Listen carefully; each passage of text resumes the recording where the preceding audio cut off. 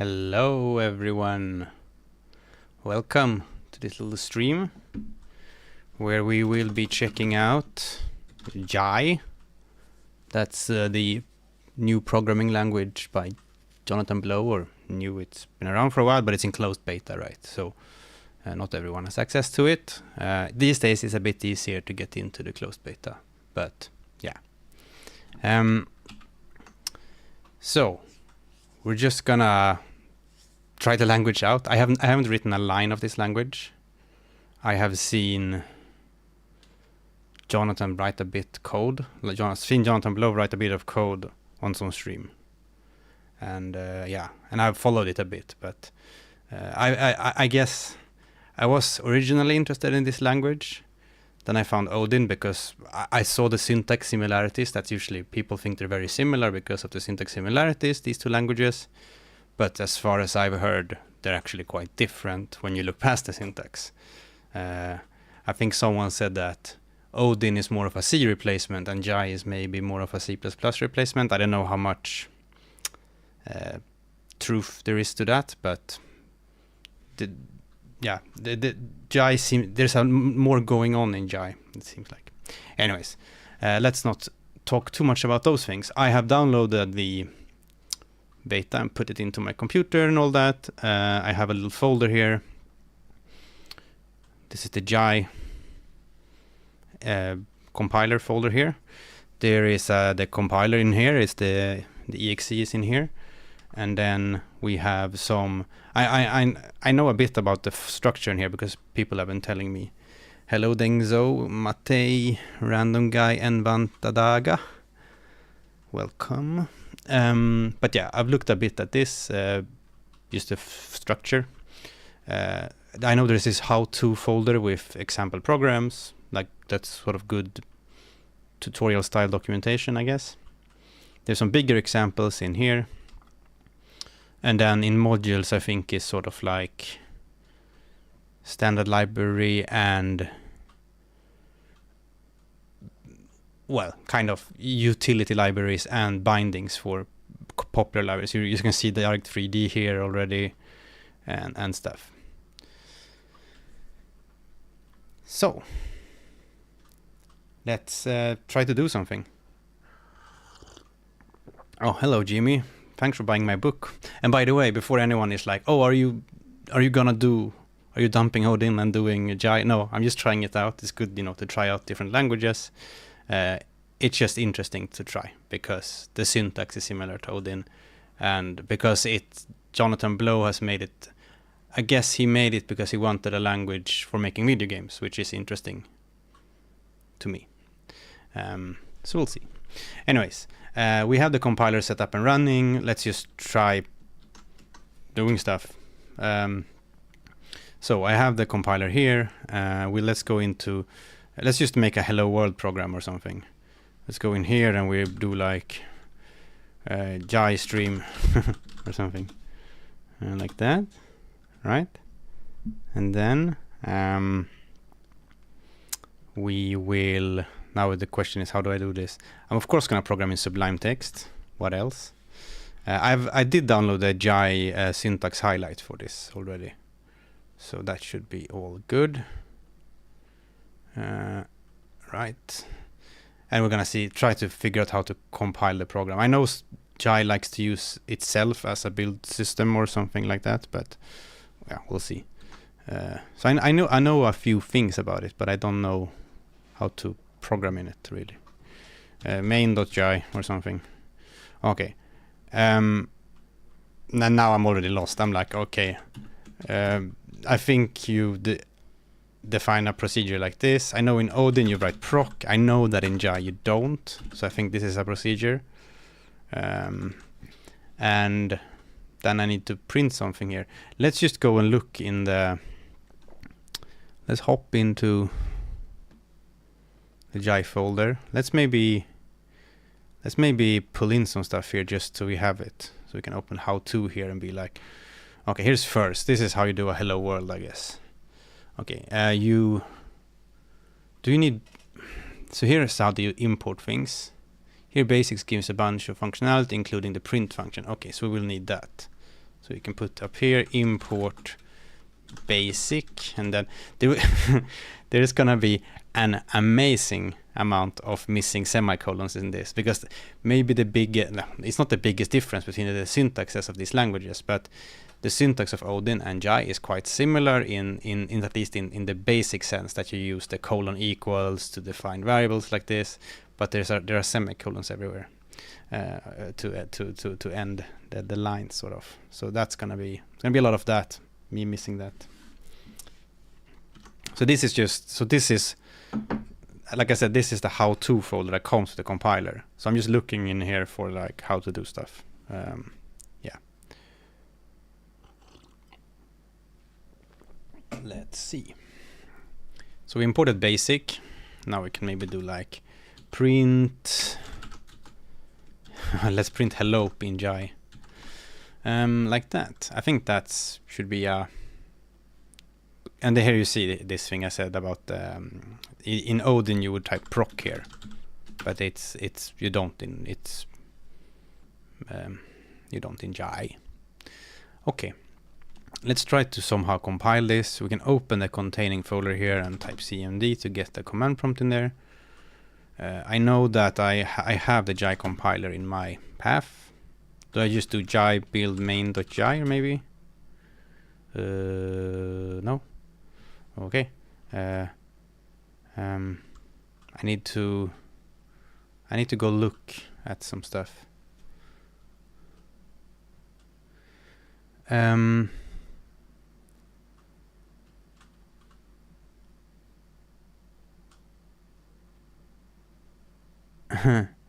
Nate Lane asks, what engine or framework is this language common usually with? None really. It's very.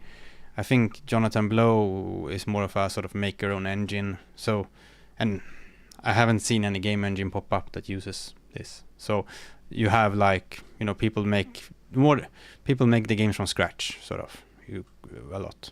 So you have Direct 3D 11 and 12 here, and then Vulkan bindings, I think, maybe in here.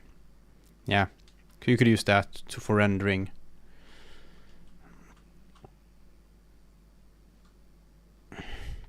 Okay, there is maybe an example in here how to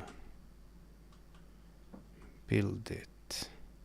Anyways, it says in the README here. I just need to go up here and be like README.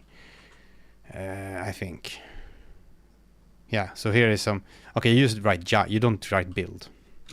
That's probably it. Jai main.jai. Okay, it did something. It did it. Yeah, there's a main.exe. We made our first Jai program. I do the party emote in the chat. Yay! By the way, tell me how the audio is, because you might notice that this thing here is actually new. I got it today.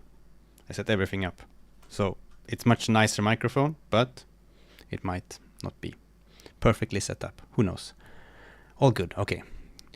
Hi, is it Jai still in private beta? Yeah, it's in closed beta. You need to email there is some email address that you can send an email to and explain who you are and why you want to try it out, and then Jonathan might put you in to the beta, and then you get into the Discord and get an email with the compiler. But yeah, I don't remember the email address you need to send it to, but that's how you get access right now. I guess it at some point will become like public beta. Is it possible to run and compile? Like in Odin, I often do like this. Oh, okay. Well, it's fine to do main.exe. That's completely fine to me. Okay. This is just it just tells me that it used a linker and create a library, something, main.lib. Okay. Yeah, and then it tells me, gives me some stats about how long it took.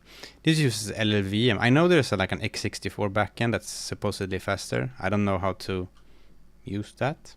These are the kind of things that I have never tried. Okay, now we've made our first program, so the next step is of course to make a video game. I have absolutely no idea how to take like a example program past Hello World. Yeah, I guess it's Hello Sailor for Jai, maybe it is, but I'm doing a crossover episode here.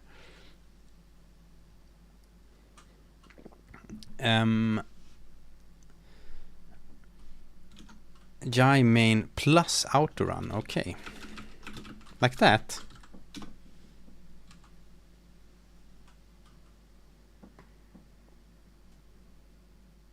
Oh, maybe you mean... No, I don't know. I don't know what you mean. Okay, I guess it said something, I didn't read it.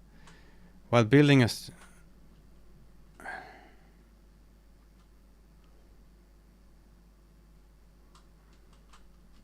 I don't know.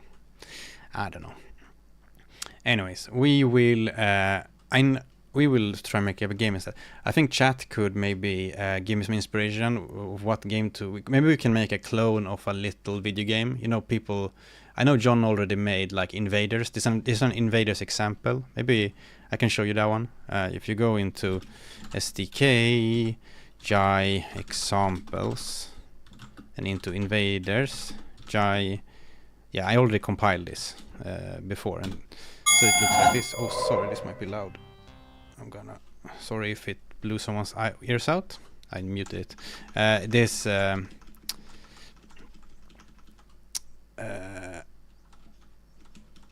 is the game that Jonathan made that comes with the compiler. So this uses I think there's a module.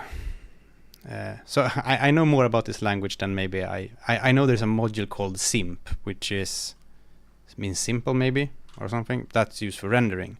So in the Invaders example here, here somewhere, yeah, you have this simp thing, and it seems to be used for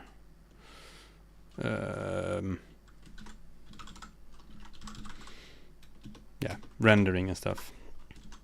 So what maybe chat can inspire me with is an idea for a game, and I see already some examples, some ideas there. So some kind of game to copy, not Invaders, maybe not Snake, because I've done that in Odin and stuff. But I done Breakout and Snake. Those are my two tutorials in Odin that I did. So I was thinking maybe I'll do something different now when I try Jai. Recreate Pokemon Blue. Well, actually, the first thing I did when I tried out Odin was that I tried to recreate the first room of like Zelda 1 for the Game Boy, maybe it is. I don't remember exactly which platform, but that was quite fun. Yeah. Sokoban, yeah, I never. Maybe that's Sokoban games usually. What's the definition of a Sokoban? Is it just pushing something push things around to get to the end, roughly, and then you add more and more things. Sudoku, Sokoban, yeah, Tetris. What have we here? Tetris, Asteroid.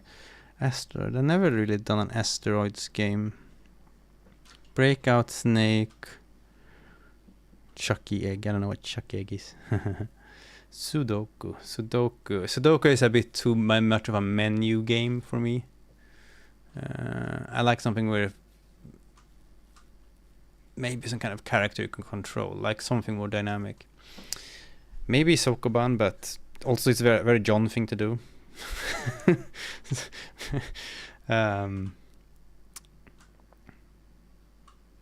Yeah, Fortnite, yeah. Yeah, so we a Crimson Land. I love Crimson Land. Let's do Crimson Land. Crimson Land is a game. I want to do the survivor mode from Crimson Land. If you haven't played Crimson Land, it's a game where you walk around and there's weapons that spawn and there's zombies and stuff that come, and you need to survive for as long as possible. There's also a campaign mode, but the survival mode is the most fun. Well, actually, maybe the most fun is the typo shooter, where you Someone says cat platformer. I know about that one. Let's try doing something like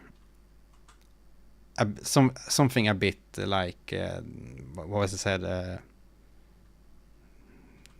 Crimson Land. That's good. Yeah.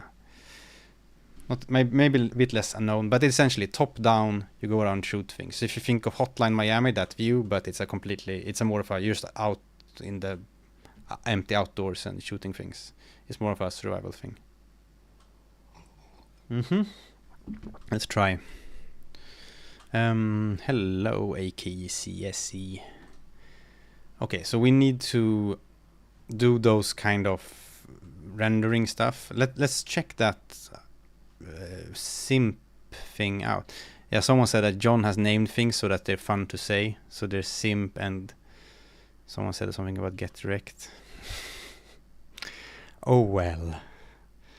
I guess I'm gonna look stupid then and say all these things. Okay, what's in the simp module? Okay, this is a simple framework for drawing graphics that you can use. Okay. Right. Prepare window, set render target, update window, draw text and stuff. Maybe we look a bit at the example, the invaders example, just to get an idea of how it should. I haven't.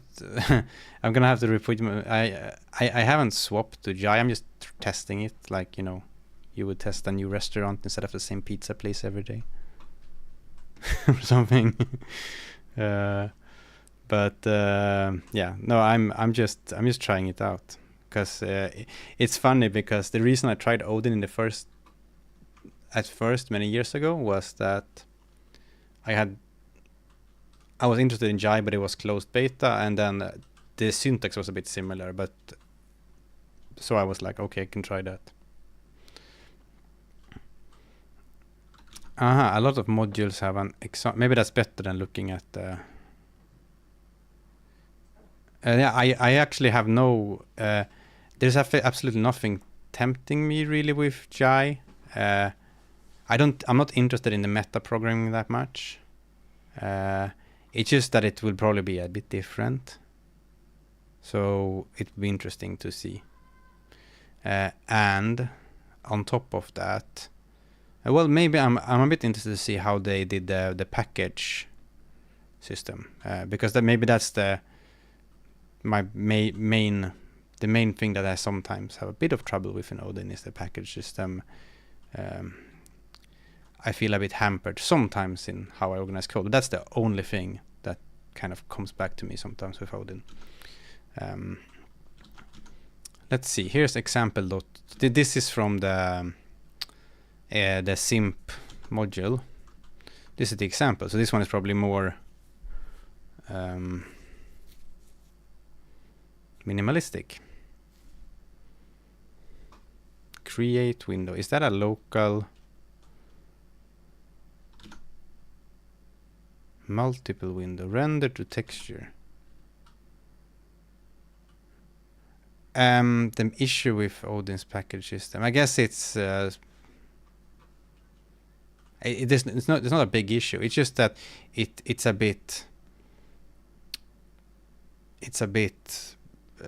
forces you into one way of working that doesn't fits some kind of program. So I don't think it actually fits all kind of programs. It's a bit tricky to explain. Many kinds of programs can be a single big package. Some kind of programs can be several separate packages.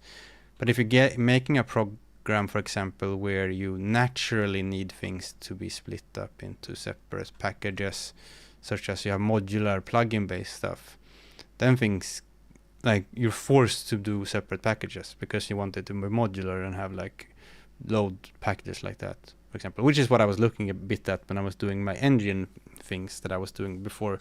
Oh, by the way, I've been on a 4-week vacation. That's why I've been silent. There is something that I've like, anyways, with I think that it's this one-stop solution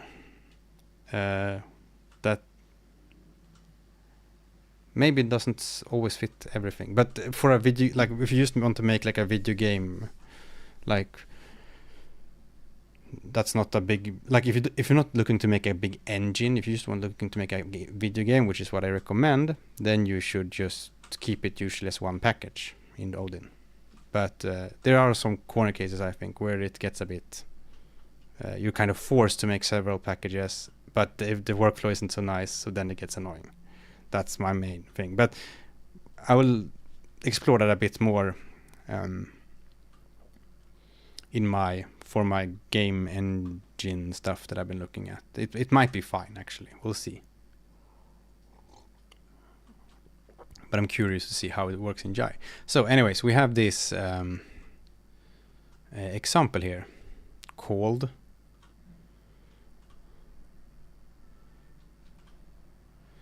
from the simp package. There's a create window thing here. This one seems to come from, let me just drag in all the modules into, let's just do this, because no, like this. Let's put in all the modules. Create window is in window creation windows. Okay. Here is something I'm not sure I really... Oh, okay. So, if you just write import like this, then all the things gets dumped into the global namespace. But if you write with a thing in front like this, then it gets prefixed. So you choose at the import site if you want it prefixed or not. That's different from Odin. In Odin, you always have a prefix. You can alias it, but you need to have some kind of prefix. So this is already a bit different there. But let's use this window creation thing. Window creation. I guess it's the super duper thingy for creating windows. And let's look at the example here again. Let's close the sidebar so we see a bit more. Okay. Win is my window. No, create window, I mean.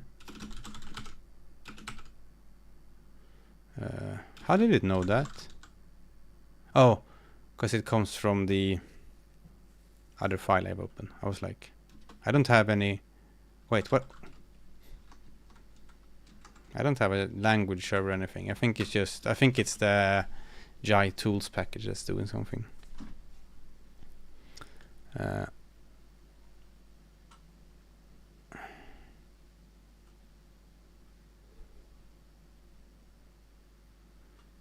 How did you get access to Jai? I sent the email to the email address, and I wrote who I was and what I'm gonna do with it. I said I was gonna try making some video games and stuff. And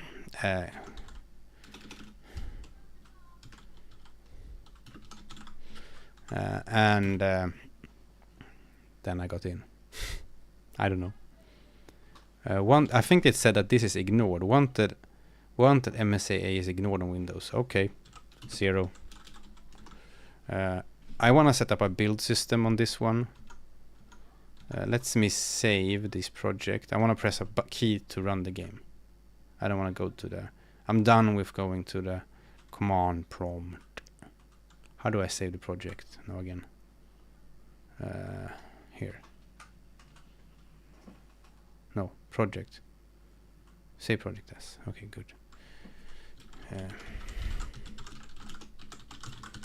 Like that.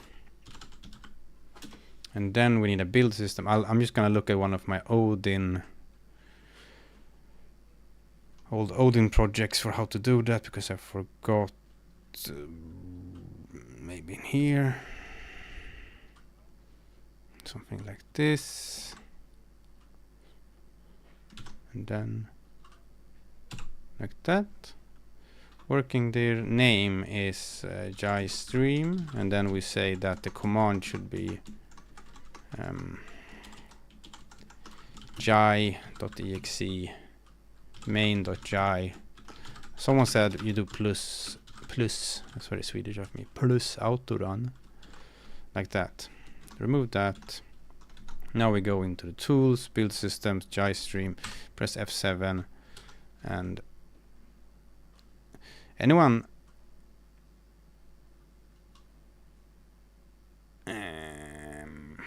maybe it needs to be shell command, but it is in the path, isn't it? Okay, maybe I need to maybe I launched Sublime before I put that in my path. So let me relaunch Sublime. That might be it.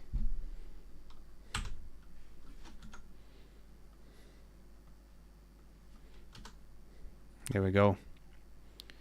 Anyone have a regex for Sublime? You know, this kind of thing, the file regex to get the jump to error working. That would be swell if anyone. Oh yeah, I already missed a semicolon.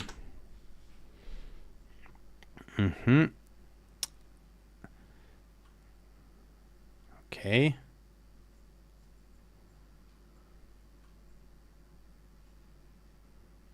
Let's see here what the chat is saying.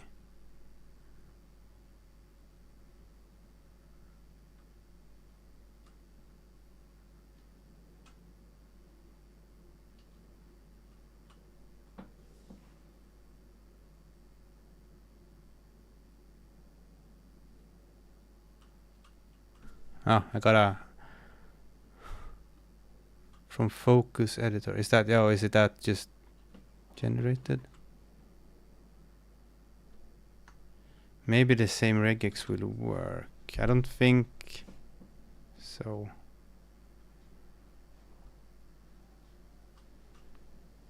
Anyways. Yeah, there's an editor support folder that contains just a Visual Studio thingy. It's not important for now. But does this one? Okay, I'll try the one you sent. Thank you.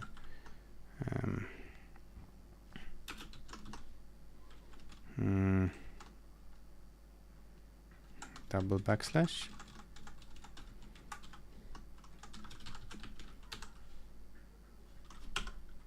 No, that doesn't work. Anyways, it's not that important. But if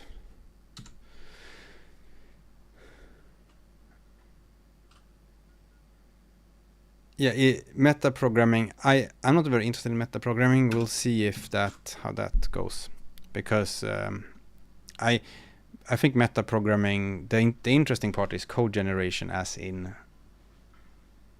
like, for example, they made an Atlas Baker that looks at files in a folder and images in a folder, makes an atlas and outputs on a metadata file. That was in Odin. And that was just I generate code. There was an Odin program that generates more Odin code. That I think was very straightforward, because it doesn't make the language feel any different. In that, like, all projects feel the same when you don't have too much meta programming.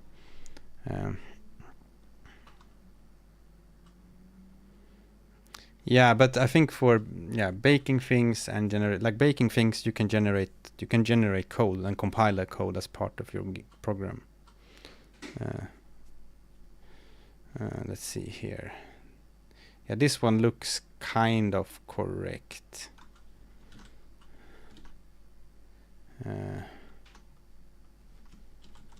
other one looked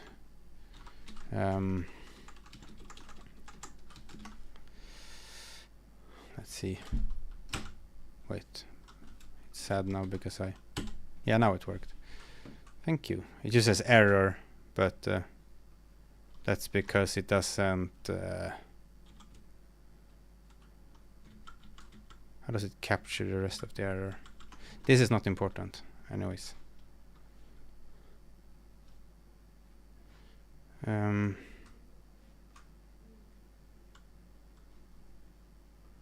Right. So let's continue. Let's understand what's happening here. Input handlers. I think I need to import the input. I think that's what it's saying. That window creation doesn't work or something without input, maybe. I don't know. Maybe that's what it says. Yep, there you go. It created a window and died. That's a bit...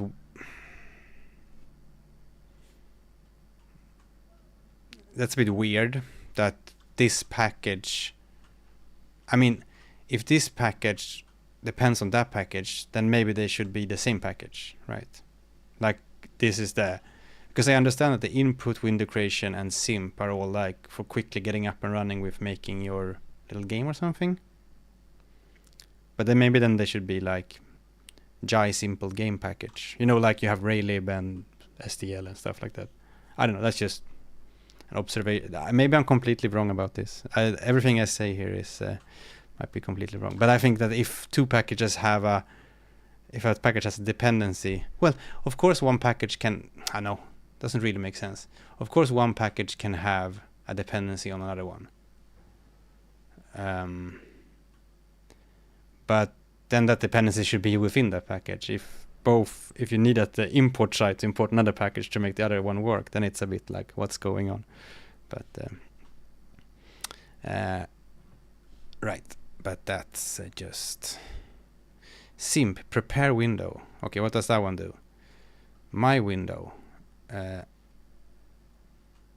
Maybe people will be like, oh, why don't you do some DirectX stuff here instead? But I'm not gonna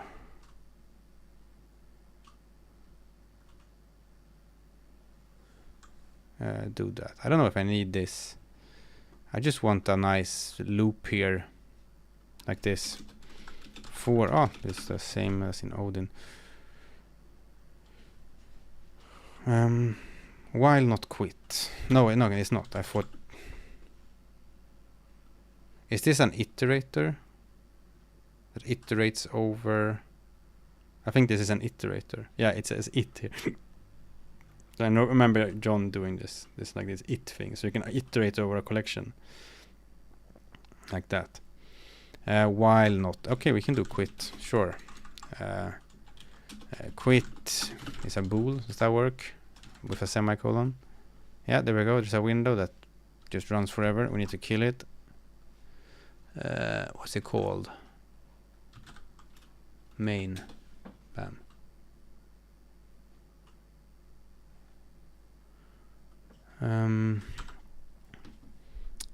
Right. Input update window events. Yeah, we need to do that. Input.update window events. Okay. And then we need to draw one frame. Okay. Is that in this one or is... Okay, it's down here. Set... Okay, this I want to do. I want to do this. I need to import this simp thing now. That we still haven't imported. Import simp, I think. Yeah. Right. And then I want to clearing with a specific color is always a good start. Clear render target. Let's pick it red, green, blue. 0, 0, 0.81.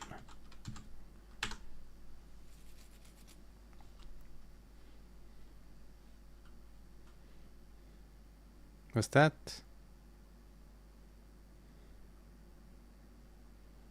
Oh, maybe it never flips the back buffer. Maybe that's why.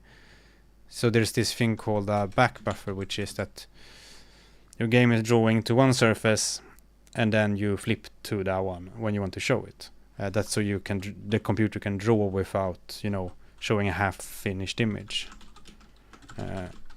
So we need to swap. And I used to see this. So this is the example code here. I'm just looking at it and finding things. Swap buffers. Okay. Is that... That's not my blue, is it? Red, green, blue. No? Okay. Still something else.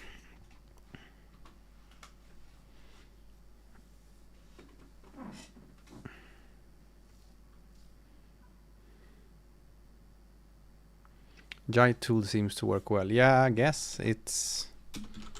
But, well...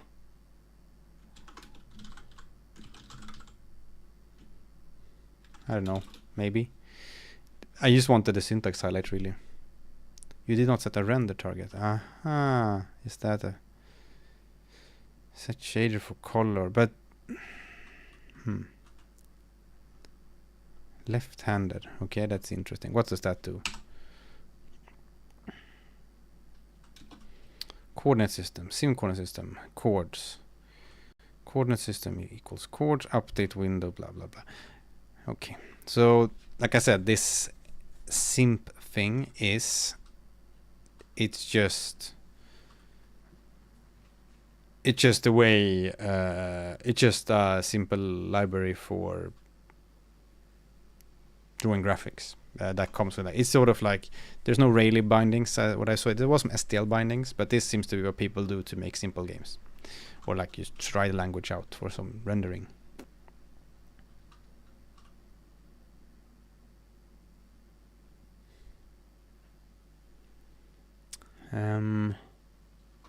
What's chat saying? Simp as in simple. Yeah, exactly. It's simple rendering.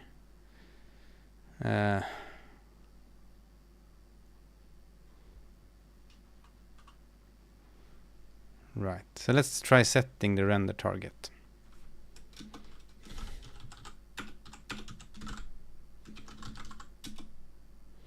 Window type. Oh, it's my window. Win. Chords.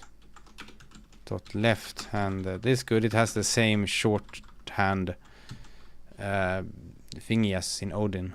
You can just write like that. Yeah. Oh, nice. Nice red. I think we saw the wrong. For some reason it showed me the wrong one for a while there, but that's fine.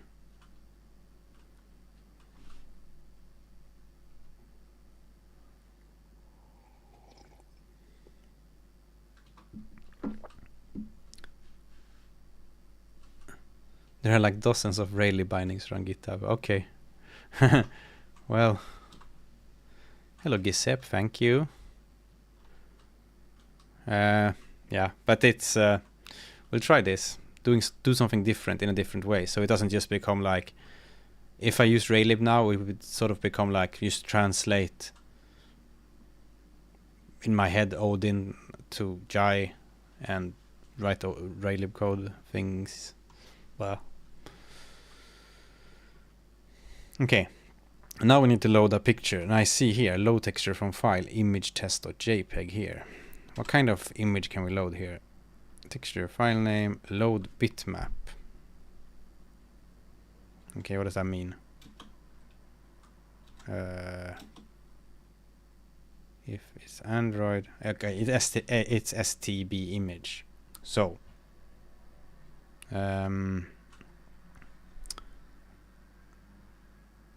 we can probably load a PNG.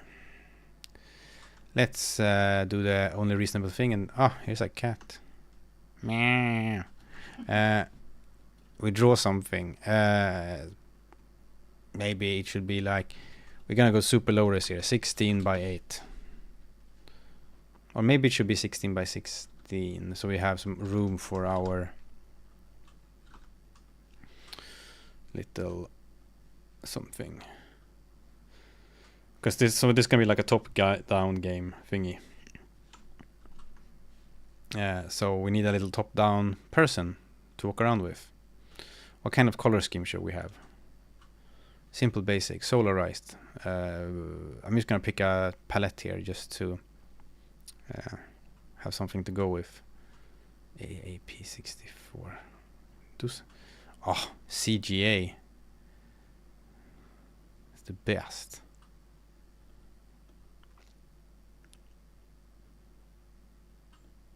Minecraft. Text TV. Nice.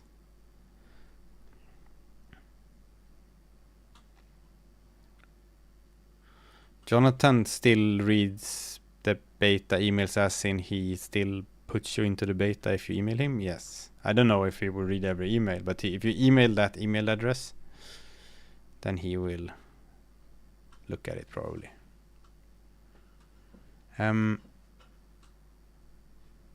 CGA or bubblegum? Well, let's go bubblegum.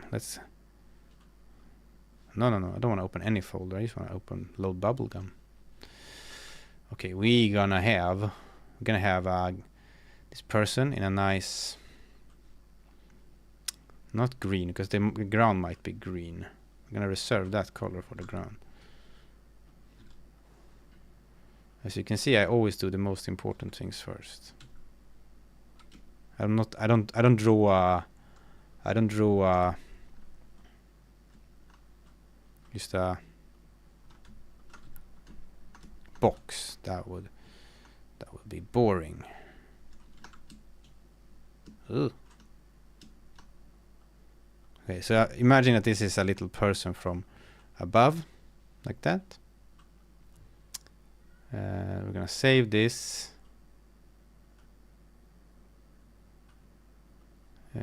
Go up one step. Let's go in here. Let's make a folder. Okay, called source art. We put player dot. That's the ASprite file, and we just export this once. Then we have a little thing that we're gonna move around in the game and stuff. Yeah, there you go. Let's put it next to the. Where'd it go? I thought I moved it. Yeah,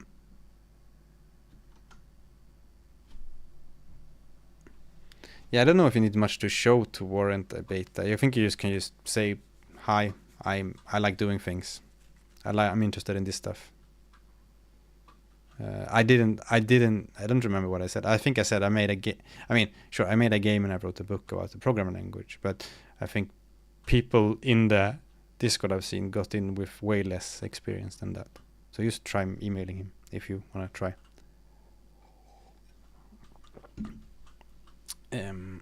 Right.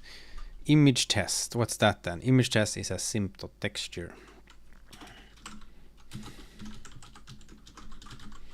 Right, so we have that there. Yeah, we can do this. Text OK is simp dot texture load from file, and this is, as far as I've seen, a weird thing. So this star here is not a dereference. It's not weird. It's just different syntax from C and Odin, but this I think takes a pointer. It fetches a pointer to a texture. So if it's on the left side, it fetches a pointer. I think if it's on the right side, it dereferences a pointer. But so there's always your star. It's star to make the pointer, star to dereference, and star for the type, I think. Well, but we'll see.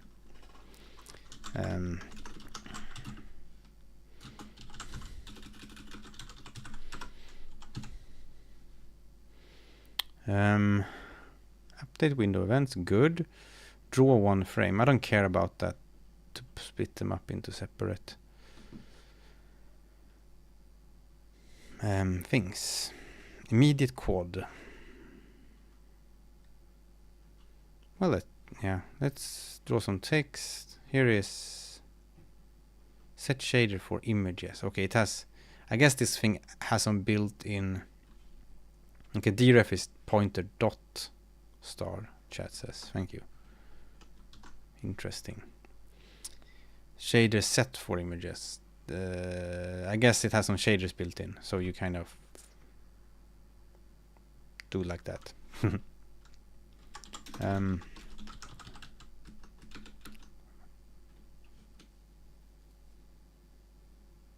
Where does it? Oh, okay. So you feed in the image here, like that. You feed in the image here, and it sets up a shader. Yeah, let's try that.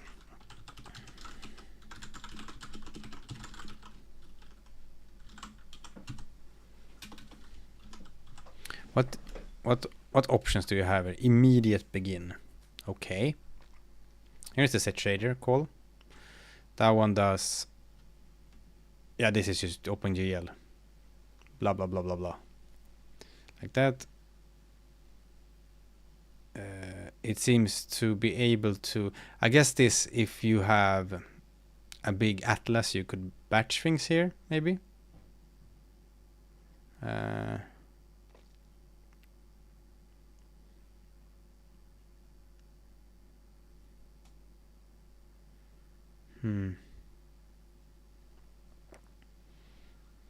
Okay, but let's just try this.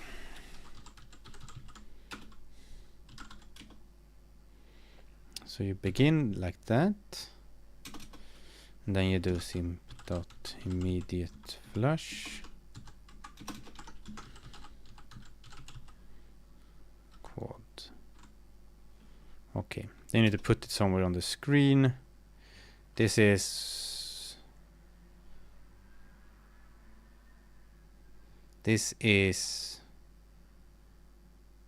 the X, that I guess it's the top left, top right and stuff, but we can probably, and it seems here on this example like you do a dot in front and then it constructs this vector, I think it is.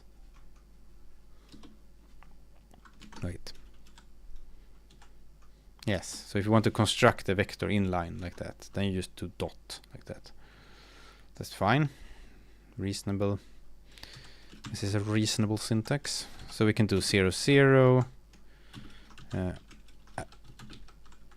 not loving this plugin that feeds in all these things because I would, well, maybe that's the best you can do without the language server, but now you just have to go here and delete everything. Wait, what is the, oh yeah, this is so we do like 16 like this, 16, 16, so this is the bottom left corner, and then we do 0, 16 like that. That's just my hunch of how it should be done. And then we write, what's a color, right? Color is a vector 4. Okay. Wow. It's quite a syntax. Place X, please.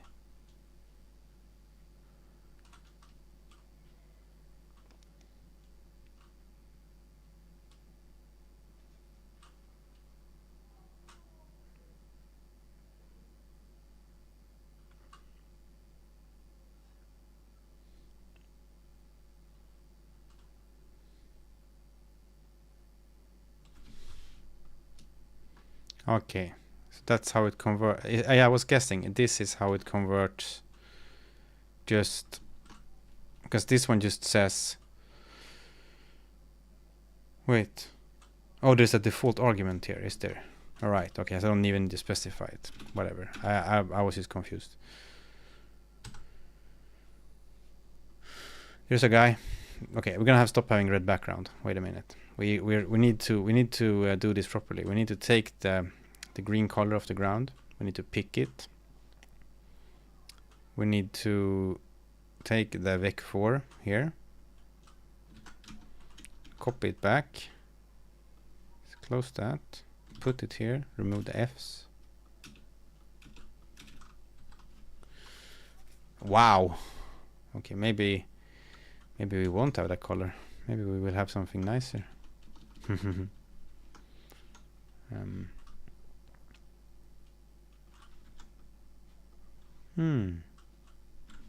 How does this look without color?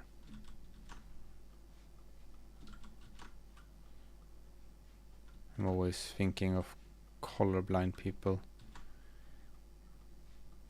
Wow. Wowzers. I'm just gonna pick my own green. No, do we? No, we're sticking to the palette here.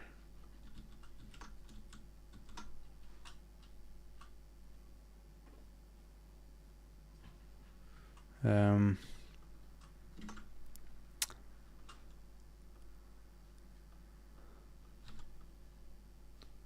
that's better, like that. Whatever. Let's just pick this color we chose for the ground.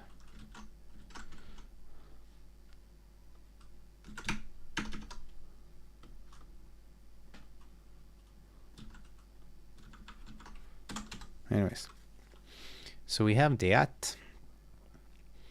So our little guy is up here. We need a lower resolution. This resolution is absolutely bizarre. Well, that's not what we need. Some kind of camera that scales things up, right?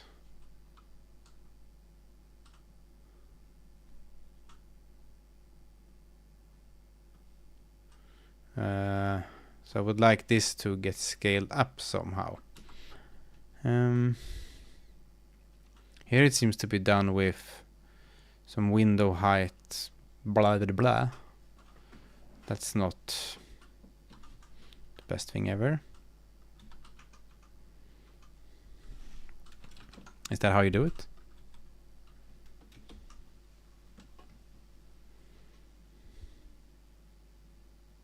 Put vertex. But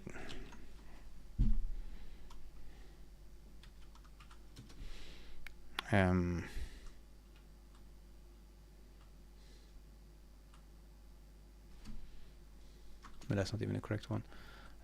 What are we doing? We need to get to... Yeah, I know I could render a small texture and render a scale. Yeah, that also works.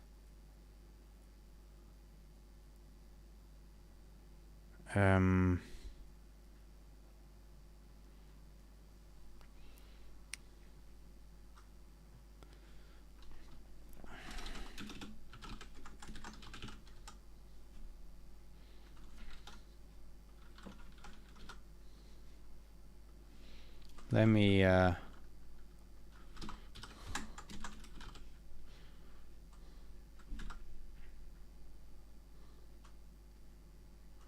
this is probably a good idea.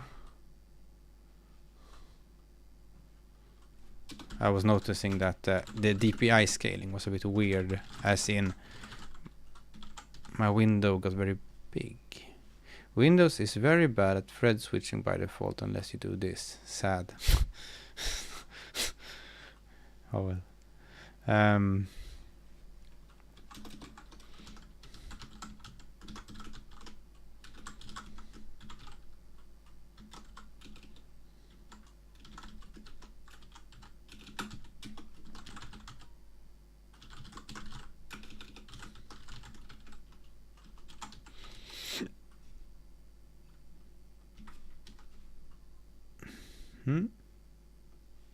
Yeah, now that got a bit smaller because of the DPI. No, this would be correct. Can I move the window somehow after I create it?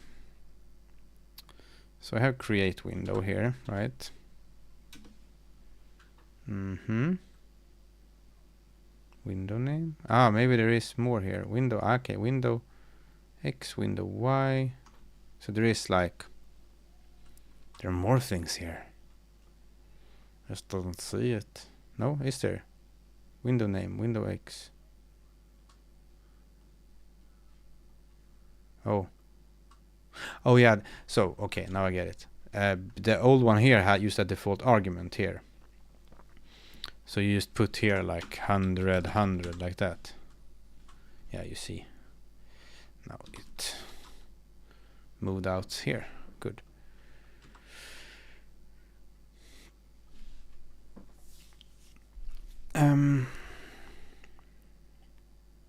So is the only way to scale it up to scale this number?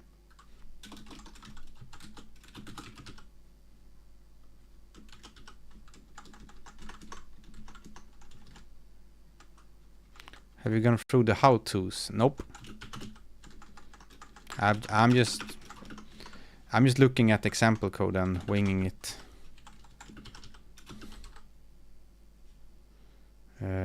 That's unused. What's happening here? Procedure call matches two possible overloads. Oh yeah. Wait. What do you mean? Is it not allowed to put the...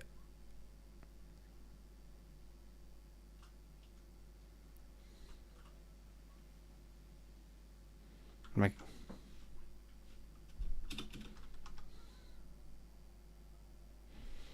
Must I put the 8 times 8 in here? This is the kind of stuff that I would figure out will figure out at some point. It doesn't know the type. Well, it could figure it out.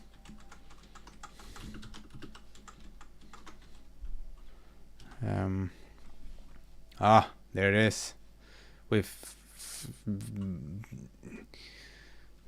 sad filtering on. Okay, so I need to specify the type if I want to do. So I can do that. Let's get a player position in there. Player pos is a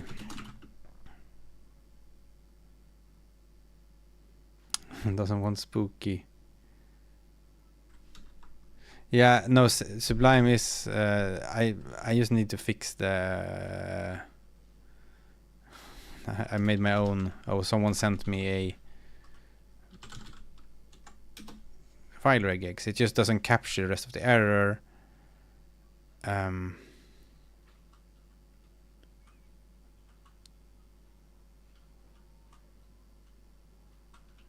not exactly sure how to fix it.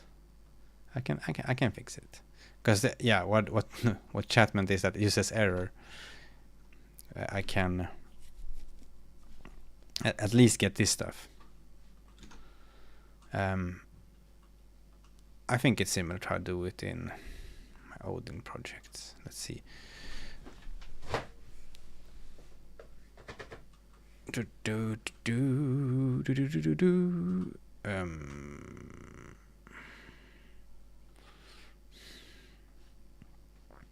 How do you capture the... What does the dollar sign do? And why is it plus? You see, I'm not very good at regex. No?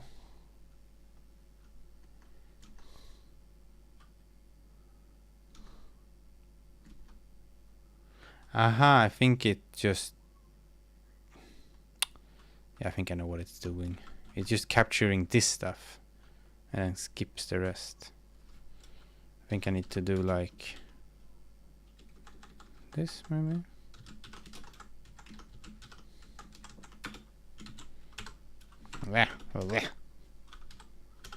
Aha, there you go. Ta-da!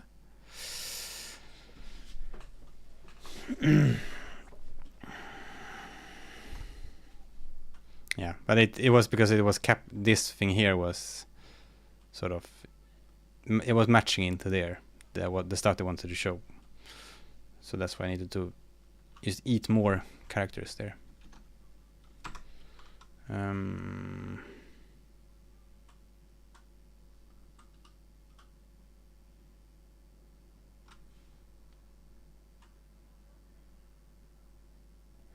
Anyways, we were doing some kind of position.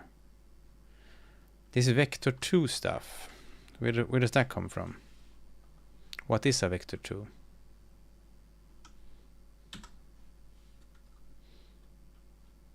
Math. Place X, component 2, float, blah.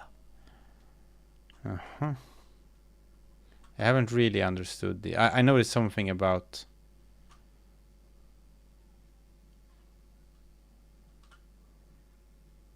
Oh, okay. It's like a...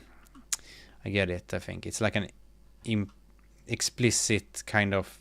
Place this thing at the same space in memory as this thing, so that you can use this in this way as well. So you can use it as a...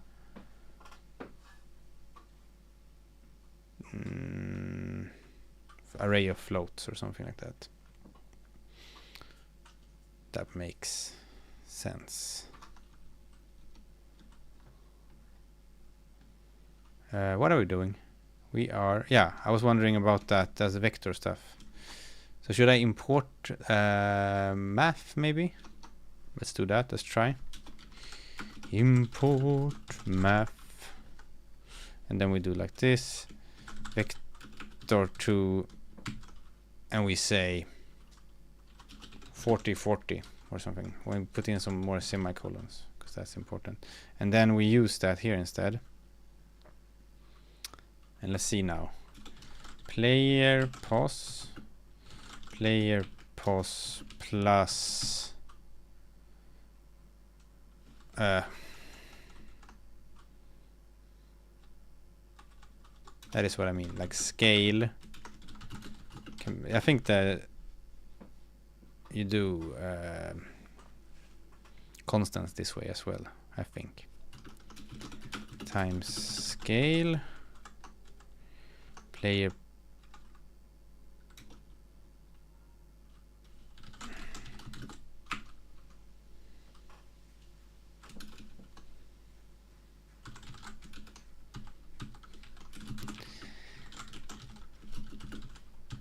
Okay.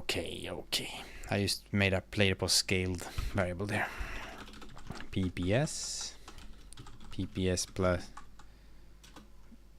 player size scaled is vector 2 dot 1616 times scale.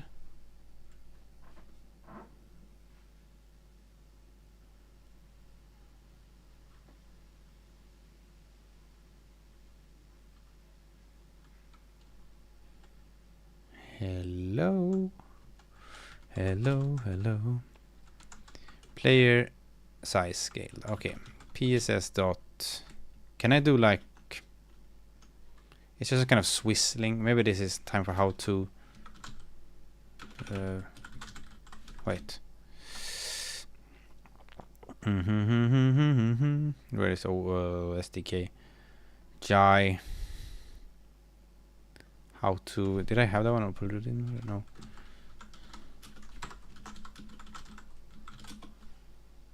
Ugh. I didn't want to look in these.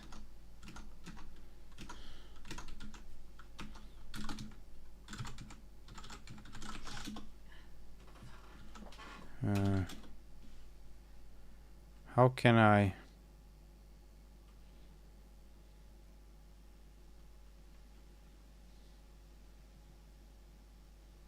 Is there nothing like that? Oh well. I was thinking if I could do like PSS.x0 or whatever. I just write. Can it figure out now which type I want? PSS.x and 0 like that maybe? Maybe. PSS and then PSS dot 0 PSS dot y and this needs a semicolon. Okay, there it is. How to fix it's blurry because there's some kind of texture filtering on it, bilinear filtering probably. You can probably get rid of that somehow. Let's look in the texture thingy file here. Filter. Maybe there is even a sRGB false. Okay, no.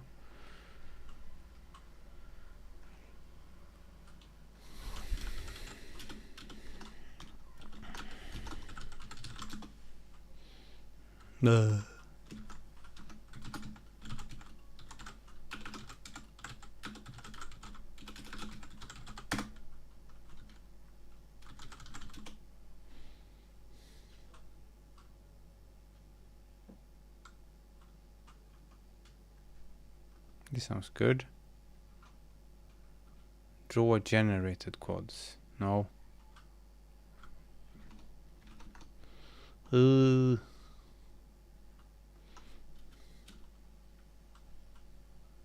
It's not.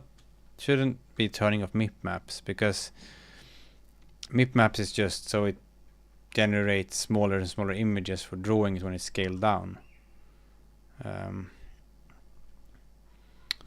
That's not it, I'm afraid. I just needed to change the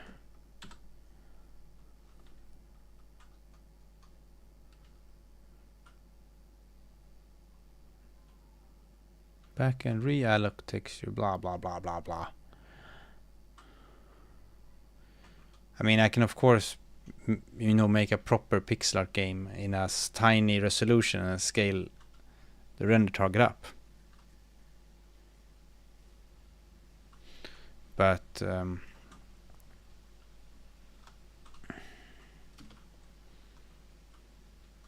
bitmap load part 2. I think that's a funny way to name a thing. Bitmap alloc. Get by.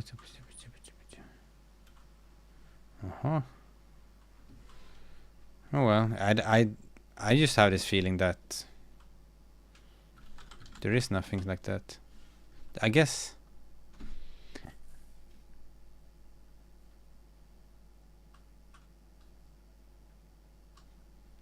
this is the one actually. Texture flags.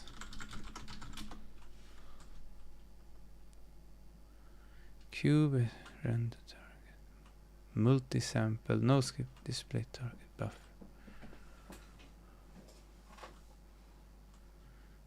This doesn't sound like it's a cube map, sRGB, array texture, volume texture, buffer, render target, multi-sample, no skip maps, display target. Now it's not MSA either. It's just that you need to disable. You need to do this, I think. But let's try that. Let's just. I don't care. Let's just go here, and we put. We do this. Now import GL. Where was it from? No, not that one. Wait, I got lost in the source here. It's from linear. From here. Yeah, how do you get like GL stuff? GL screenshot.jai.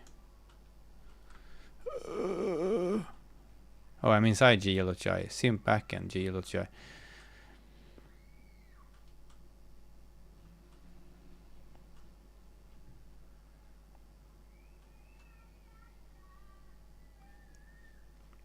Let me see here. Is it just import GL? Okay, yeah, I guess I should go to what I should do in this case, if I was a bit smart, was that I would go to modules and find that there is a GL folder is imported. Anyways, hello station.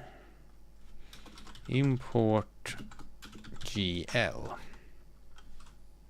Ah, here you go. This I hacked the OpenGLs.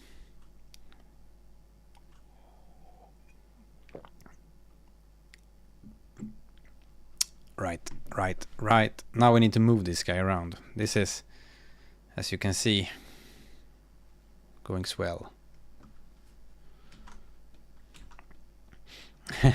Station says, I've been enjoying your Odin book. Can't wait for the Jai one. Well, so for those who don't know, this is the first time ever I'm writing Jai. We'll see if I even like it at the end of the day. The Odin book that. By the way, yeah, for those who don't know, I wrote the whole ebook on the Odin programming language. You can go to let's do the quick ad here, since someone segued me into it. If you go to odinbook.com, you can go here and read a free sample or buy it. I wrote this book, but that was after making a whole video game and using the language for years. Yeah, so. That's sort of what you need to do in order to. You need to have done all that, I think, before you can write something like a book, because you really need to know. You need to know a lot, and then even as you write the book, you're still filling in some blanks, because you will venture into some areas that you didn't really use of the language that much. So you have to learn those as well.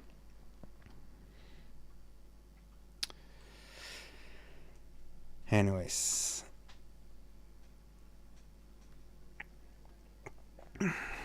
Well, Cyberwolf says it would be fun if John made the semicolons optional. I think John is talking a lot about doing some kind of big, like, pass off the syntax, where he would he tends to say like, oh, this is just syntax, we can change that later.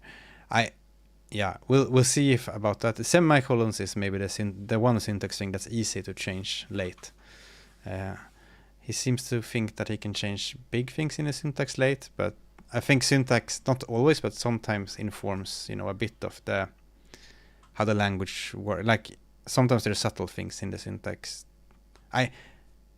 Yes, maybe it would be possible to remove the semicolons, but all the other things, like doing big changes to the syntax at this point, I think that might be hard. We'll see. I wouldn't be surprised if this language will have this syntax roughly. I don't think this thing about doing a big syntax changing pass that has been talked about for a long time. I believe it when I see it. UI Wizard says automatic semicolon insertion like JS. I think that's what Odin does too. I think Odin does automatic semicolon insertion, but errors if it, and then you can tell it to error if if you put one that wasn't needed. Anyways, so Thunder says it's kind of trippy how close to Odin it looks. Yeah, both these languages are. So some people be like, oh, Odin, it looks like Jai. Are they like? Is it like a clone? The thing is, both these languages are inspired heavily by the Pascal syntax and stuff. So that's actually something from way back. Tens of years ago, that was popular language. But then C won and Pascal sort of went and died somehow. But I think the Pascal syntax is much better than in many cases it's preferable to the C style syntax. I think Odin got inspired by a few things from Jai, but it more feels like C and Go and then a few Jai ideas, but I don't know.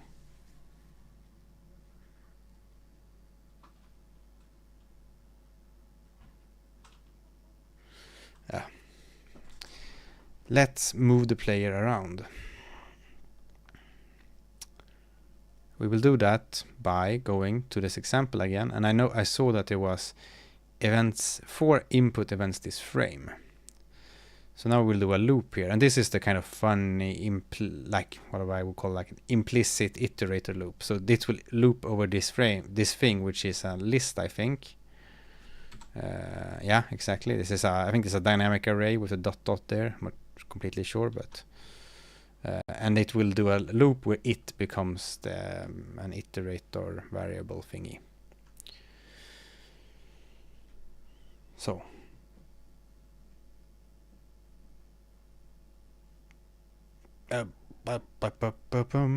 let's see. I guess we should do that just after here. For input.event this frame. Oh, yeah, sure, we can do the if type equals dot quit. Why is it so inverted? Just call it run while run equals false. Well, now it doesn't run, but we can just do this.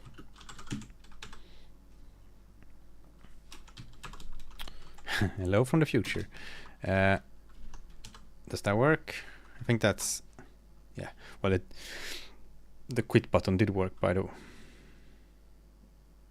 Okay, yeah, okay. Thank you, Colin.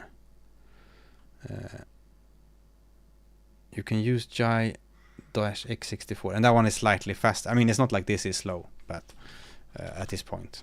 But that's interesting. So Jai comes with a backend called the x64 backend, which is... Wait, did that? Oh, wait, maybe that didn't use it. Yeah, now it used it. So it doesn't use LLVM, so it's much faster, but it can it can't, you know, do all the cool things that LLVM can, but it's good for a development build on your x64 PC to just have quicker compiles, quicker turnaround times. That's at least what I've understood. That the purpose of it is. It's not. You can use LLVM for shipping on weird platforms, but I guess you could use the x64 backend to ship on x64 machines. I don't know. Or is it fast but doesn't produce as optimized executables maybe as LLVM can? Is that how it is?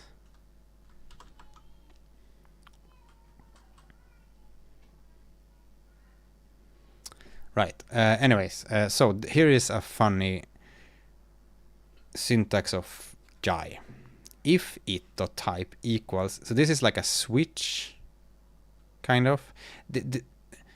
Yeah, I've promised myself to not rant too much about, like, I'm gonna be nice, but I must say this is a bit weird. But that's all I'm gonna say about it. It's a bit weird. If it equals, but why can't you just write switch? Like, why can you write this also? What's the difference? Is that not allowed? It is so this loops over this array, and it is the current thing it loops over. Yeah, it doesn't have a switch keyword. Okay. Oh, we'll see how it feels. Case.keyboard.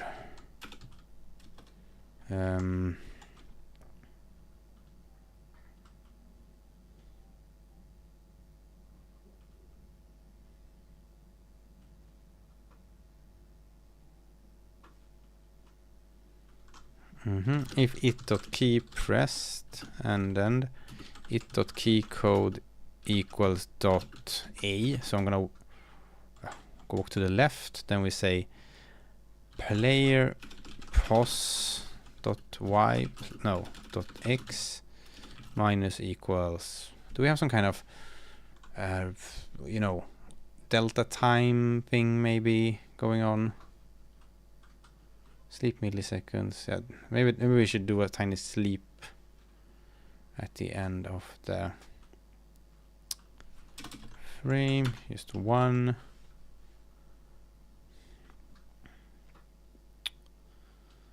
Time since init. Okay, that's a good start. Fmod cycling time. Maybe I'll look at that one. Maybe there's another one, like, okay, wait, where is time second since init? Where does that come from? Wait, can I second since init deep copy module here? Huh? Why is this yellow?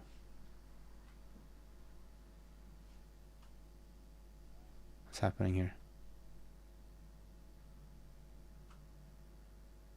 This syntax highlighting looks broken. Deprecated. Anyway, second since init.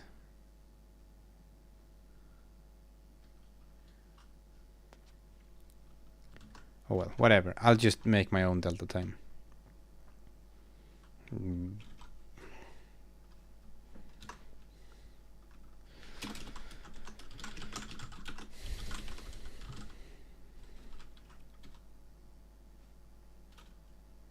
Where does second since init come from?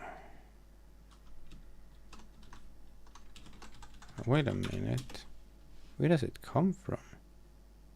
I can't find it anyway. Basic. Okay, it's in basic.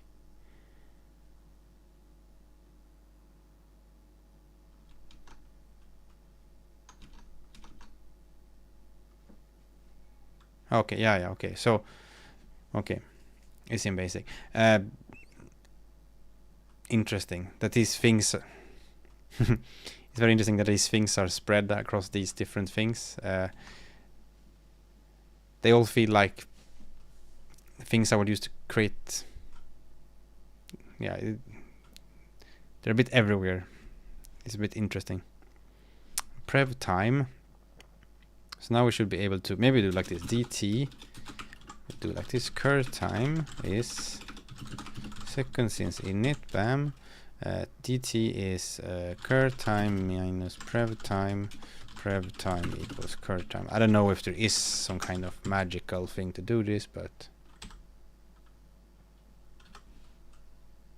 and then we do here like 200 times DT, and then cut time is not what it's called, and then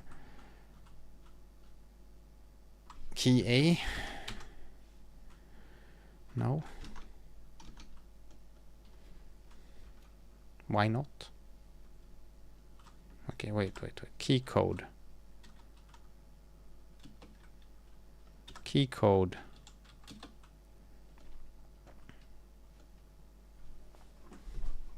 Okay. Char A.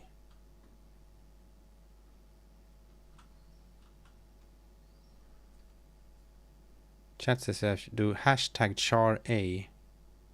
How does that work? What's going on? Is there another field I should compare against? Key code. You mean that this would work?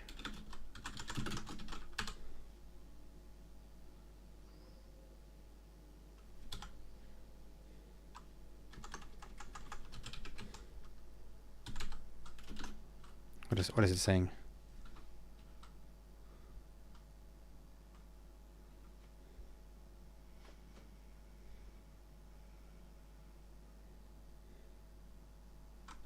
Okay, this became a F32 DT.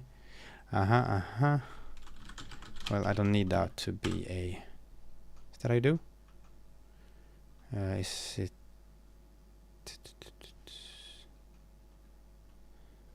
Is it... Float 42?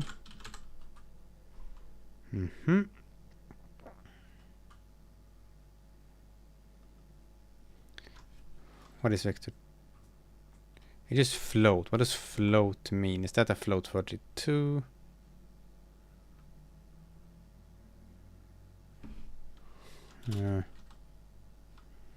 But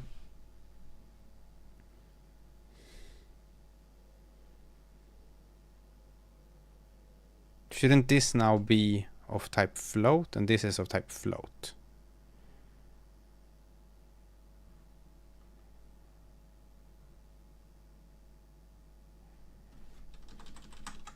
Wait a minute.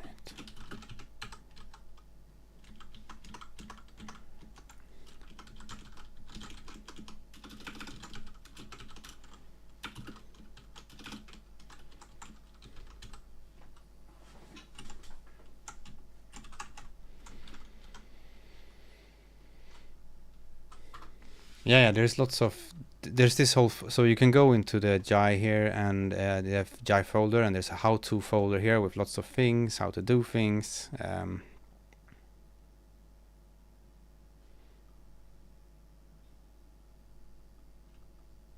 Okay, yeah. I see what the chat is saying. I'm not casting the whole thing. Of course, you're correct.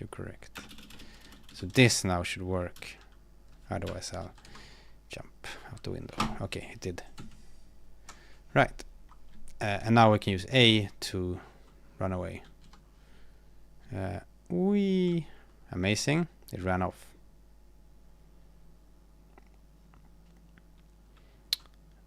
This stuff here. Wait, was there someone who see next line in X. I was very curious about this whole thing. Non-textual keys are placement in the ASCII table and thus in Unicode. Okay, these are... I see, this is a sparse enum, and char A, like this, probably just gives you some kind of unsigned integer or something with this, or like gives you I guess that's what it does, and then you can compare it against the thing in here. So you don't need to have the thing in here, like the A. Okay, yeah. The letters it's live in here as well, and may be returned by keyboard events. Those live, yeah, if you think of an ASCII table, those live somewhere between here. Okay, sure. But is it possible to write switch here instead?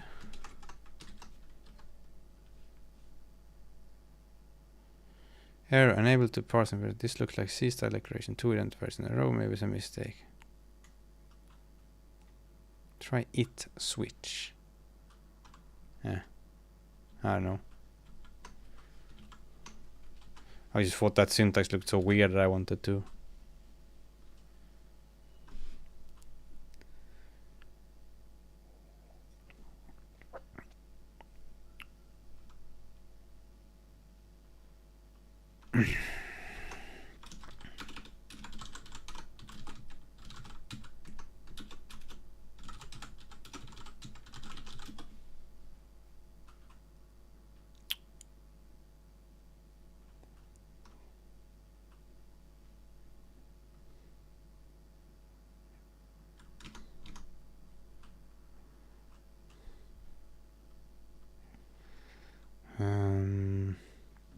Let's see here.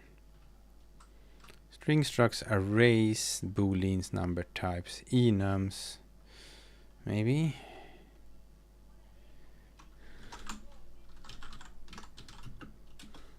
Ugh.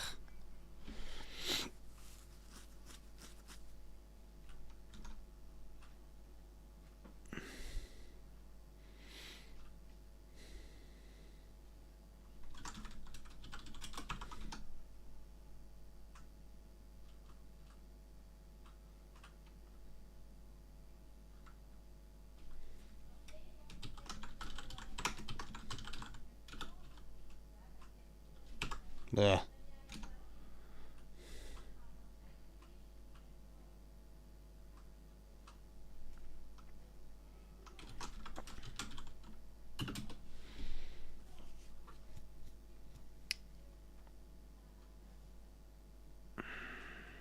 Yeah, so here is... Yeah, I just found it. I was just having the stream brain. Each case marks a block of arbitrary number of statements. The value before matches the type after a case. The block of statements is executed, and then control flow jumps to whatever is after the if. Right, yeah.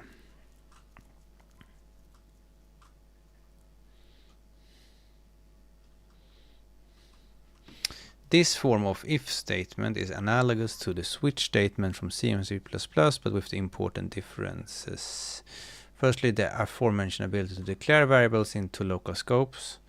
Secondly, the fact that each case stops at the next one and doesn't continue through, which is opposite of the behavior of C, which is a huge source of bugs in that language. Yeah, they mean that it is through. Here you need to do like #pound through to fall through. It's like in... it's like, yeah. But yeah, there's some things here. I'm not really sure why it's case like I understand the colon. The semicolon is a bit... It just looks like a statement in a language, and it doesn't feel like the colon kind of comes, from labels. Like, when you did go to, you had like hello and you had a colon like that, right? But yeah, okay, so maybe it's Pascal inspired, like a go to.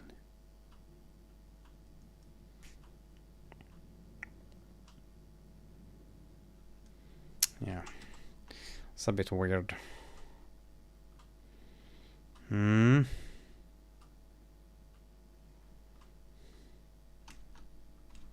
Anyways.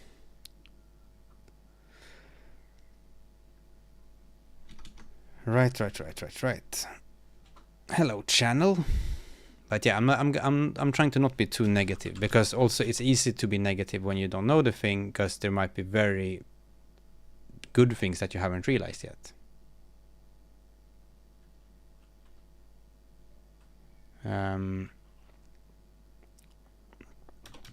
But yeah.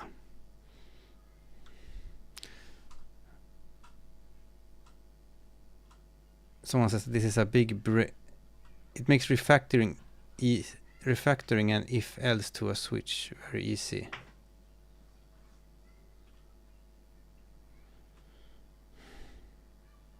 Yeah, but it's not a switch. That's not a thing I do almost ever. Like, yeah, it's true, but it's not. Maybe it's something other people do. It's not that. Yeah, like Colin says, it's easy to get stuck on syntax, especially when it's new. So it's important to like be like, okay, it's fine. One thing we need to do here is, instead of checking key pressed, because if you look at it, then it sort of it stutters away, because it, well, if I hold it, it does the key repetition stuff. Pointers are, so chat is asking, what about pointers in Jai? They seem to work like in many other C-like languages. This fetches the address with the, there's no ampersand here, but you get it like that, and then inside that procedure you have the pointer like this, and you can dereference it with by putting a star on the other side, like this would dereference it. Oh no, someone said you need a dot like that. But yeah, similar slices I haven't gotten to yet, but I think there's at least some kind of dynamic array. I don't know how much slices things there are. Anyways, so what we need to do here is make a little array. No, okay, we're gonna make it move first in all the directions. So we're gonna have D. We're gonna do plus equals. We can do like this. Speed is 200. Speed. Now we can go to the left and to the right. Like that.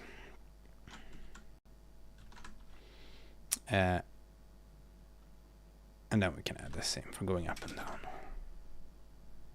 W, S, Y, Y. Like that. There you go.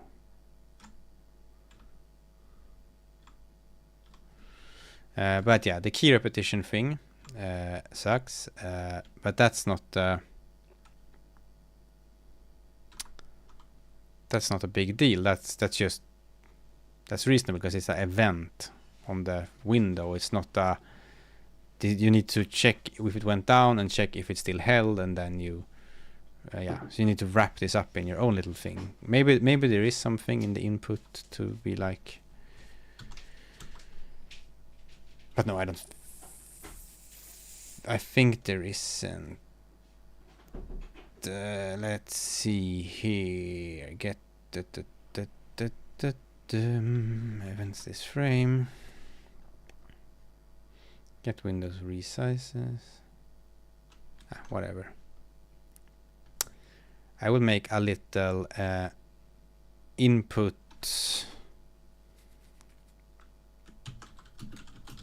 I think you make an enum like this, and we say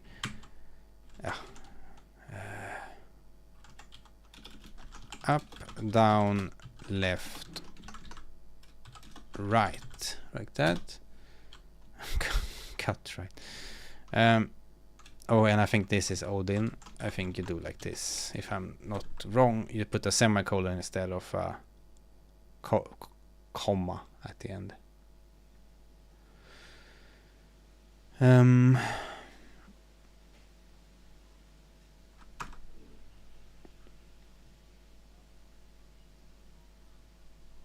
And then is it possible to somehow make an enumerated array like in Odin, or do I just make like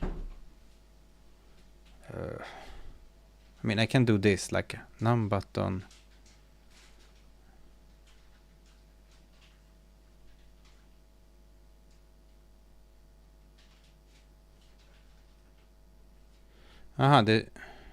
but okay, Colin says that maybe I don't need to do this. Let's see. So what I was gonna do was just check if a key is held down, so I have a little in between array of keys or something.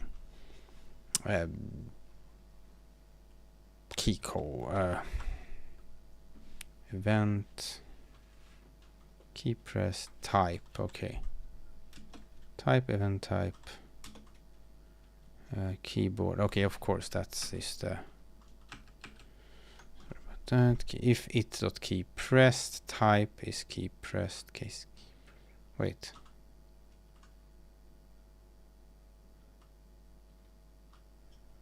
So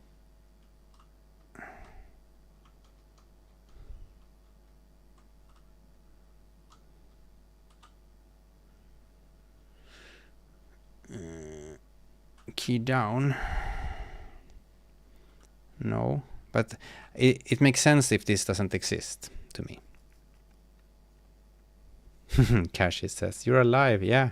Hi. I was just on vacation. I was on vacation whole July. I barely used this computer. I was like, when I sat down, I was like, wow, this desk, amazing.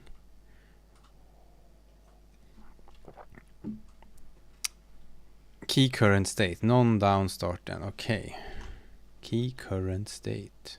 Maybe that's what I want. Event.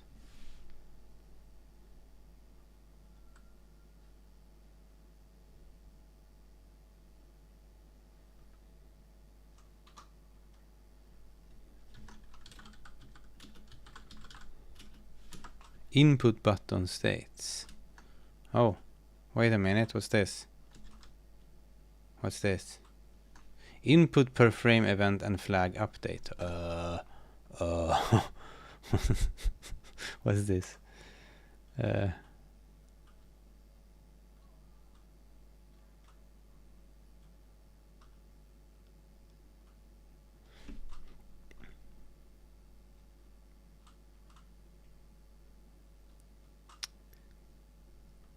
Input update windows. Input per frame event and flag update. This looks like it does. It sets up all the held keys stuff for me. So what I'm doing is I'm trying to do like a little top-down shooty thing, but this is the first thing I ever do in Jai. So I'm just trying things, trying to understand stuff.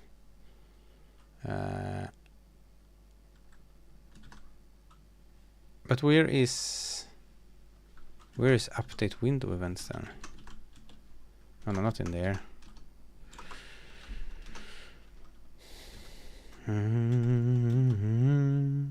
Okay, that one does that. Input per frame event and flag update is done. So maybe, just maybe, I can just do this.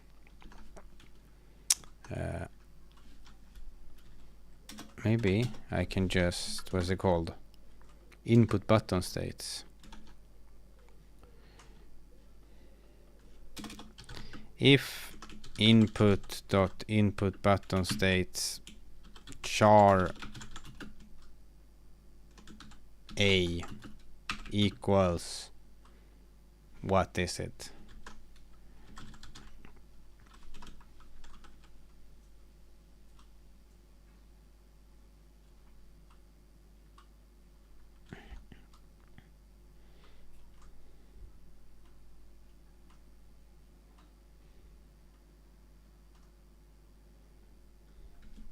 Looks like invaders.jai is handling the keyboard events without checking key pressed for movement.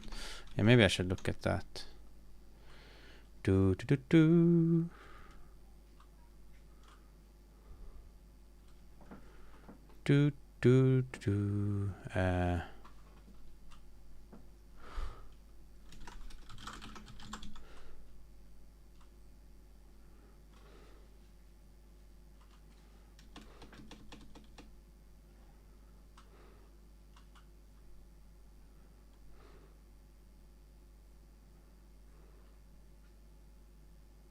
Okay, well, let me just try this.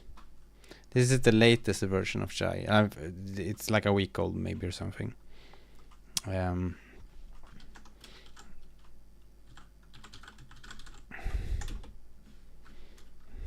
me just try this. I'm just interested in this stuff. If this works, because I think that's interesting. Speed is up here. Go there. No. Ugh. Yeah, that works. So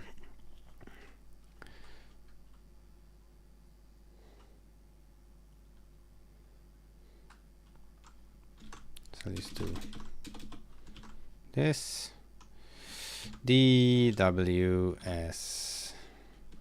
YY plus and this can go away. I mean, this is just some funny thing that the library sets up for me, but now there is no it's very fast, this speed.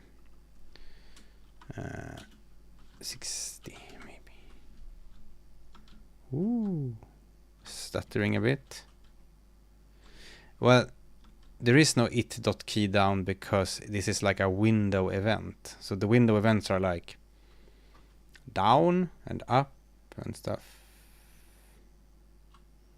Well, maybe there is. It's too many things for me to me it just seemed like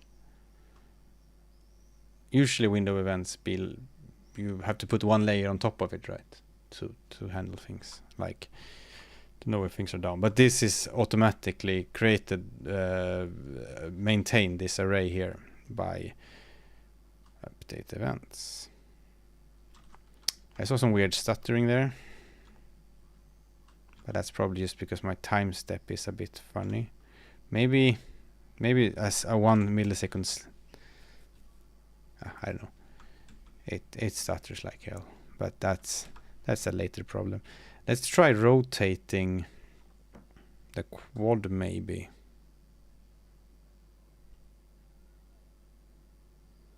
Now this is just a library. This is a library. It's a simple rendering library that comes with Jai. That's just to do simple things. The invaders example that comes with Jai uses it to draw stuff. What did more the chat ask? What are your impressions? I don't have enough impressions to say if it's better than anything else yet, because I've used it for like less than 2 hours. It's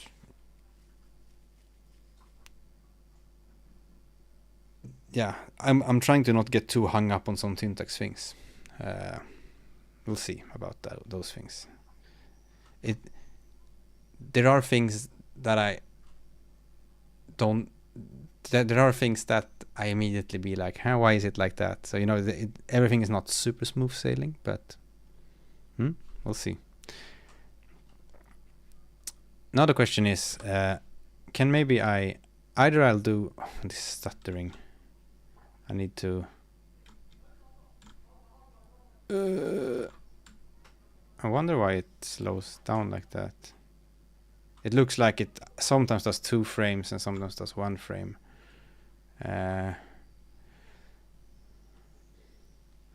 It's probably, I mean, usually what you would. Yeah, I'll look through the how-to later. I think it's better to throw yourself in and try doing some stuff and then read and then, at least that's for me, because then I have a better understanding of what it's talking about. I can fill in the gaps rather than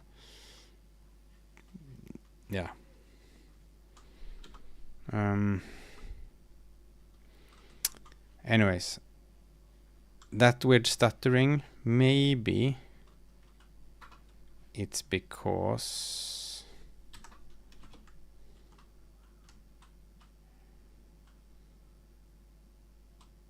background window type. There is this thing with you need to you need to have sort of, you can get uneven, you can get like uneven time steps. So sometimes you have now you do 2 frames, sometimes you do 1 frame, and then it sort of stutters. You can do a sort of a fixed update thing where you always update the same amount of time, and then you loop multiple times if you need to. But I'm just a bit curious as to why it's not usually that bad.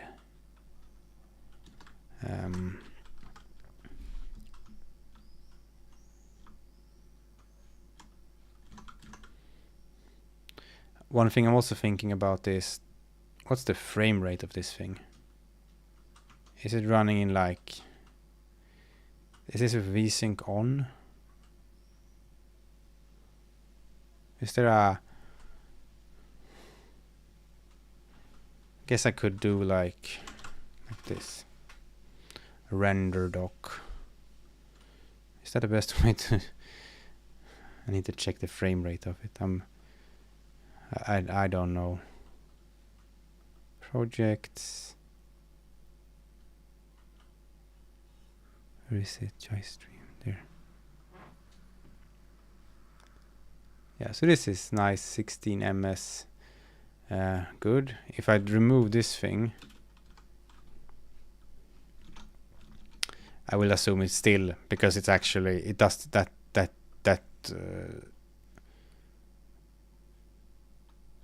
yeah, that sleep doesn't matter because it's running at, it's V-synced. At least on my computer. It's good to always have a sleep in your games because someone might force V-sync off, and then it runs at like 4,000 frames per second, and you know, someone's battery in their laptop just goes bloop, bloop.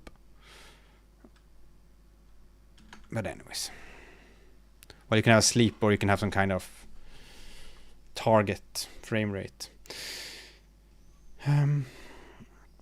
or something.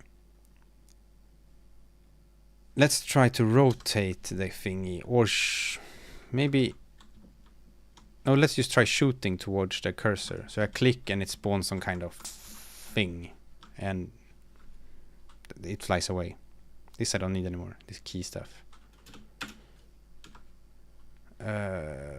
Shoot.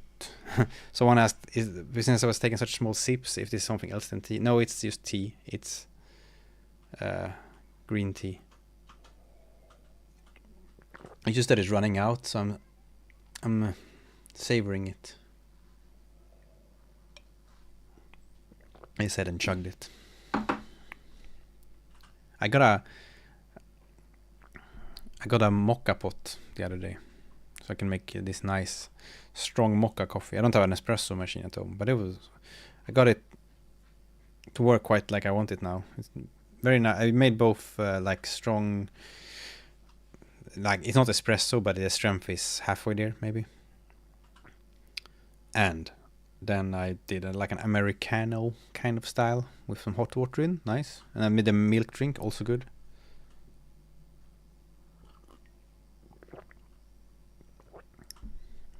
It's a question if this needs to be inside a loop. I don't know. We can try putting it out here, but this sets the shader, so I thought maybe, no, it doesn't need to be there. I think because GL is very stateful in that sense, so apparently it doesn't. I don't think it matters that much, but wait, maybe it does. Okay, but since we only, I think if we had multiple textures, maybe it would matter if we, I'm not sure. I'm just gonna leave it in the loop. I don't think this matters much that this is here. It just sets a filter thing in there. Let's try doing some kind of bullet thingy. So we do it's a struct. That's I think how you make a struct. And it has a position, which is a vector 2. And I think you put a semicolon here. Odin, you put a colon. I think you put a semicolon. And stuff. What is the address of what?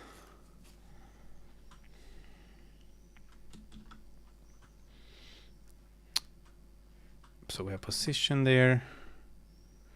So then we can do like if it dot type equals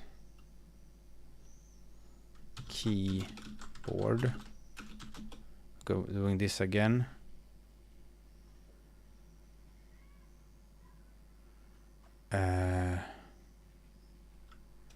Hello Smilex, welcome. Today we're trying out Jai. How about that? I'm just trying it because fun to try something new sometimes. It's funny with the Odin stuff, like, usually, I would have a job or something, maybe I code some C++ in the day, and then I try different programming language all the time. I have been coding Odin, almost only Odin, for like several years.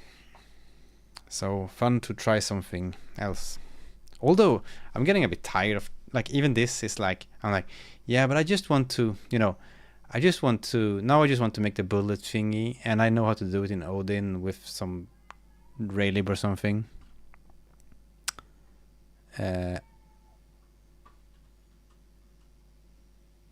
But instead I'm kind of need to figure things out. I know semantically, or however you want to explain it, what to do. I know I have the solution to the problem all done. I just need to sort of translate it into my head and figure out how to do it in this language. It's usually, for people, it's they learn a language and learn to do the new thing also. But in this case, I just feel like I'm translating concepts. Smiley says Jai has been in development for a long time, so my expectations might be unreasonable.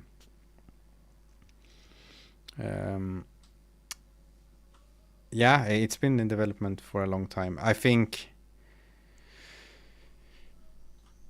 yeah, you might. So far, it's not. It's not more it's less polished than Odin so far, what I can see.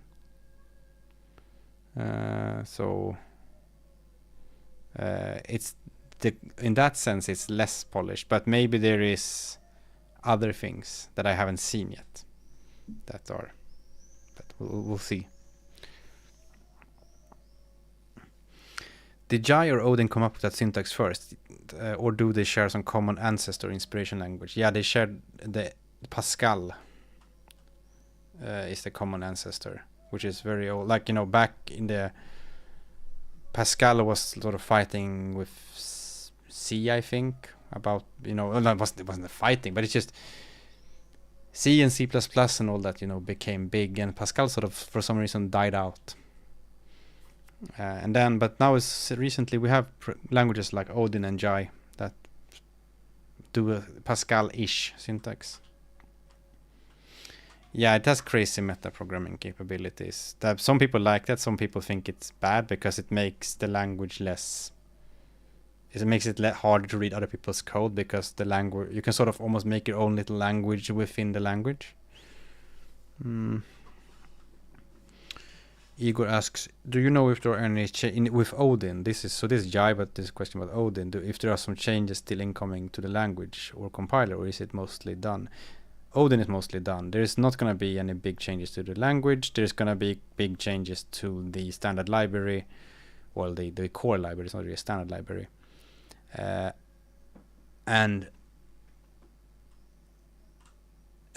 Like the whole OS package is going to be replaced in the core library. But that for most people, that's not going to be a big deal.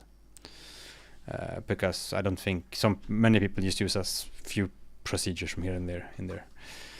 So okay, Colin is running away. Thank you for joining. Noah asks where do I email for the beta? I don't remember the email. Someone else has to whip it out the chat.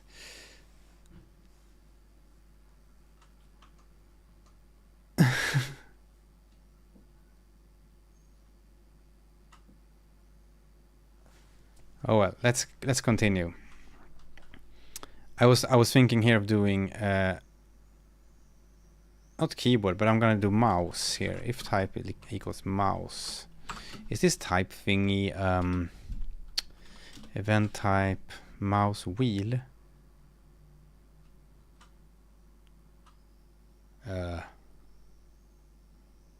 Mouse button, keyboard, window, mouse wheel. How? where is? How to ask what country I'm born in? Sweden. What's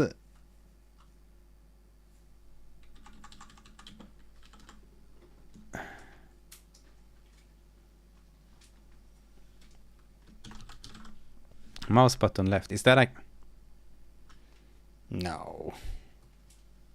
It's not a key.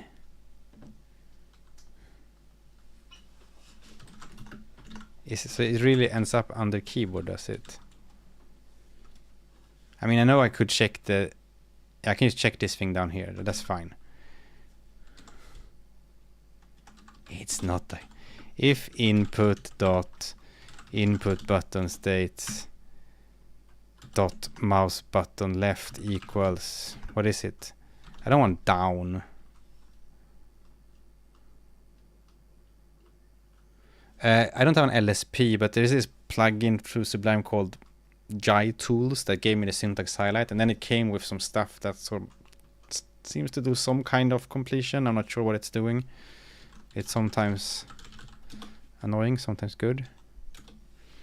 Start. Okay, we'll do the start. Let's try that. Let's like run equals false. So if you press the left mouse button now, the program should. What did I do?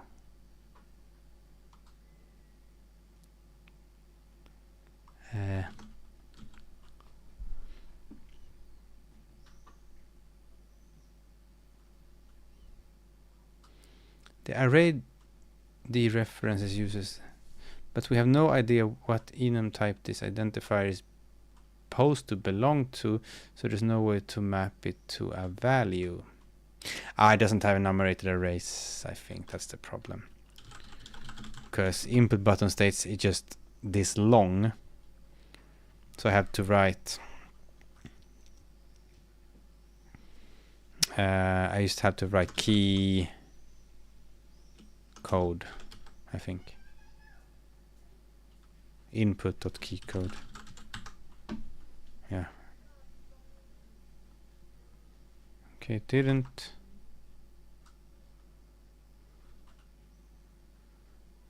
Yeah, I got access to the Jai beta. It wasn't that hard actually. That worked. Weird.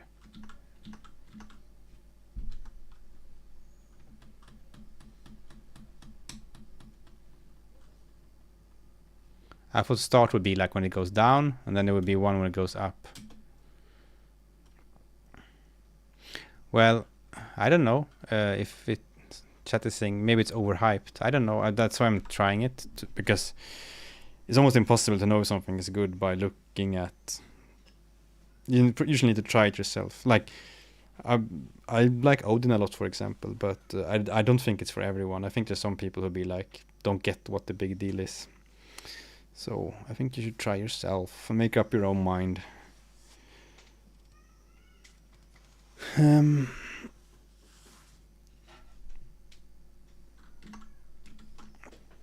Actually, the language so far seems quite fine.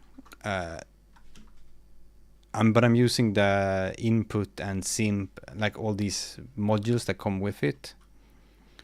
And maybe those are rubbing me the wrong way a bit because they feel a bit tossed together.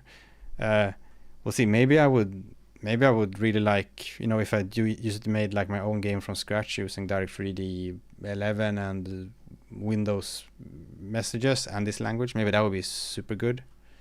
So far, this stuff is a bit weird, maybe. Okay, I want to check if the mouse button was pressed.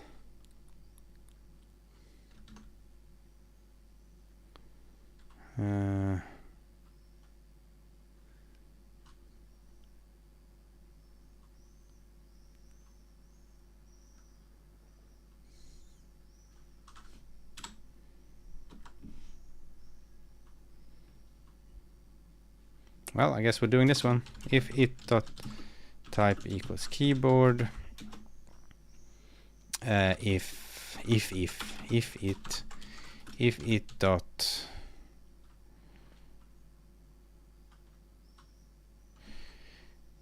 key code, if not pressed, it's a key release.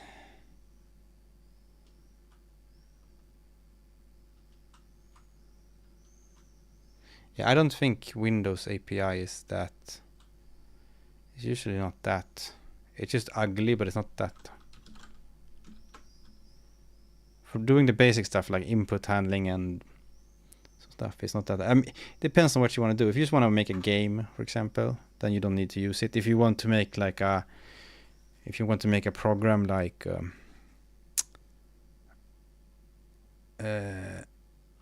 if you just want to make a, if you want to make a like a game, say you want to make a level like a game engine, or you want to make like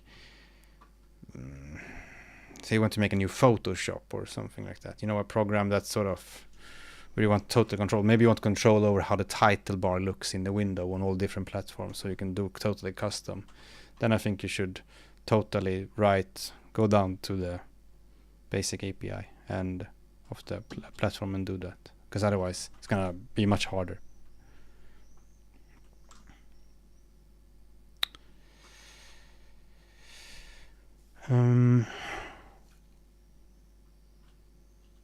Anyways, key pressed equals input dot key code.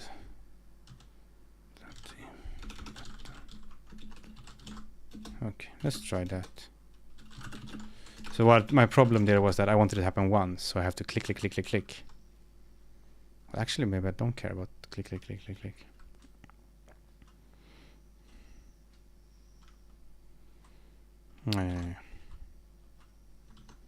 If it key pressed. Okay, that worked.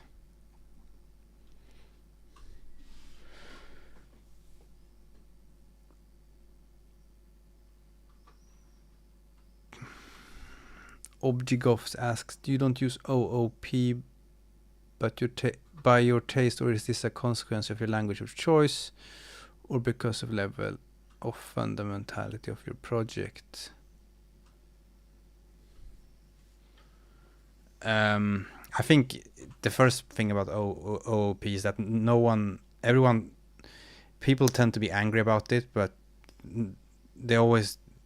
people never talk about the same thing. Some people be like, oh, is it inheritance? Is it having methods like methods inside structs?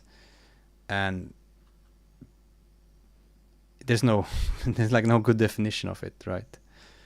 I don't mind methods. I don't think it's a big deal. Some people seem to think that it ruins the language. What I mind is the worst thing about object-oriented programming is when you have inheritance and you have an array of entities in a game, and since you then, because of you trying to use inheritance, then all those structs become of different size, right? So then you can't just have a flat array with them one by another, one next to the other. They have to it almost implies that, oh, these have to be individually allocated, and then you're just lose all the cache friendliness of your like you totally trash the cache by when you, for example, loop over an array of those. That kind of stuff is, I think it's completely ignoring how computers work, and just in order to make looping over arrays a bit nicer. That's my main thing. The rest, I don't think, like methods, it's okay. Like interfaces, fine. You know, It's all that's just a way to organize code essentially, to some degree. But this kind of stuff that inheritance does with how it sort of tricks people into separately allocating things and putting them in an array. That's I think it's the single biggest bad thing about it. But then all the other things I'm fine. Like just put your methods in your struct or whatever you want. Doesn't matter.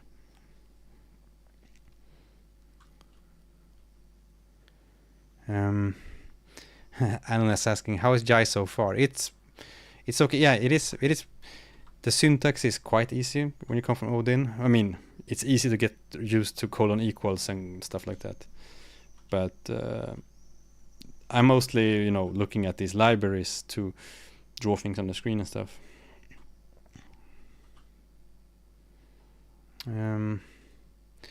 What is your take on data-driven approach, specifically entity component system? I don't think you should almost ever write a entity component system. Entity component system is also, then you need to make sure you talk about the same thing, right? But what people usually mean is that you do some kind of data-oriented design where you have, for example, every type of component in arrays, separate arrays, and your entity maybe, for example, is just like an index.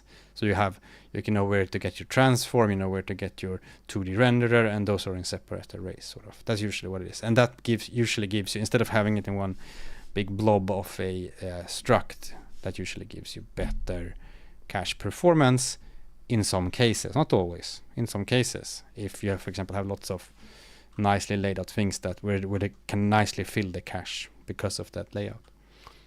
It's an optimization that you might need if you have millions of things in your game.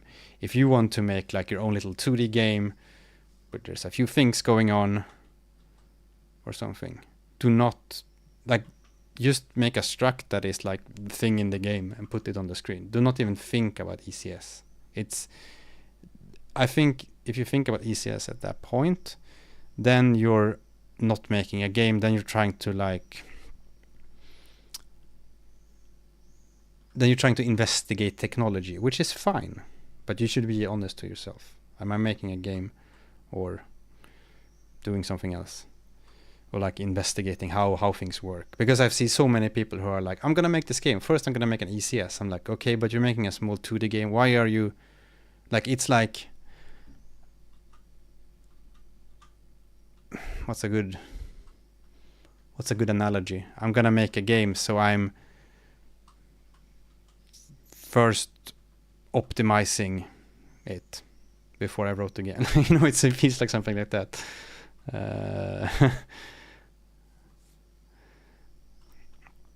But it is, for some kind of games, it's useful. Like, if you have lots of... It's also useful in big teams where it's hard to... Where it sort of enforces some level of communication around the concepts. It sort of splits apart using the components, but yeah.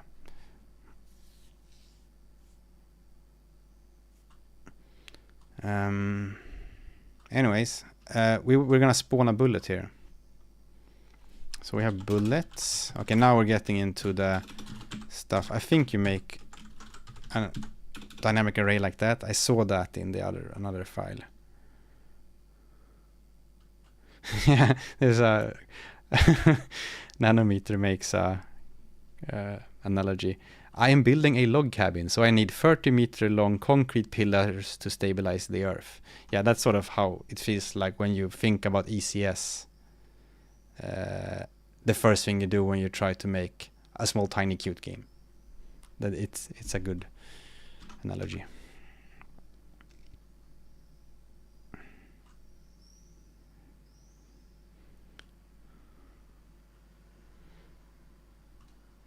Also a question, what's the worst thing about Odin in your opinion?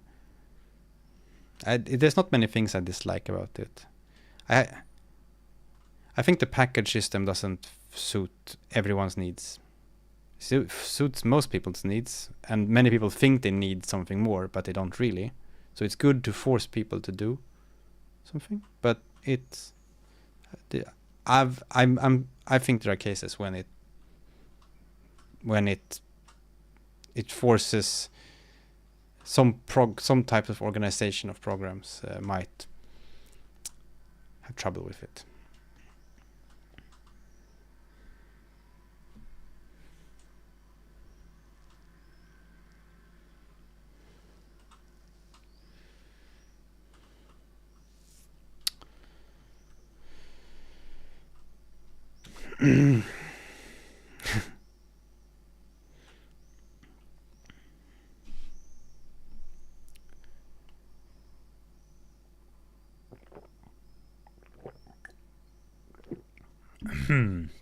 Okay, let's look at the dynamic arrays. This is probably a how-to in the arrays file here, or maybe this is fixed arrays. I think no, maybe here array add advanced note that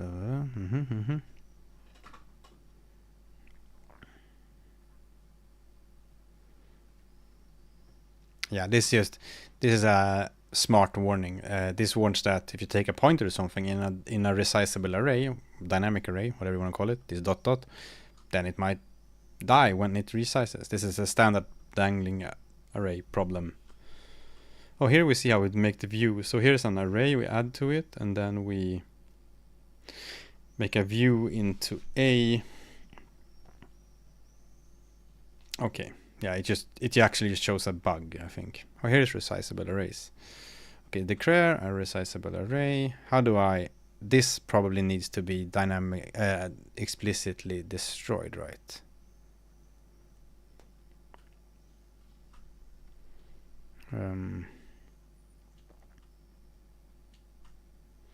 There's a third native array constant line called resizable. It's written as blah blah blah blah. Right. Yeah, lots of. Yeah, if anyone wants to.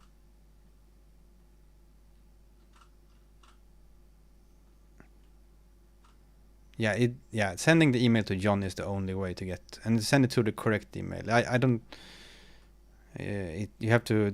People say that the first test of if you is to find the email address somehow. But in any case, you can find the email address somehow on the internet, and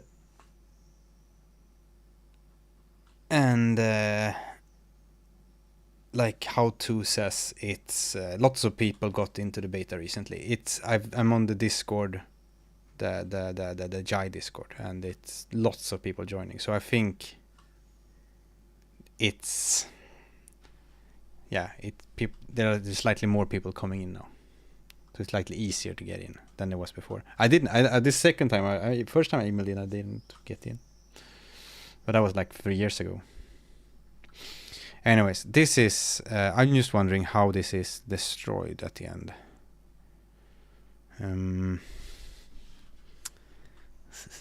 So much text here. I just want I'm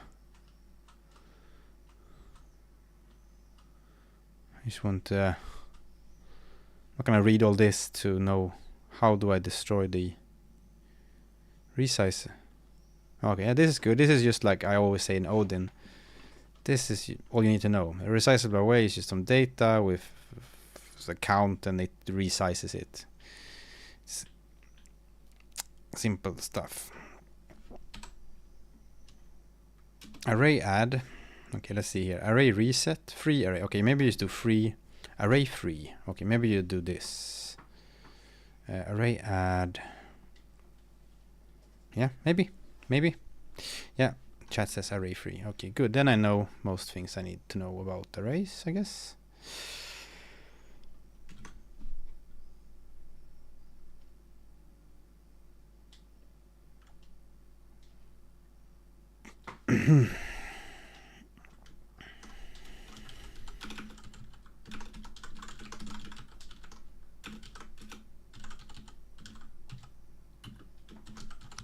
Question is, how do I inline create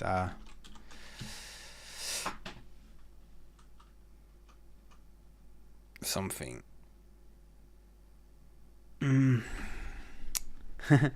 He calls the size check maybe grow. Yeah, I think that's quite a common thing. You just say maybe grow, because maybe not. Yeah, I'm gonna short 4-minute break. Be right back.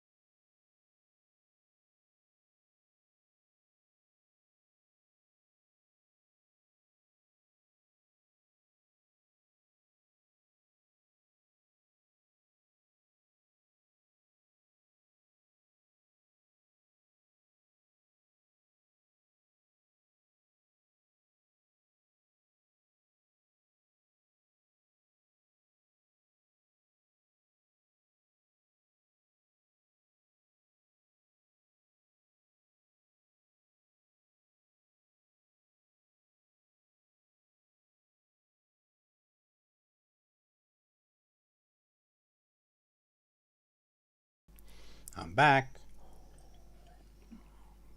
Wait, I still need to refill the water.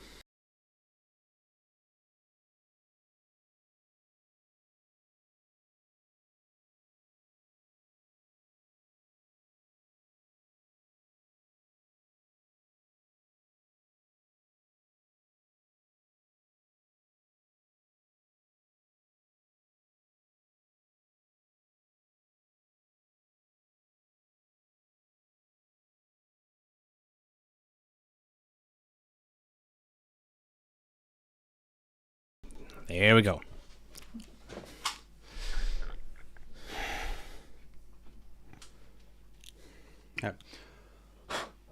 Water on my glasses.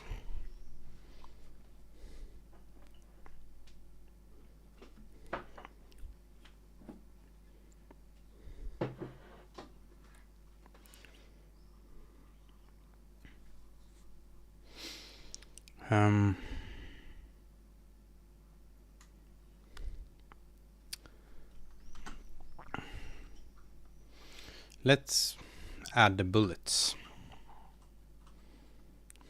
I don't know if this is how you... Wait.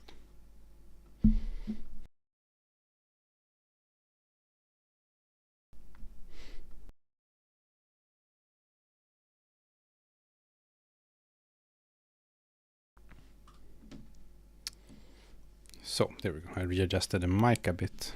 There's a slightly new setup here.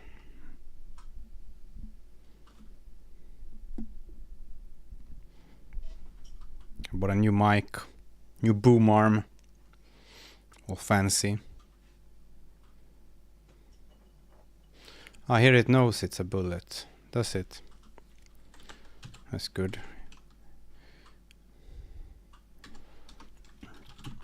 Okay, let's just set the position to player position for now. I don't know if that's how you type it. Maybe you need that. I don't know. We'll see. We'll see what happens. Wait, no, it's probably a comma because yeah, it's like like that. Okay, click, click, click. Nothing happens because I'm not rendering anything. So after here, we will do simp.set shader for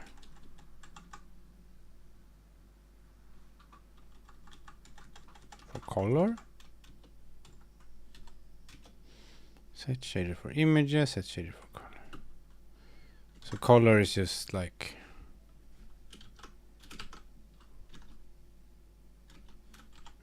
that's probably fine. Now I'm trying to like I probably should have shown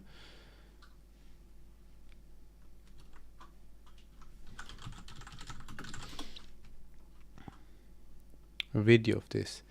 There's this game called Crimson Land that looks like this, where you're this player in the middle and there's enemies walking around and there's like a survival land. Okay, this is very gory, but anyways, just it's top down.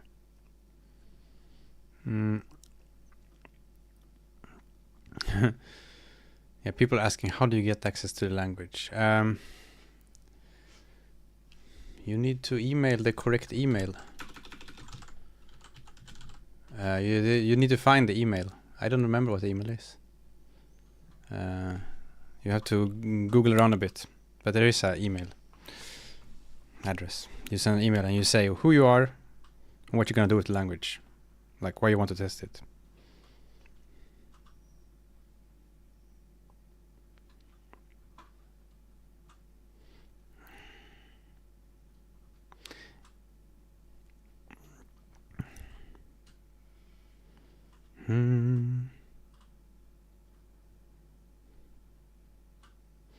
No, I'm not gonna. Yes, I could add overlays for people's question, but it's fine if people ask questions, and I don't think they're dumb questions, right? So, I mean, you can add something if it's, but on the other hand, yeah, it doesn't really matter. Yeah, he's I'm not as direct, one could say, as him. 4 bullets. I guess you do this now. So that will make a loop over these. I'm not sure if that will loop like by value or something. Maybe there is a little how-to on the loop. Looping. Where's the looping? I think I saw looping here.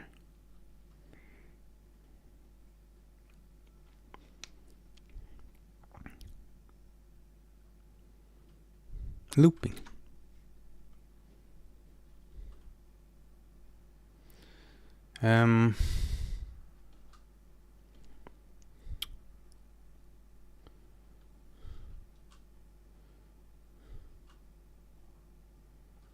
Four number. Okay, good. 4 factorial. Yeah, I know it's okay, that's a reverse, I think.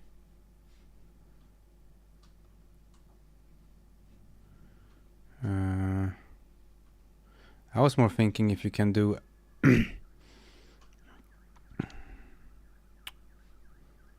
okay, we can easily check this.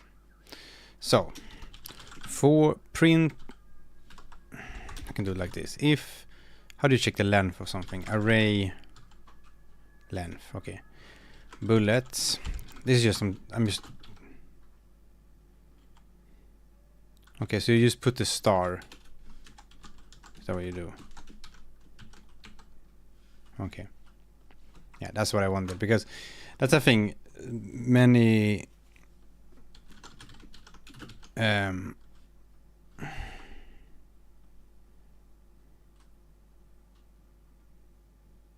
yeah.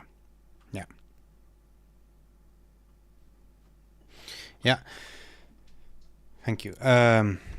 This is a thing people in Odin also, it sort of copies on each loop of for each, like an iterative style loop like that.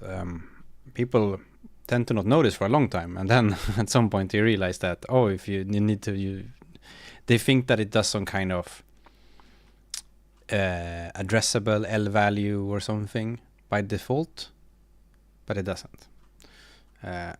I don't know if this becomes a pointer in Odin. When you put ampersand or something, it becomes an L value or addressable, as it's called there, so that it's not a copy. It's so that you can assign to it and everything.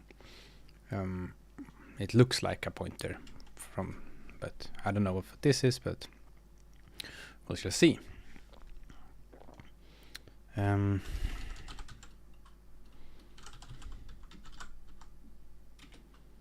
We don't need to. Do I need to flush after every time I change? Okay,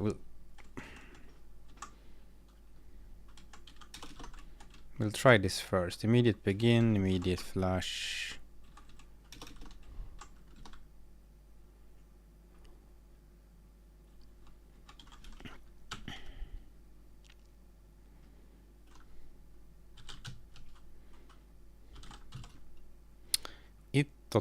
it.pos plus. I'm just gonna do something silly here.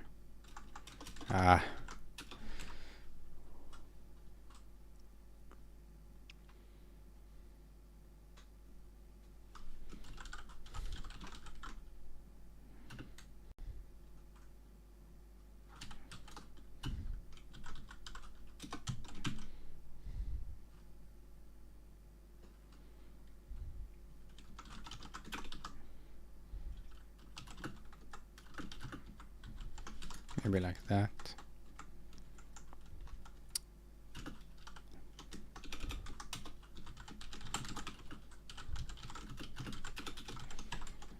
Someone, please tell me if there is better. It's like if there's some camera concept or anything in this, because I'm currently scaling everything by hand, and it's well, if you do it like that, then essentially you need to, in the long run, you would need to put a whole extra layer on top of it to add a camera concept so that all your drawings get scaled properly. Oh, my teeth then.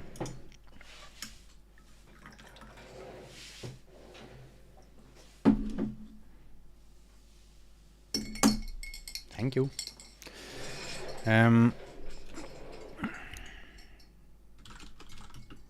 No.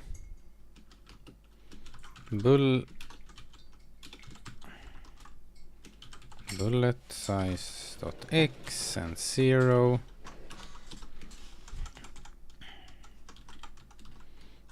I didn't check if there was some kind of immediate triangle. Wait, what's this? This is the one. Immediate vertex, quad, triangle. I usually think quads a specified position and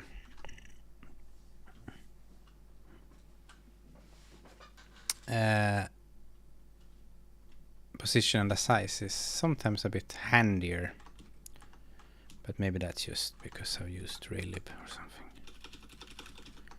Plus bullet size. This gets quite long.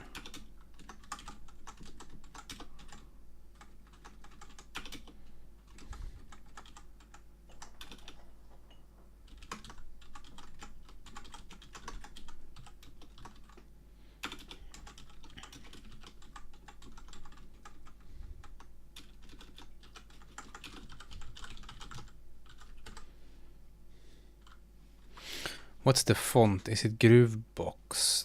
Yeah, I think select color scheme. Groovebox hard. Dark hard. Font? I think it's... I don't think I've changed font. So this color scheme and the select theme is adaptive. So, but that's the theme. That's just theme, I think, is how the menus and stuff look. Then it's Groovebox.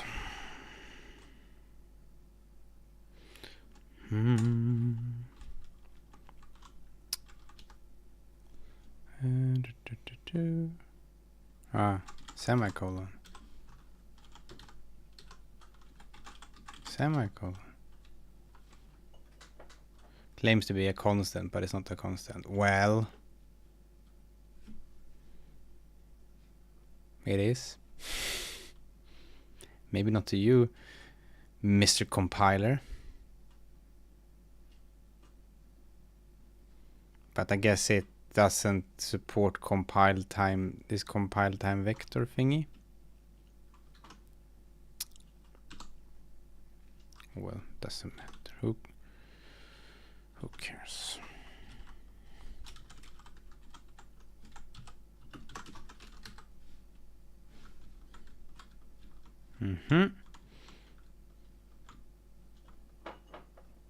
Now these spawn at where the player is, sort of like that.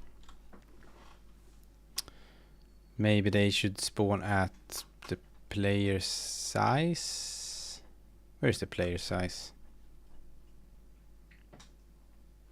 Here.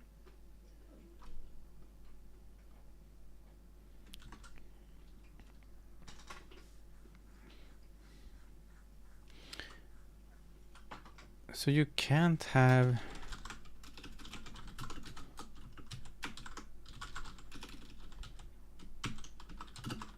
Am I reading that? Okay, that works. Okay.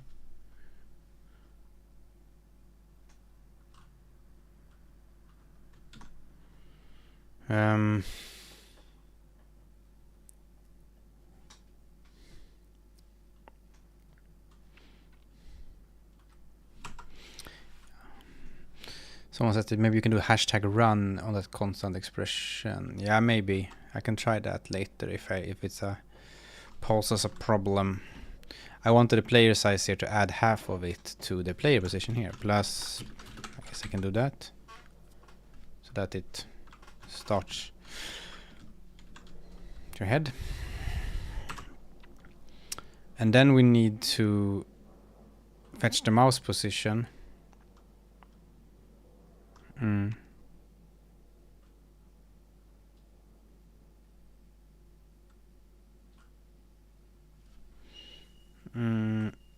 And give the bullet sort of a direction from the middle of the. So we need to do something like this.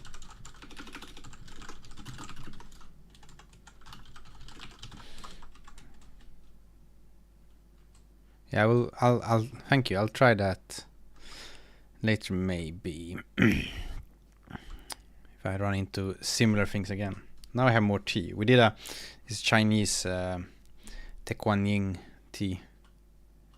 It does a very nice second brew. You do the first brew 3 minutes at 70 degrees. And then you do a second brew at 100 degrees for 10 minutes. Of the same leaves. Or maybe 9. You should do 90 degrees maybe for the second brew. But it's a bit hotter. But it's very nice. I love it because you do 3 minutes at 70 degrees Celsius, and then it just when it's done, it's perfect drink temperature, and it's quite quick to make. It's very good, and it's just neutral green tea. Welcome to Carl's Tea Review, the show where we tea reviews.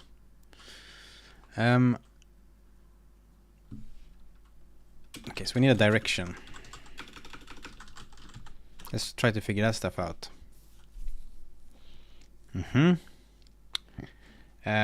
So we know where the bullet position is. We need to get where the mouse position is. Okay.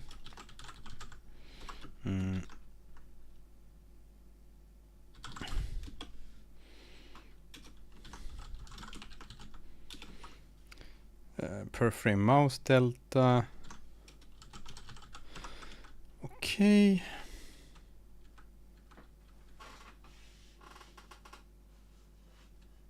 Maybe that's more of a window thing. Like I can check where is the mouse on the window. Because I can get the delta, but that's not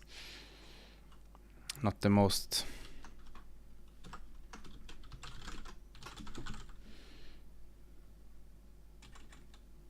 Get mouse pointer position. Alright.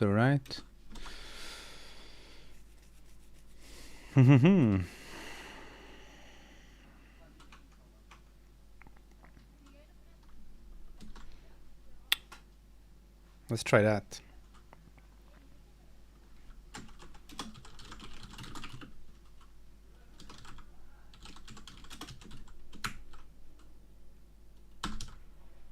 Wait, I didn't alias that one. I think I did that. So this is maybe the biggest difference between Odin and Jai. I mean, there's small things with the syntax, but that doesn't. No, not a big deal. This stuff here, that you either alias, or if you don't alias, it dumps everything into your current namespace.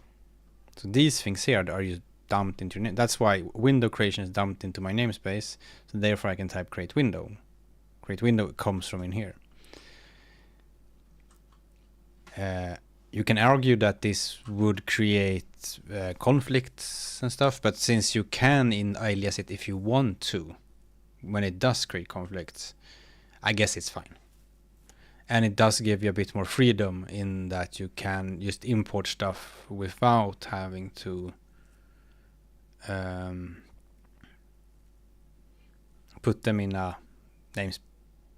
You don't have to put them in a little namespace if you don't want to. So therefore you could make a module with like, here are my basic things that I just want you to have in here, which is maybe one of the annoying things in Odin. Like you have,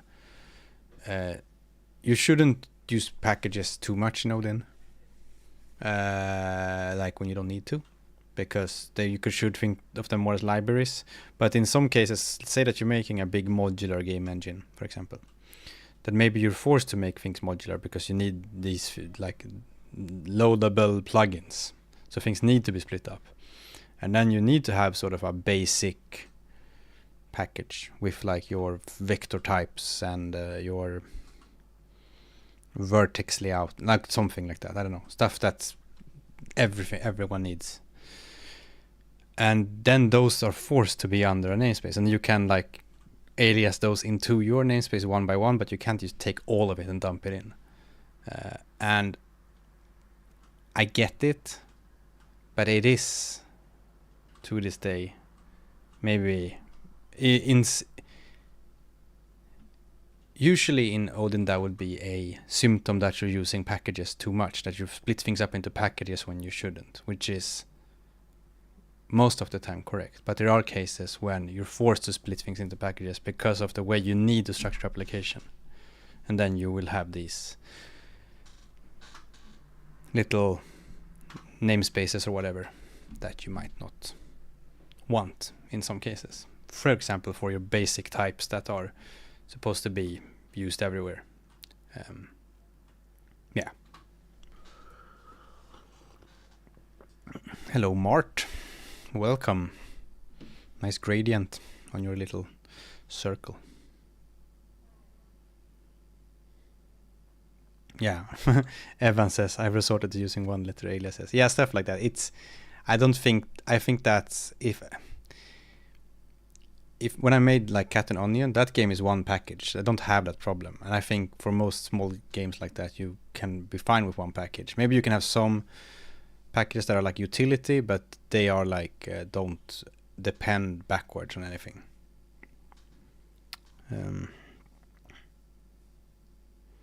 Yeah, I don't really know how the modules work yet. I haven't really gotten that far to grok that, so to speak. I'm sad that Twitter has ruined the word grok, because there used to be a fun word to use, that you truly understand something completely. I don't think that if you ask a grok about something, I don't think you're actually grokking anything. I think you look sort of ungrok yourself most of the time because you're not sure if it's hallucinating or not.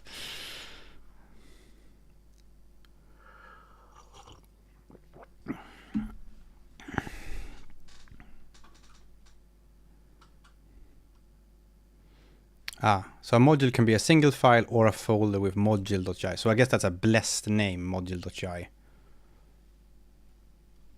That's interesting. I think people has talked about if Odin should have something like that. Yeah, so this is the simp module.jai file. Okay, and then it loads the other files. So load, I guess, dumps just that source code into there. Is that correct? So module.jai inside the simp folder just loads. There's not import, it loads. Is that just like copy paste? Perhaps.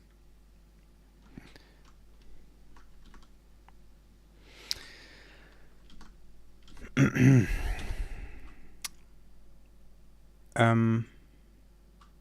keep getting sidetracked by myself. Get mouse position. Yeah, do we have it? Do we have a position? What's your position? False. Wait, what? Because we sent up here left-handed. Okay. And this one wanted right-handed. False. Okay, so false. Okay, good. Let's try putting it at the mouse pos. I think this might be. We'll see if this is even in the correct.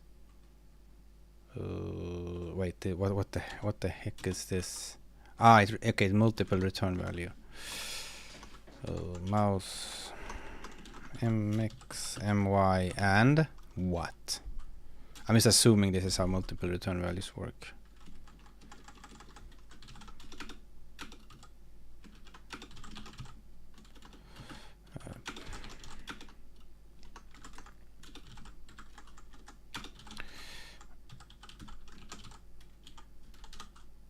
It seems like that how it works. Ridiculous says, nice new haircut. Thank you. It's the one behind me. She cut my hair. We do a nice thing. She cuts my hair, and then I look in the mirror and I do some touch-ups, and then we save a lot of money.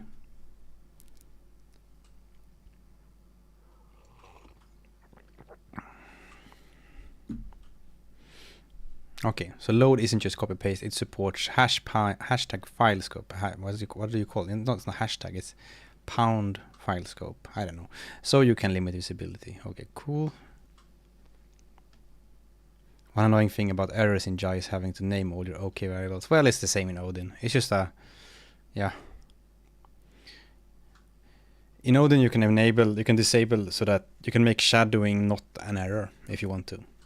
So you can shadow, but then you're gonna get shadowing bugs. You only want the shadowing sometimes for the OK error thingies. Every other case of shadowing is super bad. But I guess I know what you mean. You just want to do this, and like if the name is OK, then you want the shadow. But yeah.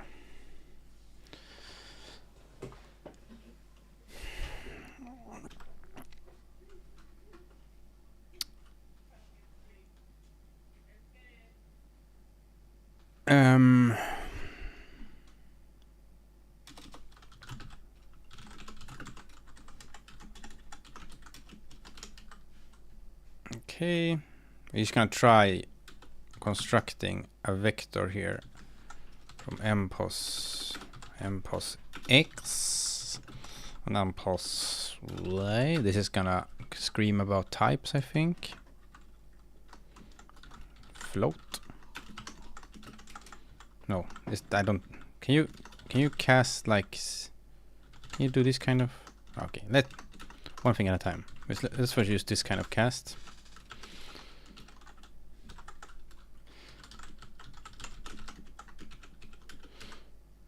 Okay. Okay, this position is print mpos x with a semicolon. I guess it needs a. Can I do this? How's the format string work? Okay, I used to like that. Right, I need to divide by the scale, of course, to get into my. This is what I mean. This is my little coordinate system here. See? Yeah.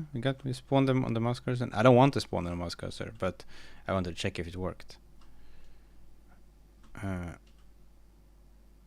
Var dot float. Okay, that's interesting. That's actually an interesting syntax. This one. I don't know if it will work now because there's a division after, but yeah, I did. Okay, so that's this is the sort of, we can do this. We can take the scale, put it here, and then we can say screen to world.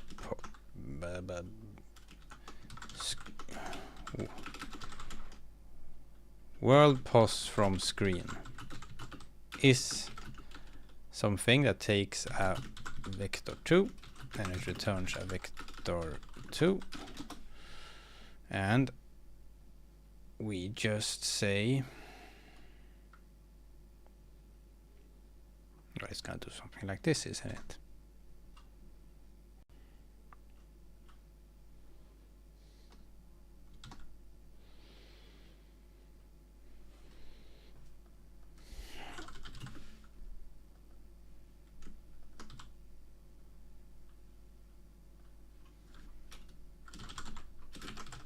This is what I need.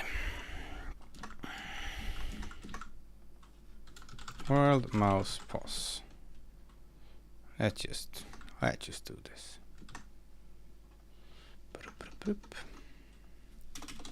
If mpos not, if not mpos okay, return nothing at all. Otherwise, we return this stuff.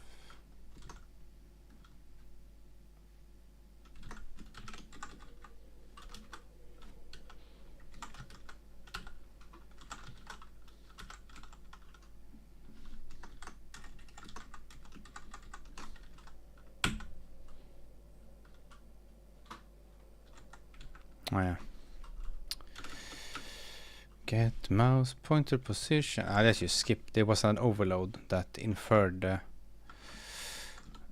position. Okay, things are happening. Yeah, I can do divided by scale, but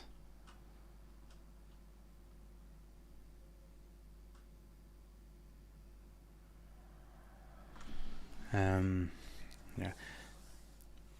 Pinak Bead asks, it would be interesting to get insights on how code is structured within Django FX, that is the people who make Embergen, where Ginger Bill and some other people work. Somehow they make do with the current package structuring ability that didn't warrant making changes to Odin thoughts. Yeah, I've seen some examples, just a little sketch of how it worked, but they seem to do just big packages, like, I think the Embergen program, I think, is one package, but then they have some shared, like, here's the UI, some UI package for doing some kind of immediate mode UI and some stuff like that. There's, some big reusable things between the applications. And that's sort of what they do. As far as I know. I think also one thing that some people don't realize is that, yes, you can't have cyclic dependencies between packages in Odin, but you can have you can make an interface. You can make like a struct, put in some procedure pointers, and that way sort of do callbacks into the package that imported you. I think that way you can use the packages for pretty boundaries between things, and sort of use interfaces to make it possible to still cross backwards over the boundary, which is, I think, how Go does it, but Go has a more explicit idea of an interface. In Odin you have to sort of do it manually. Anyways, that's about Odin. We're doing Jai here. Why are we talking about Odin? When will Jai become public? I don't know. When Jonathan Blow is tired of sending emails to people. Maybe you can find an intern who manages a GitHub page or something. I don't know. It just seems like a lot of work. I don't really get. You could have like a GitHub and just ignore the bad pull requests. I know it can get overwhelming, but it's also easy to just click close and write no. You don't have to always explain why you don't do it and stuff. But yeah, it's.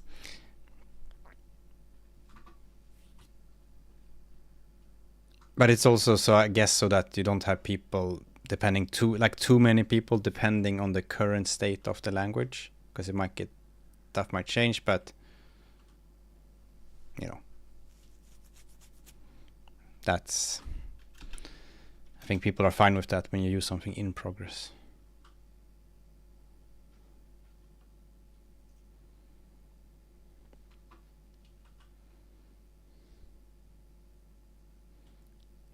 Ninad asks, what are your favorite games?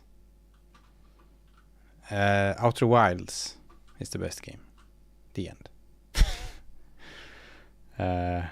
Yeah, it's.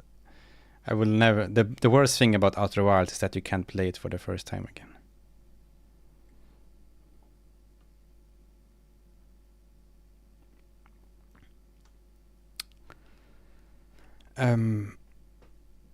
Well, I think you can change it even if it's public. It's just more people will have used it to write stuff, and they will have trouble migrating. But I mean, there's quite a lot of people in the secret beta Discord now.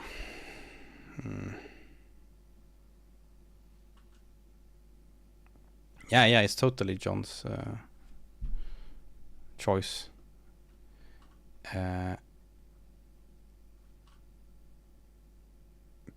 He does what he wants. So we're doing something like this. Direction is bullet pos.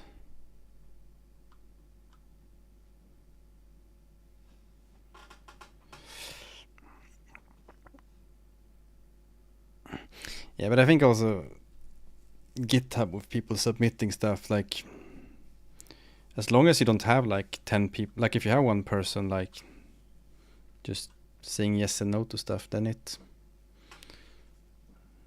fine. I mean, Odin has been public for a very long time, and it works fine. It's just a bit like you have to be very firm in like not putting stuff in that doesn't need to be, that is wrong. Like I think many open source people, where it goes wrong is that they kind of like, oh, someone's helping, and then they're kind of like, oh, I'm gonna accept this just because I don't want to make them sad, or something like that.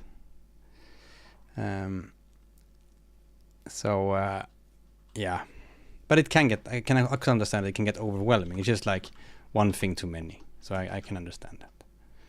So we need to go from the player to the mouse pos.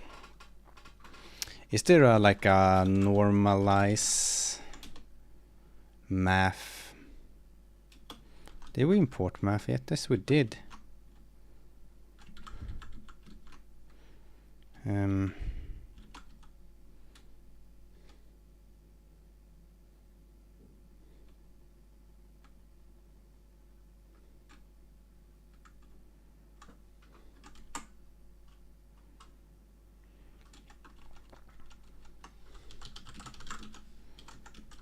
I think you just do that. Yeah. Right. Now we just need to move it. The bullet, because now I have a direct. So what I did there was, now I spawn the bullet here, but I also know which direction it should go. So I can just move it, which we can do here. It.pos plus equals it.dir times dt, blah, something like that. Maybe. Yeah, it's moving. It's working. I love that GIF with Anakin shouting, "It's working." See? Pew pew pew pew. Pew,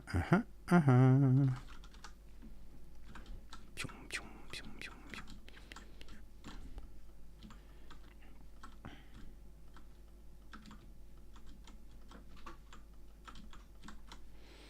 Right. Cool, cool.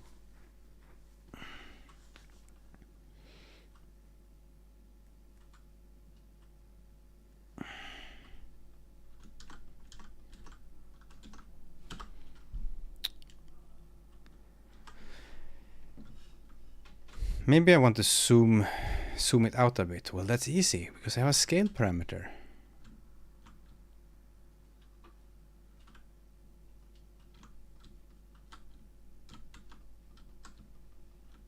Okay, cool, cool. Pew, pew, pew, pew, pew, pew, pew, pew. Okay.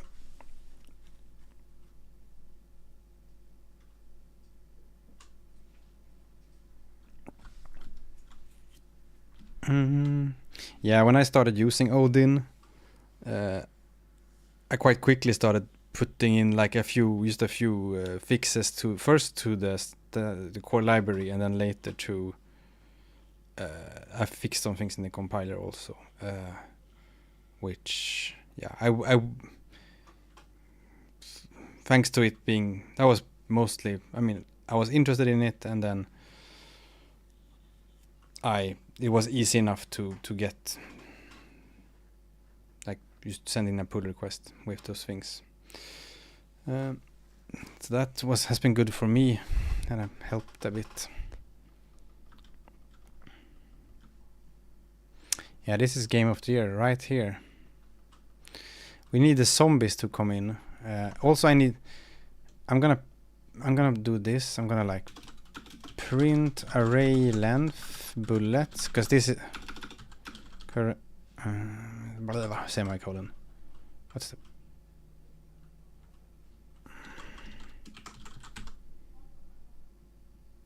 wasn't it like that?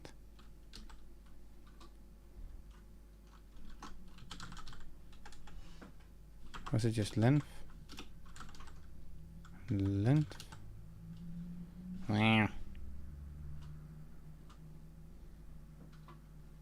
Oh wait, maybe it's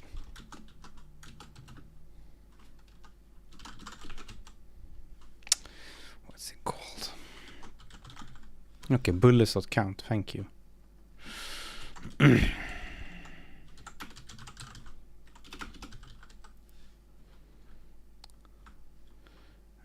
maybe maybe maybe I can write it on the screen instead. Maybe that would be a good idea.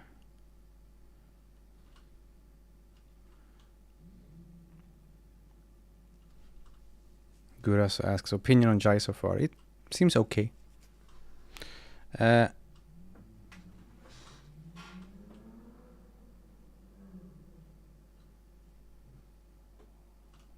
Right, but we're not gonna print like that because it's slow and sad, and I want to put it on the screen.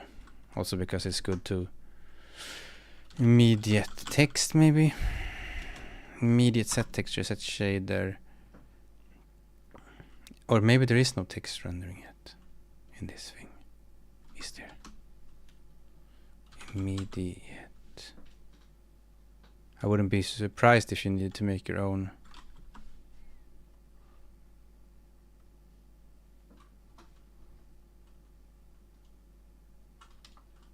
There is text rendering, okay. Yeah, there's a font here. Yeah, I'm gonna look in the example now. Well, that's the one I had open, wasn't it? No, it wasn't.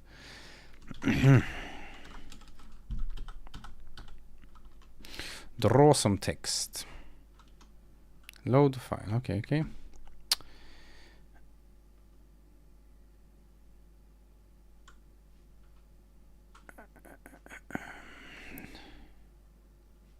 Prepare text.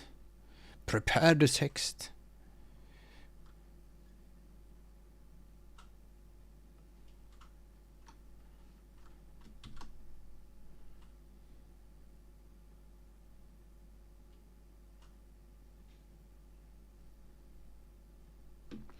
The current early consensus is that I need to use it for 2 weeks to have a good consensus.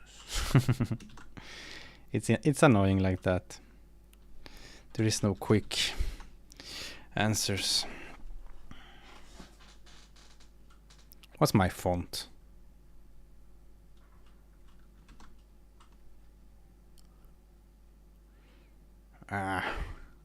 Whatever. I'm not gonna do. Then I need to have the font and load it. There's no default font. I'll just write it like this for now. Lazy. Anyways, I'm gonna cull these, and whenever they get too far away, I'm gonna reduce the number.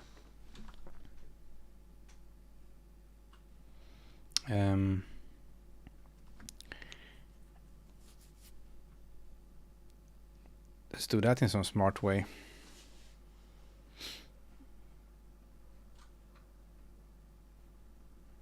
Either you can iterate backwards, or you can skip the current one. So then you would do like for I in do you do like this maybe? Does that work? Oh, maybe I think you do this. Maybe like that. Yeah. I just guessed the syntax. Remote things until something worked. I think I saw something like that before, but I wasn't sure about this part.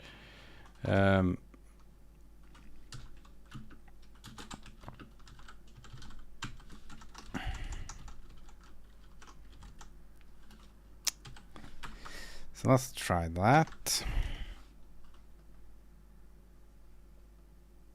Okay, let's call it whatever.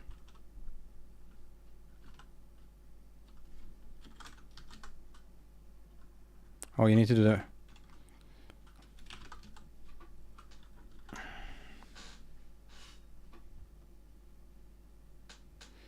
Yeah, but you can't do if you want to remove things, then you need to skip.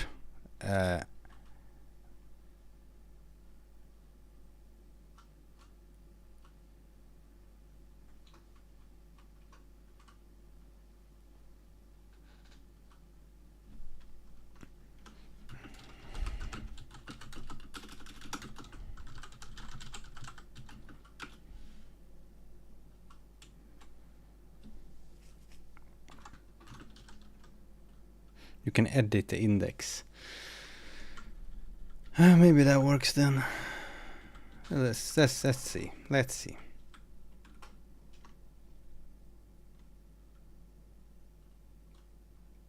C-style for loops aren't supported. Huh. Bullet, comma, index.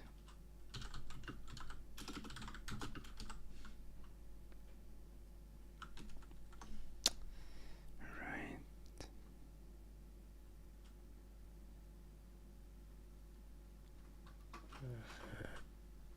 Because this won't work. Or am I not used to? Now there's no paper copy of the book, I'm afraid. It's just it wouldn't work nicely because it's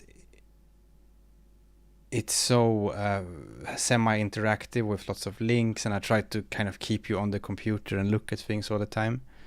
I was looking at making a paper version of the Odin book, but I realized I had to rewrite so much of it, and it's just written in a very specific way that oh, you get it and it index. Okay, oh well, then that's thank you.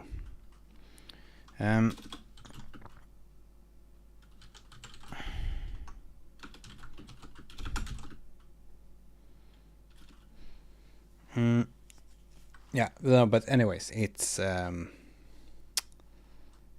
book is written in such a way that it makes it very hard to make into a paperback without into print without changing it a lot, and I couldn't find energy to do all that. It sort of would make it.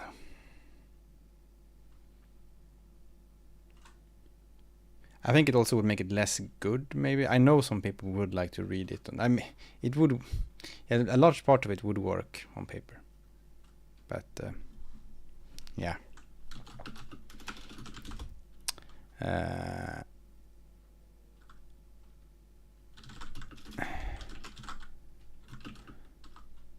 Can do like this: array unordered remove by index. Wait.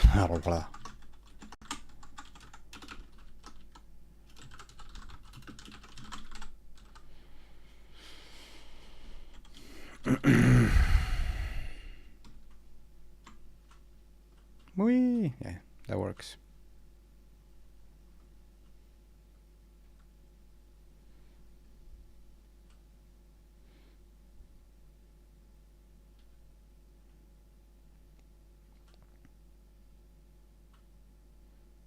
Remove it. What will that do?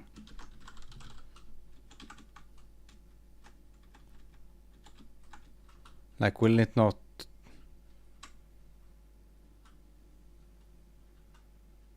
Does it automatically count back the index then? You say remove it. I guess you mean like. I don't know.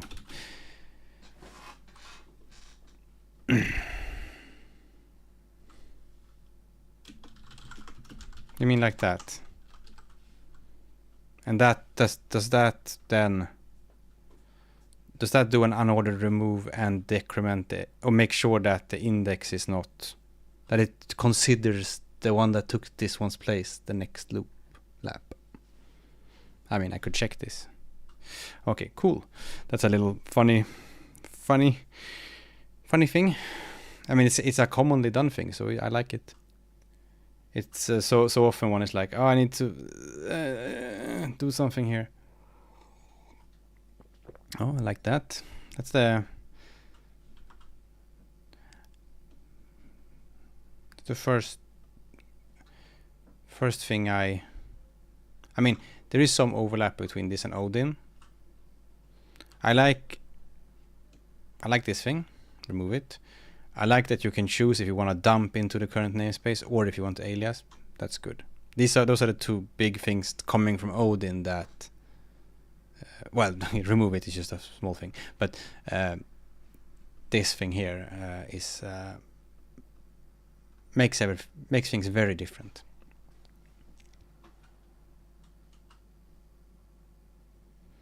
People might be caught off guard from it being an unordered remove. Well, I think they learned because that's the only reasonable thing. Otherwise, it would be using simp import simp. But okay, so then you get it. If you do this, you get it.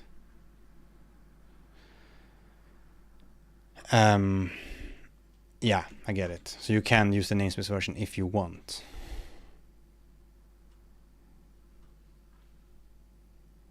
FYI, you can also continue and break with the iterator and use it on parent scopes.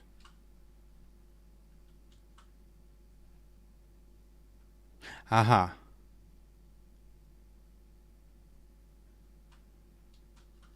Maybe I don't. I'm not sure I get it, but yeah, meta programming is probably a big difference. I don't like meta programming that much, so for me that's sort of. I know that's people are like, oh, that's so cool. I don't. I think it's cool to generate make a program that generates code that is then compiled as part of your program. I think that's easier to look at and be like, I understand what this does.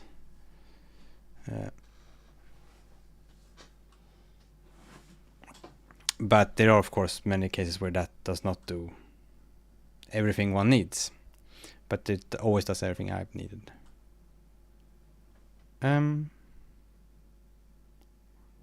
Okay, so. Yeah, we're just going to do a little check here. This is just for the left side of the screen. I wonder if there's like a rectangle. Okay, that's a... maybe in math. Yeah. Let me have a look.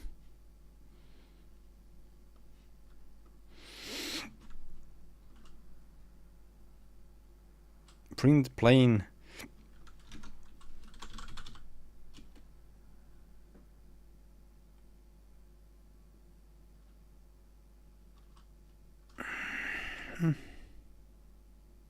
Rotate.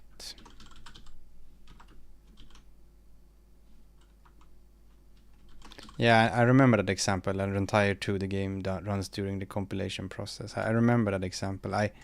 I'm just not sure if it's... I understand that it just showcases the power of it. But it also showcases that the program might be... You can have programs that are a bit unreasonably hard to understand. Okay, maybe there's no good get rect. It's funny. What does this one do? Aha.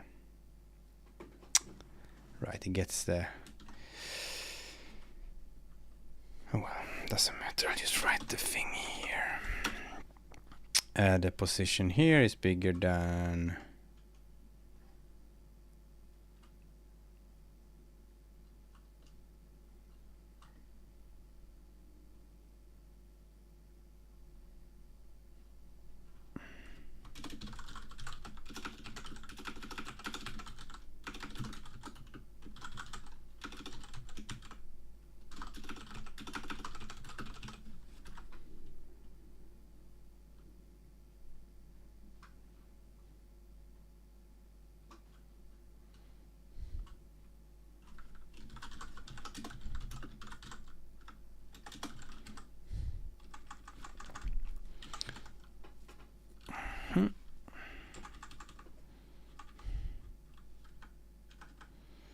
That's the raw screen size. Scaled screen size is size divided by scale. See if this works now. I think what seems to happen is this does not work, but this works since both are constants. Maybe then you can put the hashtag run in front of it or something.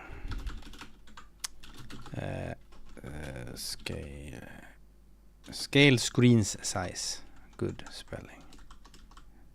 Oj, oj,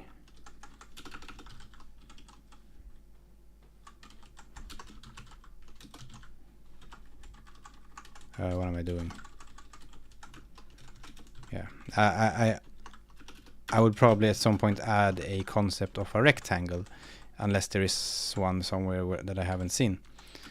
because it's good for these kind of things.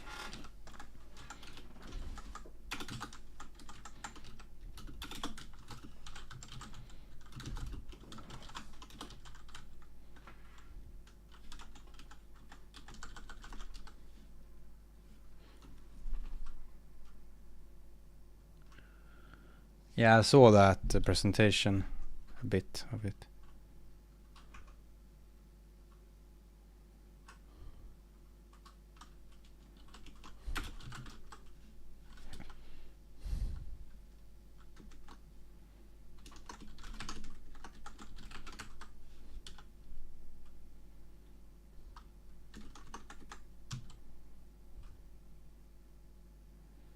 What number? Okay, int.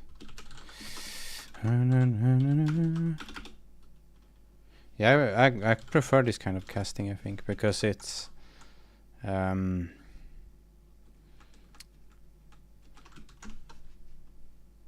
because it's the thing here as an integer, not the thing here, right? So if you have the cast in front, then you're like, it says something about the type of the thing at the end. So this makes more sense. Yay. That works. That works. And that works. Okay, good.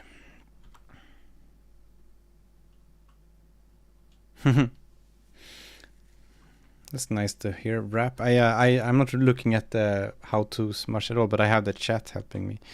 I'll look through the how-tos when I'm done with this little crash course, I guess.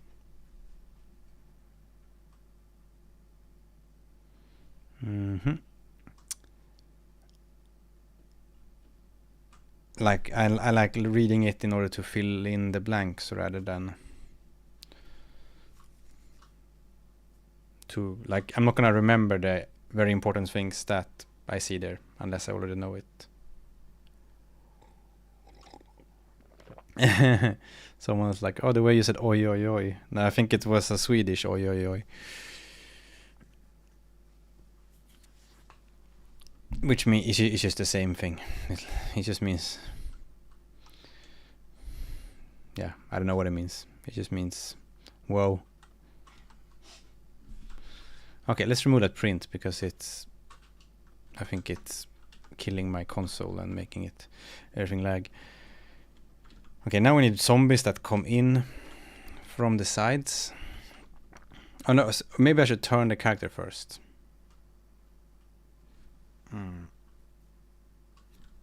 Turn the character sound. It might be annoying.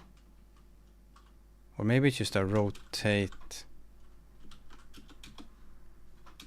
Maybe I should rotate a vector.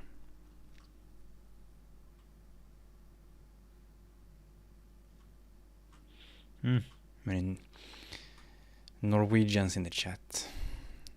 Hey, hey.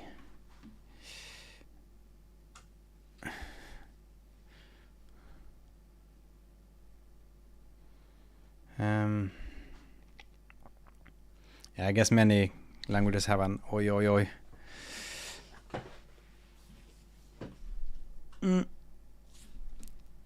So, what if we just... I know this is not completely gonna work, but what if I can easily kinda get the current... I can get the mouse wheel position a bit earlier, out here, say, like that. Plop. And then we can try turning the player. I think that's a good thing to do now. Because it, instead of just adding more things that go around on the screen, we try to do something with a bit of math. Mouse position, and yeah, like I said, if there's any way to do the scaling without manually typing it in like this, let me know. Well, maybe I can look at the invaders a bit more now that I understand things.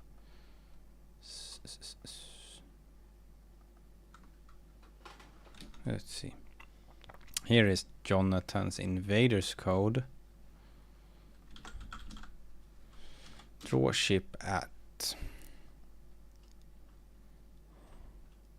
Well, I guess this one might not be scaled. I guess that might be the.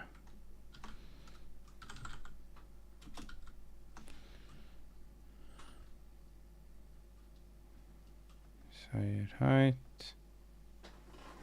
Set the render target.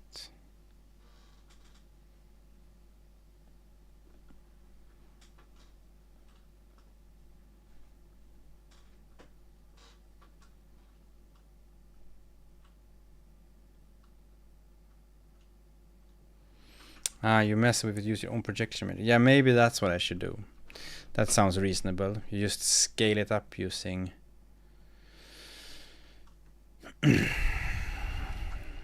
That's what I would like to do, I think. That's true. Let's try to rotate the thing first. Then maybe we can look at. I lost my game. Where is it? There you go. Then maybe we can look at removing the ugly scaling and use the projection matrix instead. Right. But on the other hand, yeah, no, let's just try that. The scaling might become a problem with the rotation, but we'll see.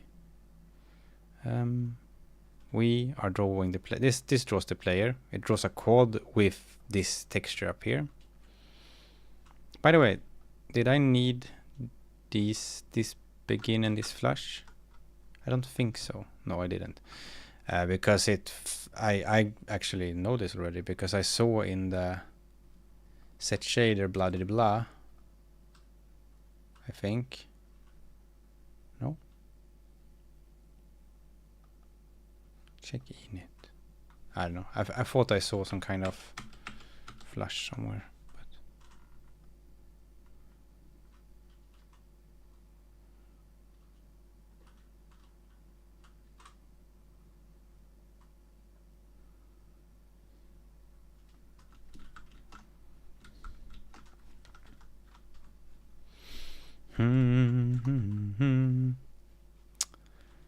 Right, so we're gonna rotate this thing, I think,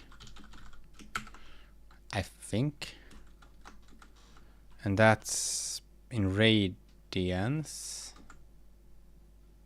Well, we need the angle first before we do anything else. The angle between the player position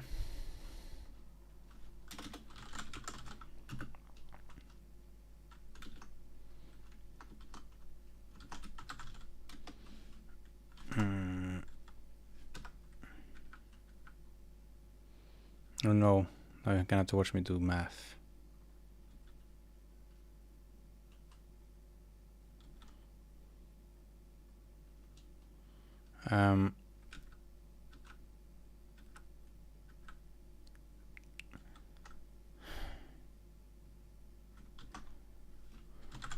Isn't there like an what's this angle? Angle in XY. Okay, yeah, of course you do this 810 and this gives us in wow. Of course it's 810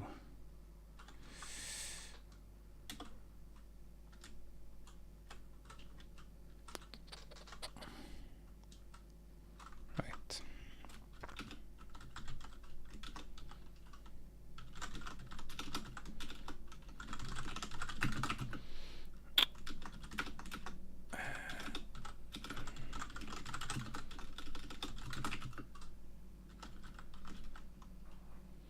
Eight and 2 off.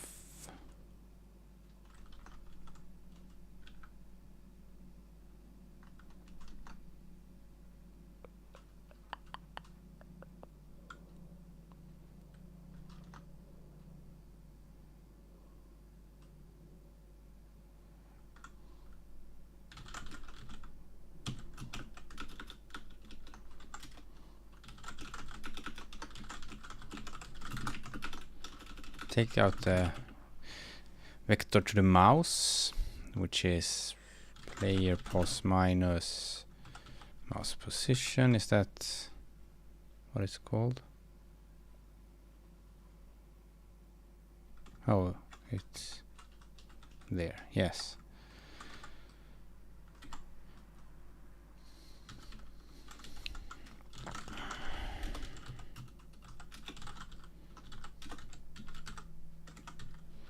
I think that's what you do.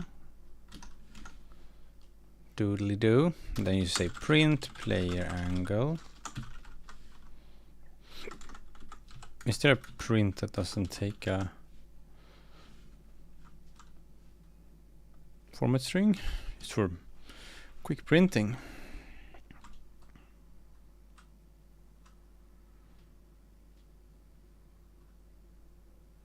It's in radians. We have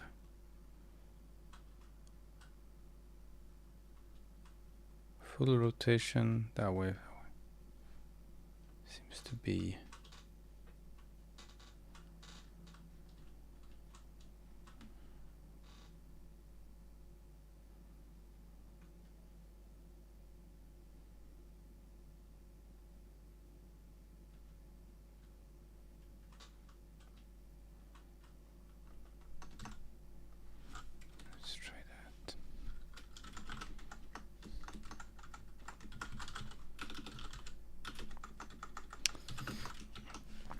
this call got long, put things on lines, on rows.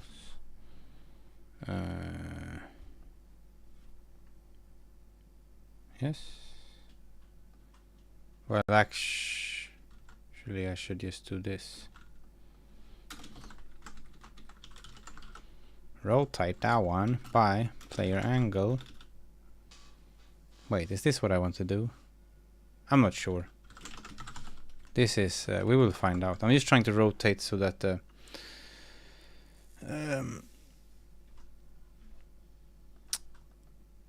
thing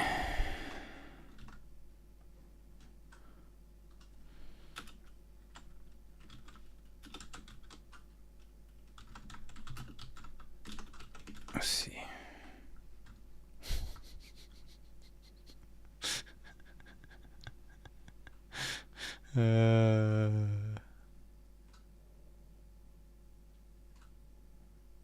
Of course that doesn't work. What am I thinking? Okay, I need some other way to rotate it, but maybe there's an example in here. Is anything rotated in invaders? Render sprite quad centered. Okay. Immediate quad. And this one is pretty sweet.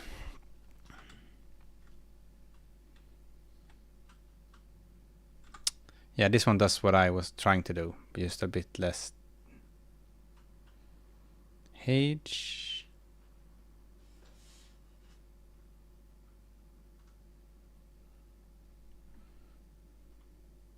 V. H is playfield size. Okay, so it wrote. Okay, yeah, it wrote. Okay, I get it. It rotates X and Y separately.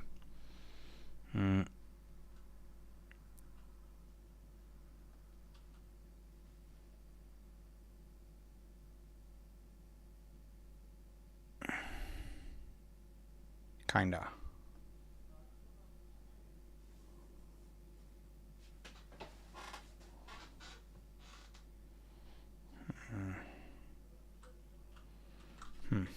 Okay.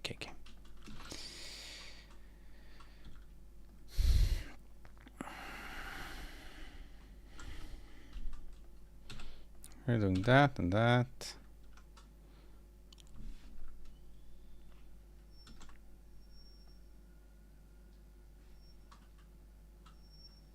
Yeah, and then this has half the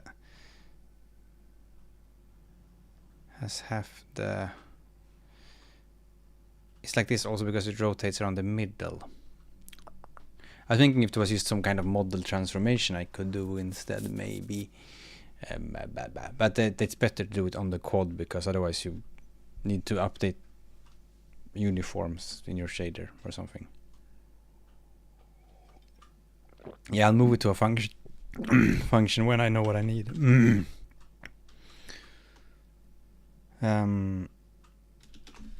Okay, so if you wanted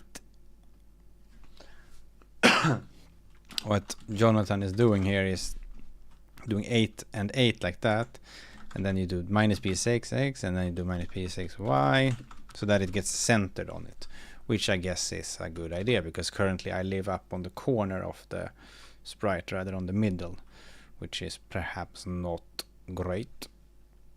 Yeah, this all makes sense now. I think, at least. I think this might kind of work. Yeah. So it's just, if you think of it in the case of it not being rotated, this code still does the same thing. But if it's rotated, it will have the things.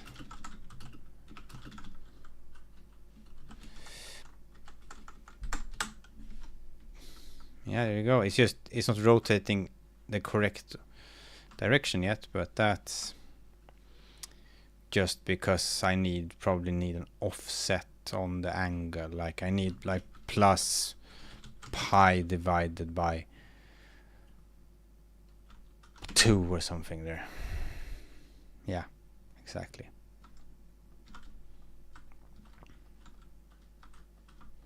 Now, of course, these bullets come from the wrong position because now the center of the player is at the position. So we remove this thing. Player pose is the center. So that becomes correct. Whee! Cool, cool. It's the same thing with these, really. These bullets.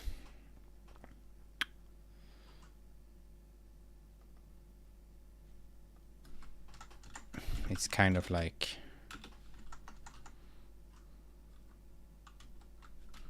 hello you.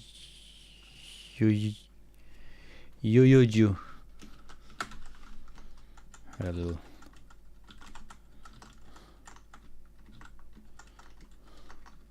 Everywhere it says 0, it should actually be like minus, and here it should be minus, and here, here it should just be plus, minus, and minus. I know that's not the best way to write it. It's just that's just what I need right now. Because now they centered on. It would be obvious if I make this bigger. They're centered on the middle of the rectangle. Fun. Okay. I was gonna finish this by 11 o'clock. I mean, that's the amount of time I gave myself, I think. Which is in 20 minutes. But let's try to quickly spawn some peoples that come from the outside. I just make them into green rectangles and make them move towards you, and then you can shoot them or something. For that we need a timer.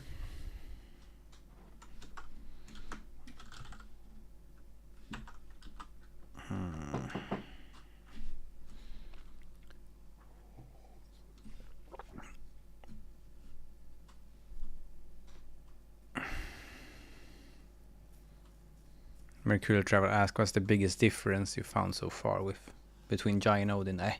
It's too early to tell. I mean, I'm 3 hours, 3 hours in, 4 hours in using this language, but there might be other bigger hidden differences. I think the biggest one I've seen is that you can do these imports like this. I think that's the one of the most impactful differences, I think. I mean, it just changes. If you were forced to have an alias, it changes that you have to put a word in front of everything, but it does change a bit the ergonomics of the code, I would say. There's semicolons everywhere. The constant system seems to work a bit differently. But yeah.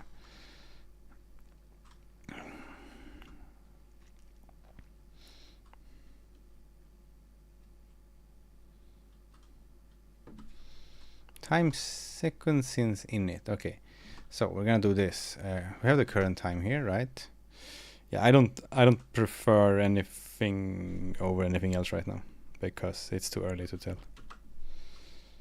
There are so many things here that I find weird. We can say that.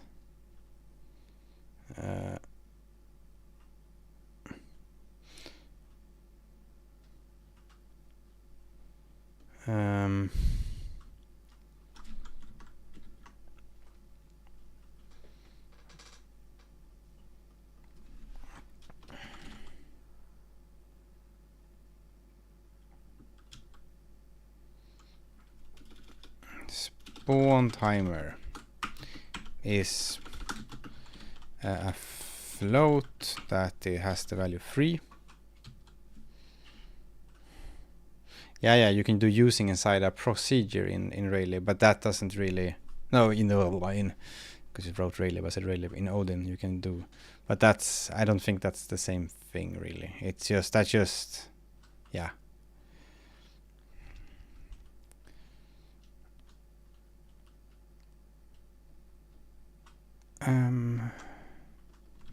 Spawn timer. Let's do this. Spawn timer minus equals dt. If spawn timer is less or equals to 0, then we do stuff. Now we need to spawn like a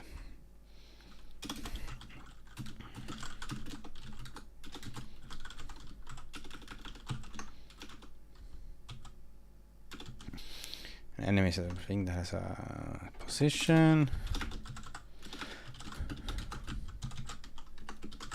Now I'm gonna try to work very fast now because I've been slacking off the whole stream. Didn't get everything done. Array add enemies like that. Position. We need a random number. Rand. No. Well, let's look in how to.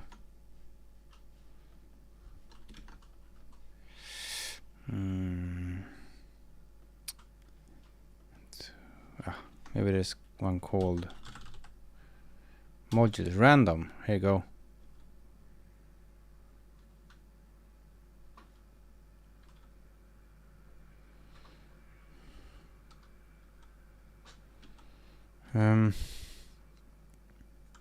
I just want a random number in a range. Random get with in range. Here you go, this one. Random.jai. Okay.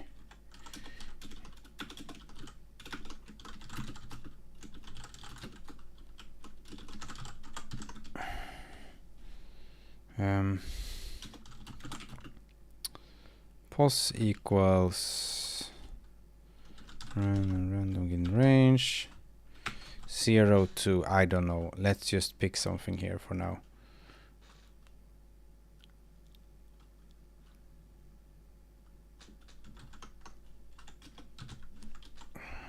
That.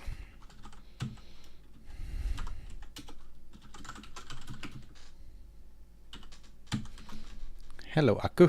Welcome. Don't forget the seed. Well, that's a later problem. I'm sure it's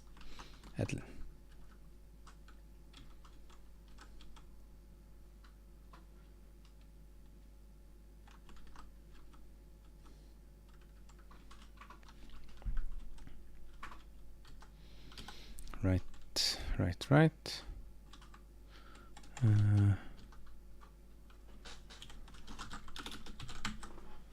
Yeah, what's wrong with this stuff? Oh yeah, dot array add. What's wrong with this? Do I need to write enemy? No.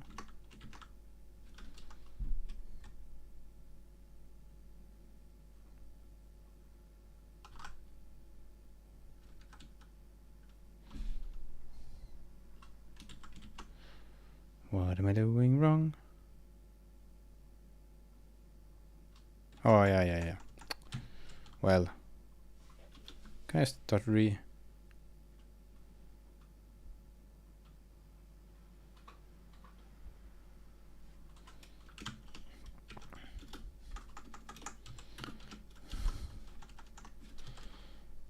There you go.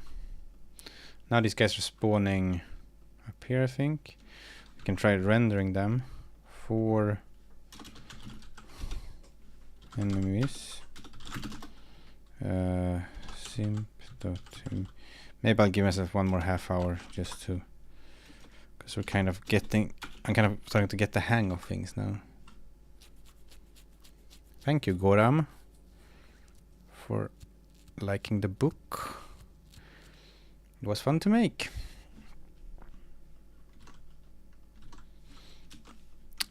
We scale it up and we say, oh, I was gonna do the scaling, I remember. I'm gonna change the projection matrix, but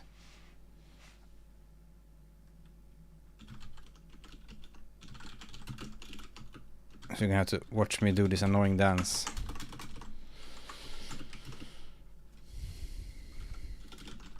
Just one more time.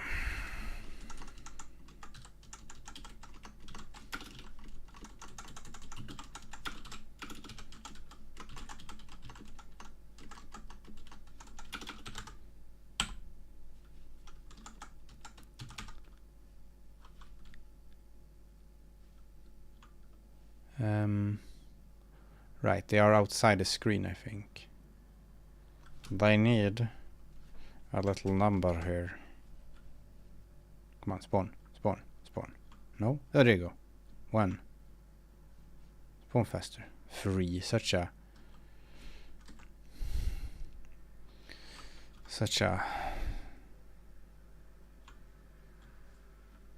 2, 3, 4, 5, 6. Good. Yeah, I guess this. Yeah. Yeah, the random seed is not that important right now. I mean, it's gonna be the same every time, but that's easy fix. Cool. We just add on.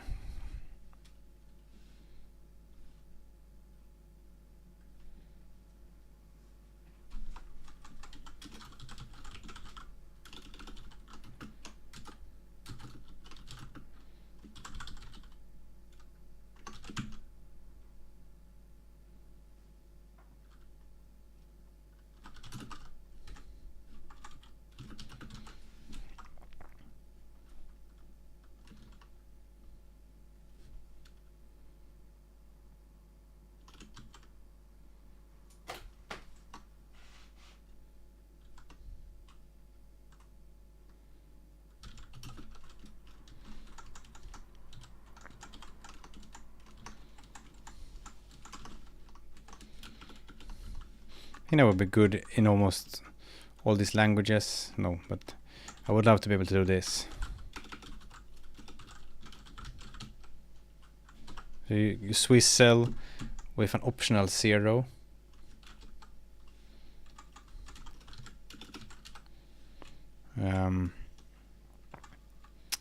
To get that one but zeroed.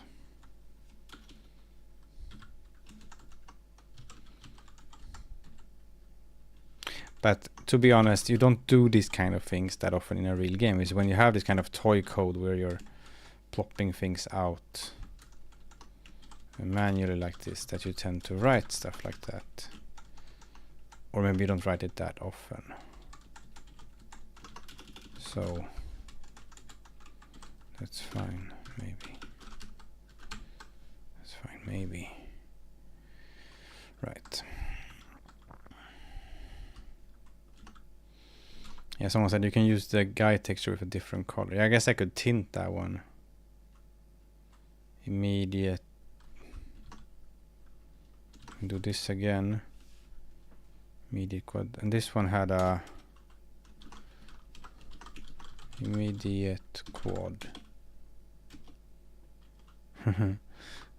Several people ask or joke about Jai book one. I don't know.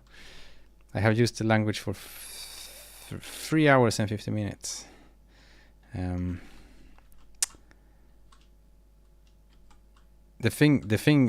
reason that Odin book was I liked writing it was that Odin is a small enough language that the book both becomes a red, green, blue, alpha. The book both becomes an introduction to the language, but it also becomes sort of a nice introduction to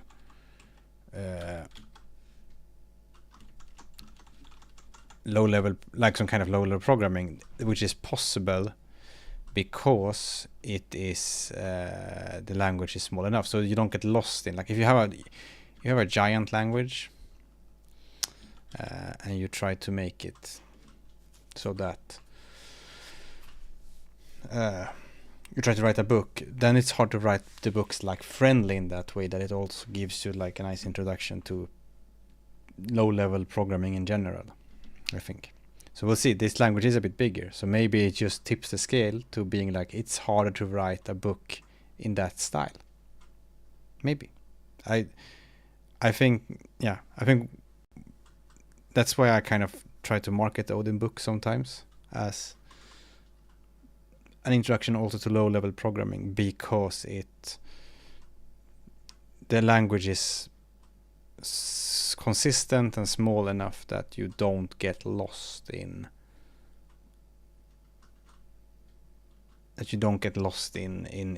its details if you also at the same time learning the new low-level concepts. I think that's very hard to do with many other languages.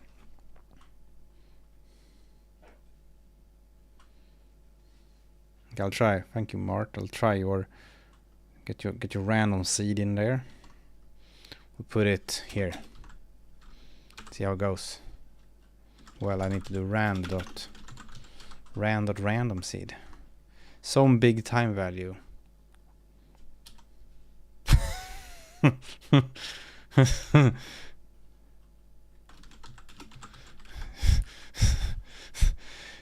sounds like a very Jonathan Blow name to give. It's like the fix Windows craziness.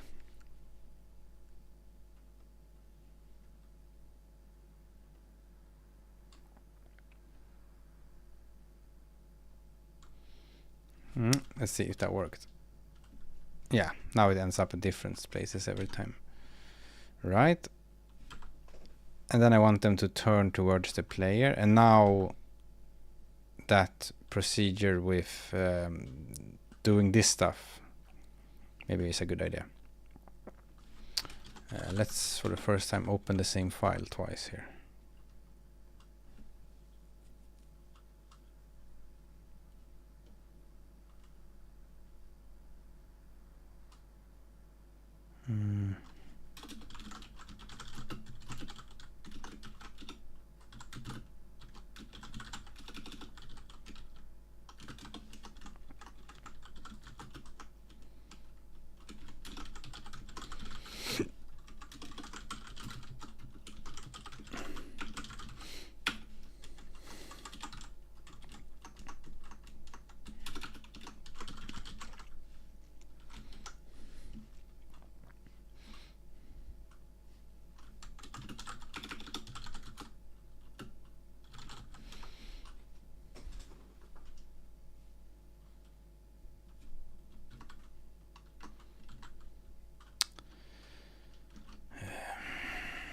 Yeah, let's call them like Jonathan did.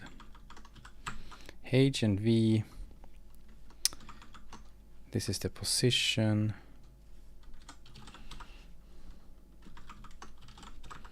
Blah, blah, blah, blah, blah. And then we just need to do this thing. Well, I guess this would need to be a pointer to a texture instead.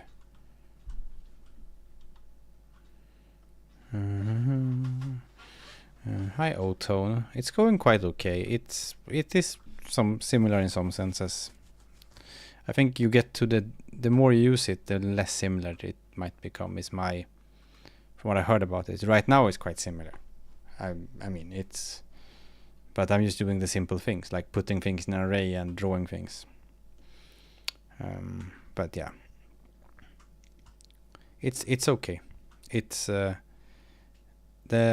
libraries I'm using are less polished, I feel like the libraries included with the. But on the other hand, in Odin I used Raylib, which is has had some time to be. I mean, I wouldn't say that Raylib is a perfect library, but it's very consistent in its design, and then the core libraries of Odin are very consistent and well thought through. Here everything feels a bit less a bit jumbled up maybe so far, but yeah, that's probably something that will change in the future. Text angle is this thing, and the position, well, why is the angle after the position? That's bizarre.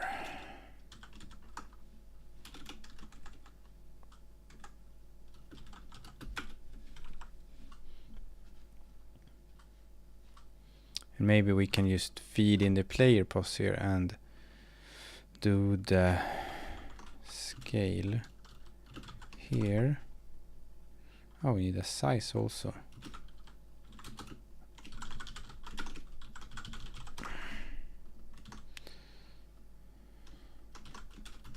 You see, now it looks almost like the one that was in the example, but I sort of arrived at.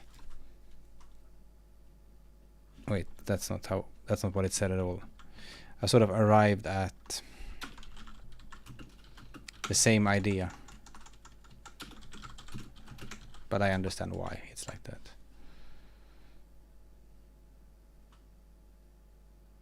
that. Good.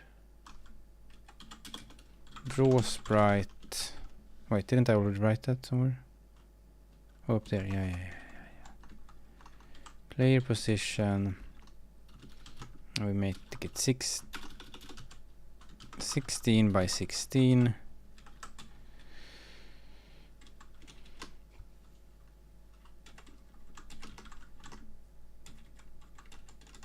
Maybe we can put the player angle here still, and just instead of having that all that stuff there.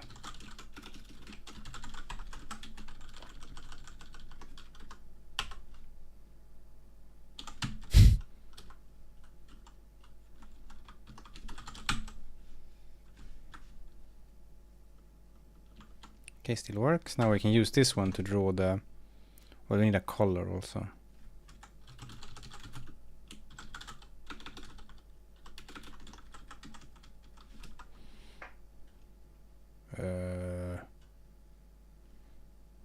Right. Maybe we can make that one into. Can you do like this?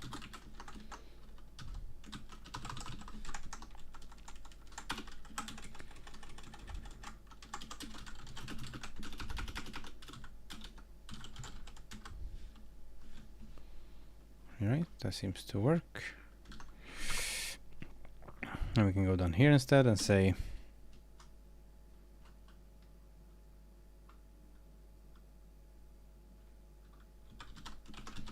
draw sprite text position is it.pos, size is same, angle we'll figure out, and color is this ugly color. Right.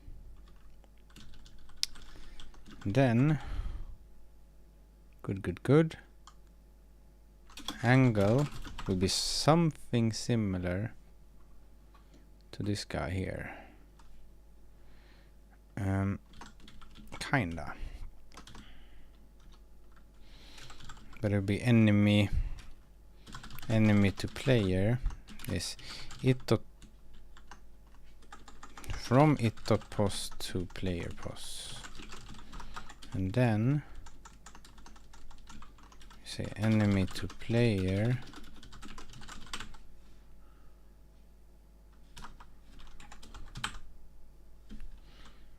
now there, look, Oi. They're looking at me. What are you looking at? Oh. This looks a bit like GTA 1, sort of like strange character from top down. Okay, good. They're looking at me. Now they need to walk towards me. And then we have that already. Direction is normalize enemy to player. See, now it's going a bit faster because I have the basic concepts down of how to draw things and things. But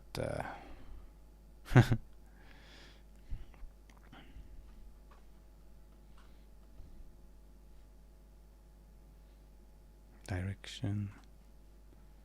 Right, and then what do we do? Is there a normalized 0 or something? What happens if it's tiny?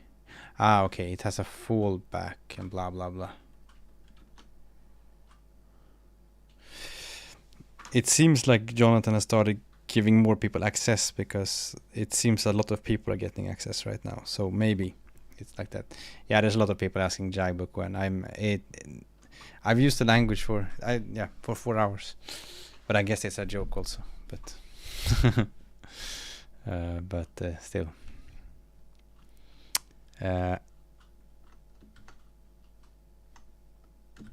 it is this direction times like 50. Now they will walk towards me, I think. Oh no. Oh no. Oh no. Now it's almost a video game. Why do they suddenly run fast? Did I?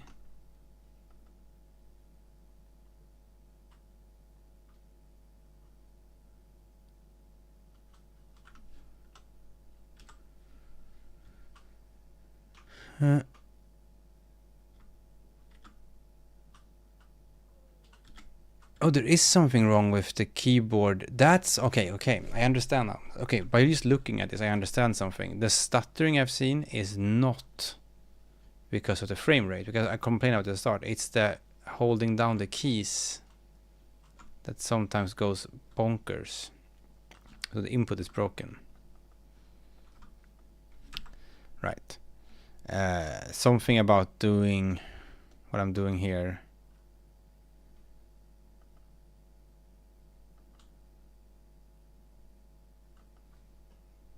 Is broken. It's probably that I'm doing this. I just thought I could do that. I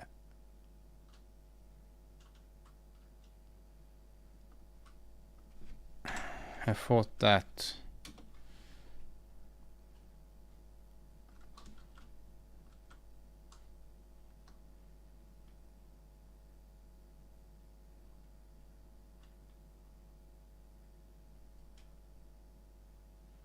maybe it does something. What does this really do? Mask and blah blah blah blah. Yeah, it's probably better to check them inside events this frame, like you're saying. Yeah.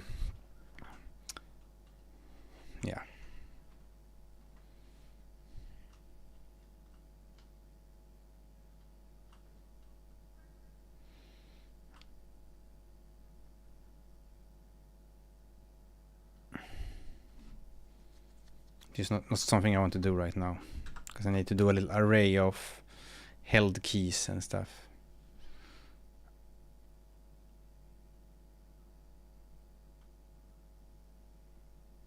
I think. I didn't. Someone talked about that I could maybe check it constantly, but to me it just seems weird that it did. They did do this in the Invaders game. Okay, to me the easiest way is like this.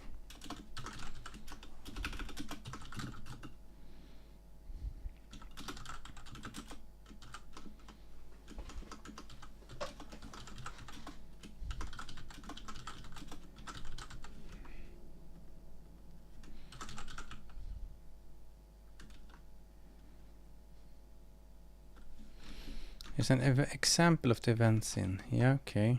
But it... Okay. Yeah, I understand the events. It's just that I think that I would need to put a layer in between.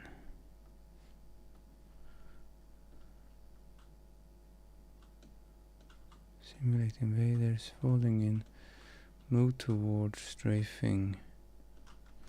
Input.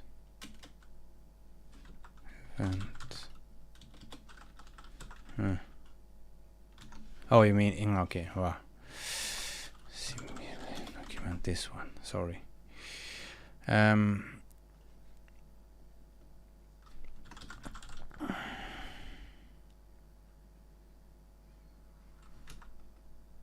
All right, I see what they're doing.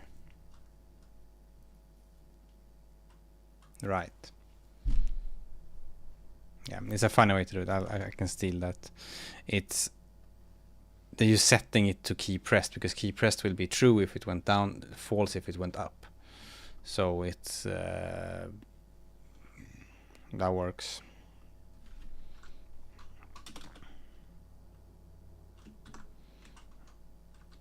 That's sort of what I want anyways. Right, we're inside keyboard already, so we don't need to do that. Like this. If we can key, event.key code. It.key code.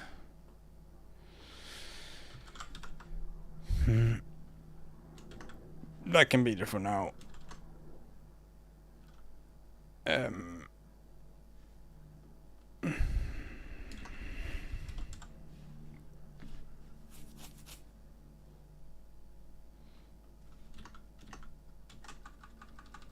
Let's just do this still.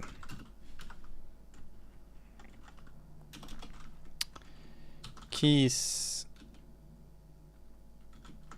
held R is an array of. How do you get the length of the enum? How the number of? Because I want to.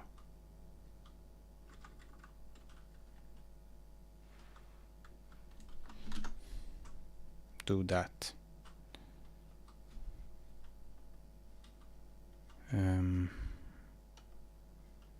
Enum.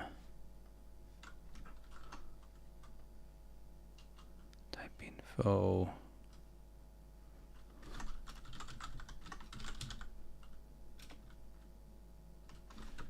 Disk.count. What's that? No. Size off. Enum has. Okay. That's a funny way to do it. There's a funny difference between in Odin. I guess this is maybe, when I think about it, it's maybe nicer than in Odin. It's just like some procedures are intrinsic and therefore they work to use. Or there's some intrinsic procedures and some are just intrinsic, like keywords or something. Like you could, I don't remember exactly, but you can do something like that. But now I'm just talking nonsense because I'm trying to get this stuff done. Keys held. Keys held.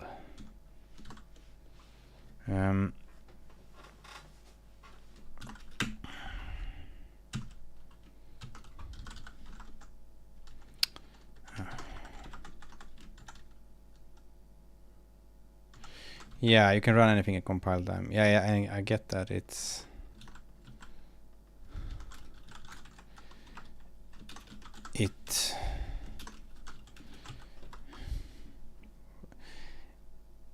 in this case it makes sense.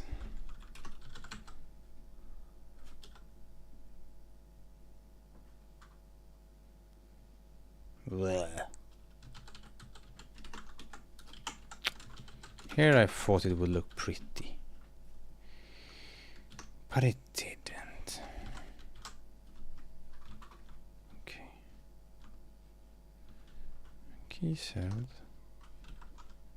Okay, does this work now? If keys held dot key dot down. No, doesn't work. What did I do wrong?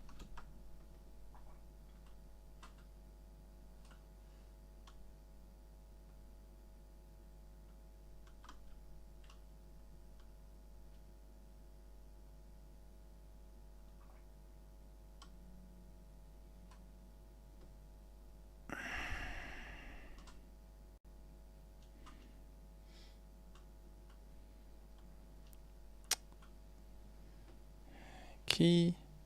No, it's error.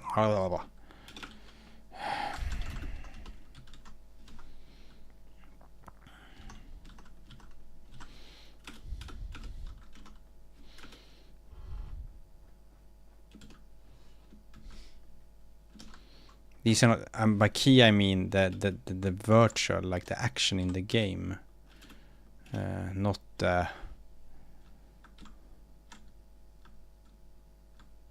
Oh wow, I messed something up.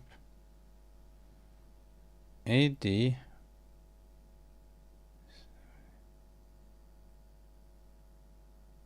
Hey.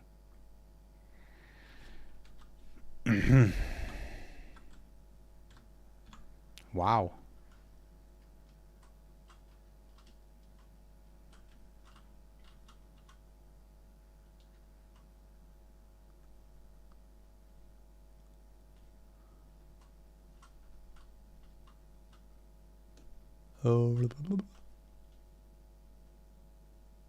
Wait, is that? Oh, is this a key code or is it a used as a bool?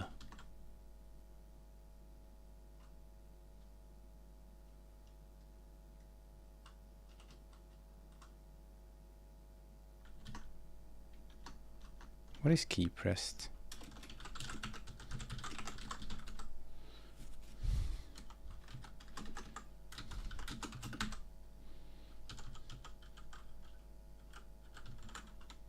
No, it's just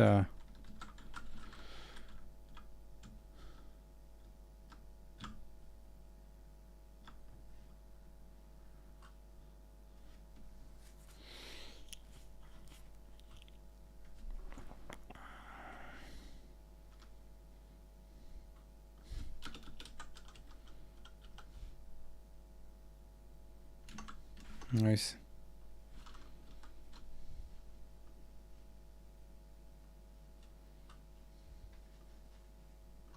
No, it says if not pressed, it's a key release. So if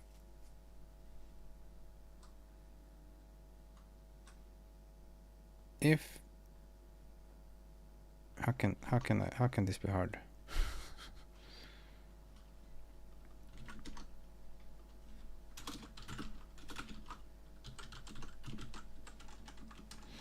I'm getting tired. Do do do do. Funny. Yeah,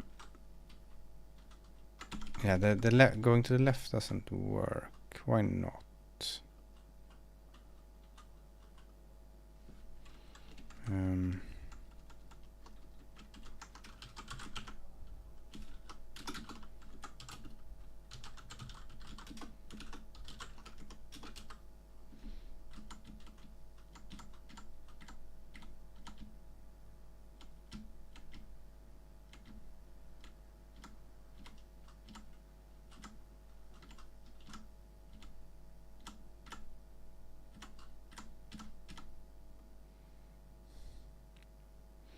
It's interesting how it comes twice. Press that and it's like 1100. Why is it? Oh.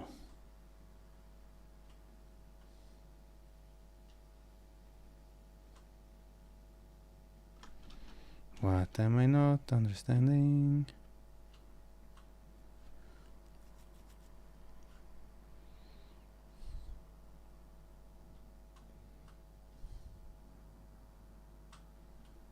Oh, yeah, thank you. It's twice, because I write it twice. You're most correct, you're most correct.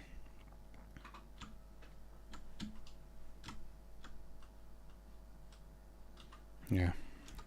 Tired has happened. But why does... Now I'm pressing S. Why does it go sideways?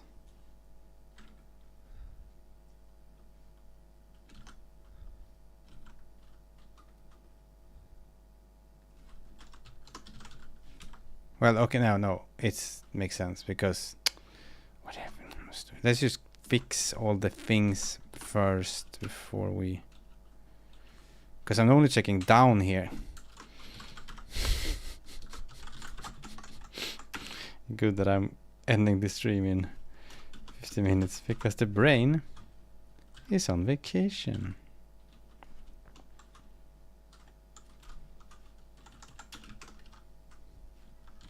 Wow, it works.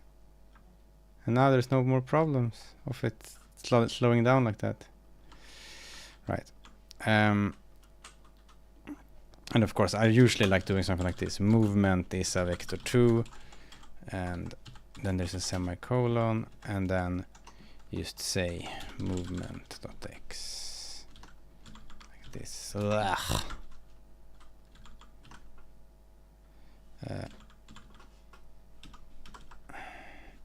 And then we say player pos plus equals movement times speed times dt.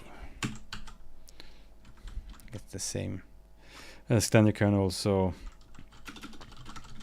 normalize the movement. Let's crash if it's okay. If it's 0, it just goes to 0. I guess there's an epsilon that might not be respected correctly.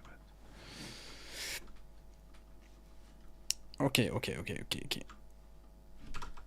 Right. So we have the movement and everything there. Now let's just make it possible for the enemies to get shot by the bullets. I would like to have a rectangle concept at this point, maybe. But let's just...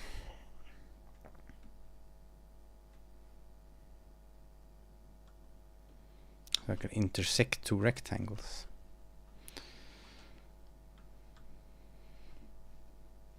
I mean, that's not hard. It's just something I need to do.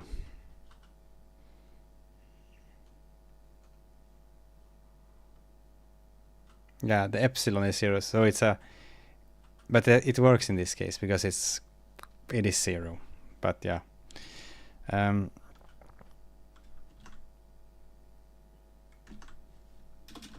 We do it pretty here. We loop over all the enemies here. And we say... Oh. Well, next the tabs and the spaces. Well, maybe that's correct, because that's just... This is always... Where do you...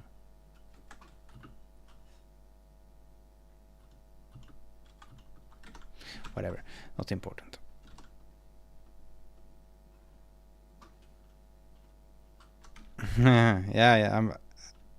I need the rest, but I'm just gonna finish this. So if this one... Wait, how do you handle this now? Do I give this a...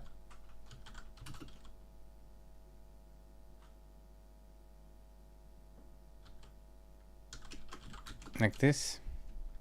Because the name will collide, right?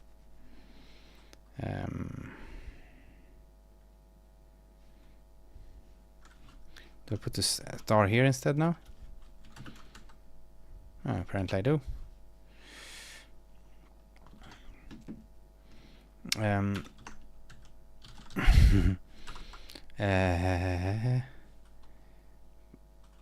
Wait, we're checking if the bullet is inside the enemy. This is gonna be the... Here you should have a rectangle for each and compare the rectangles, right? Just so.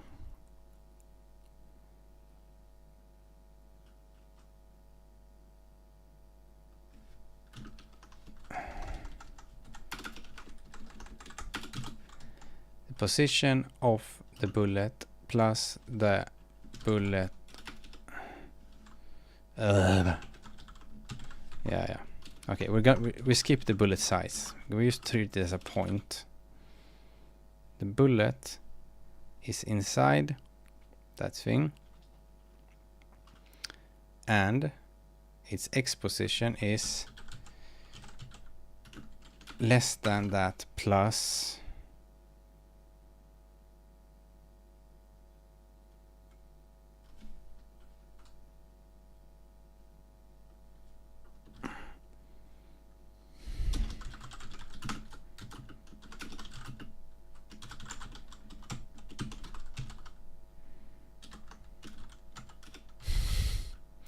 wait, it shouldn't be scaled. It should be like this. Quickly. 9 minutes.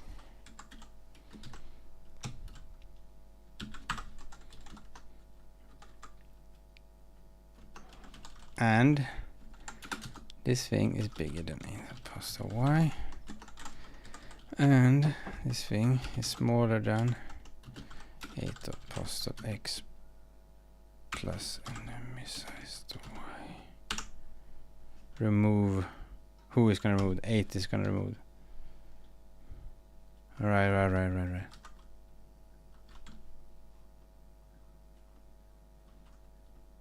Oi. Interesting.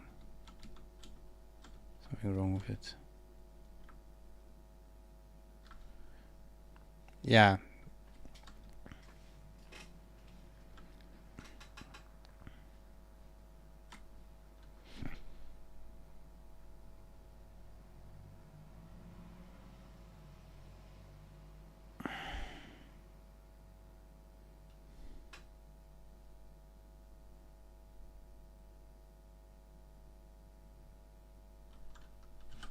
That was the problem. Now it's gonna work.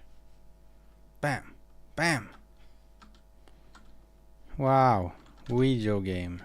Wait, why didn't that one work? Oh, it's because of the size. It doesn't... They're rotated, that's why. And things. That's possible to fix. That would... yeah.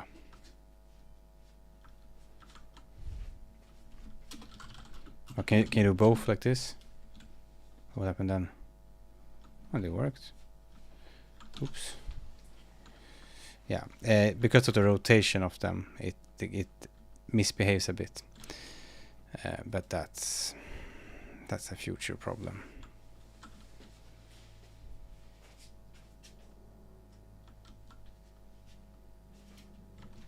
Yeah.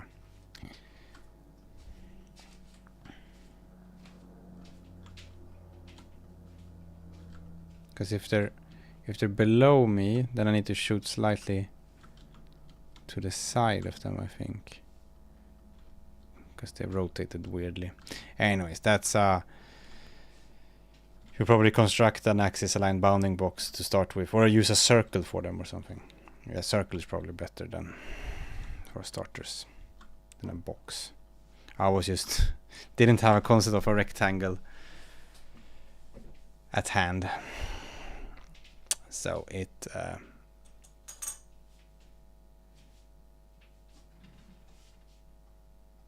well, I guess I can do this. This should work. I think maybe it's actually that, or is it then?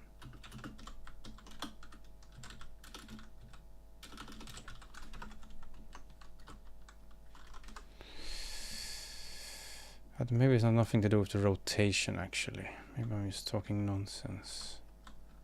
Yeah, that works. Yeah, a circle would be reasonable too. But I was supposed to spawn them outside the game. Okay, 6 minutes to spawn them in more interesting positions. Yeah, it's more fun if they come in from outside the -10.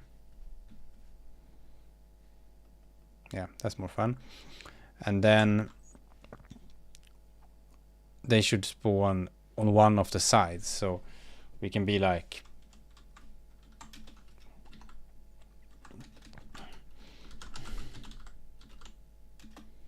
Can you do this one with integers somehow? Like I want the integer between 0 and 4, because I want to randomize which side.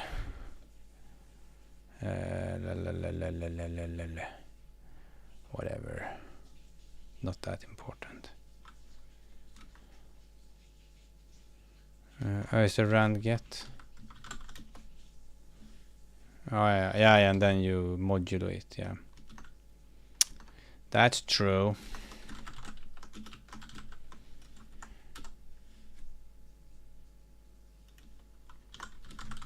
It's the one without the, yeah, okay. And then we just do like 4 side is this, and then if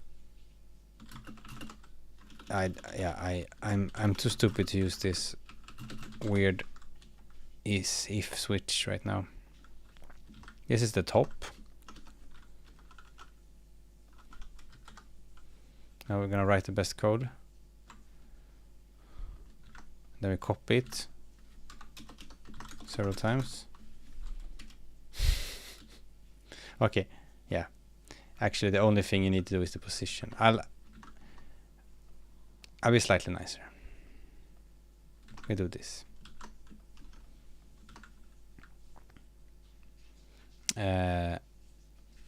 Say pos is vector 2, and then in here we say pos equals dot.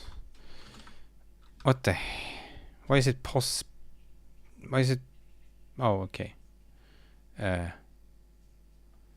Right. Whatever, like that. -10. Cool.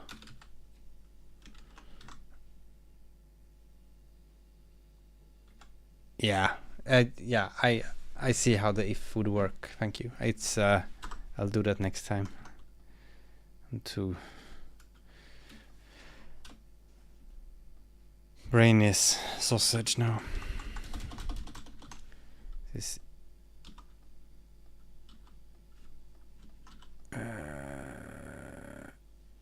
this is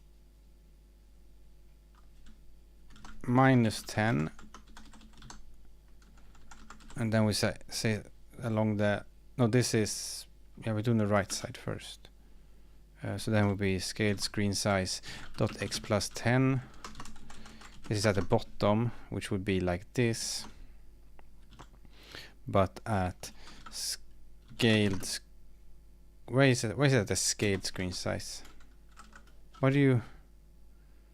are they? Okay, yeah, okay, that's correct. Scaled screen size is the real screen size. It's just the name got a bit confusing. Plus 10, and then on the last one, which is this one, we will do is -10 here. Then we're done. Now they will come from all directions, I think. Anyone coming from below?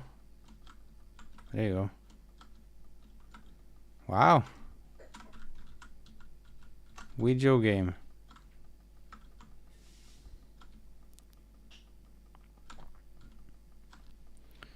Okay, let's see here. So the syntax should be if side equals, and then I say case 0, and then I do the thing here, right?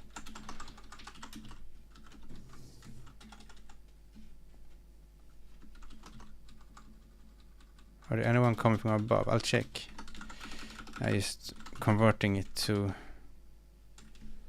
this here. I think this is how you're supposed to write it, right? Video games. Case 3. Like that. Maybe. Let's see. This one. Left, top, bottom. Yeah, there you go. Yeah, all works. So this is yeah, this is Crimson Land. Someone said, yeah, Plurinubilen said Crimson Land 0.0.0.0.1. Yeah. But yeah, it was fun to both use a new language and use these libraries at the same time.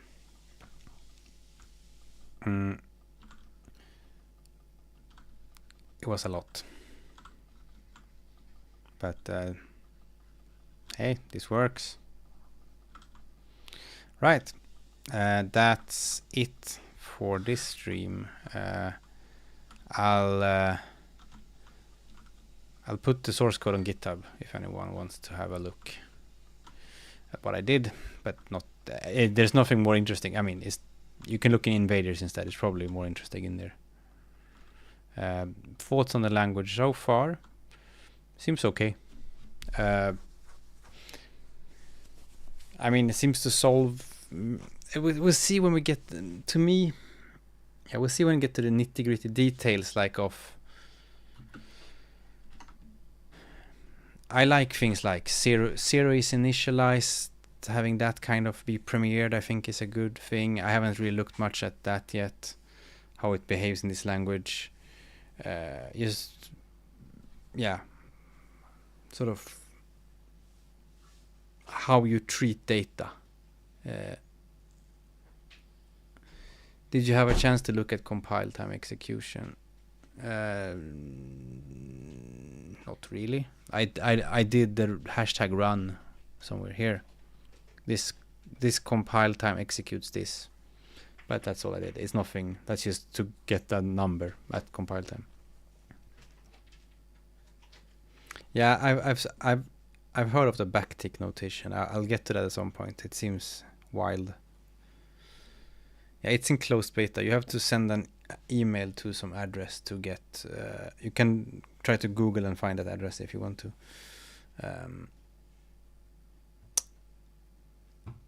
But yeah, but just quick, some I don't mind. We'll see in the long run, but I don't mind this that you can dump things into the namespace if you want, and then you can listen if you want.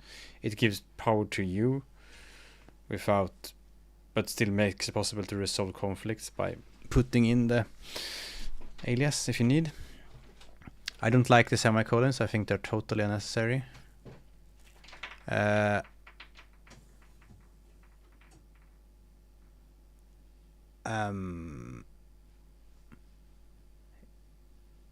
It seems to, like, this thing is a bit weird that I couldn't do this. That I had to put the dash run here. That I can't figure out that this is a constant. Like, that this is not a constant. Because to me it sort of is. But that depends on how the content system is made. So it's a bit. But yeah, I haven't gotten far into things. I guess that the dynamic array stuff seems okay. It's a bit sad that there's no enumerated array. I had to just put a size on this, and then I couldn't use an enum to. I had to write the whole enum name. I couldn't use the implicit selector. It would be nice with an enumerated array.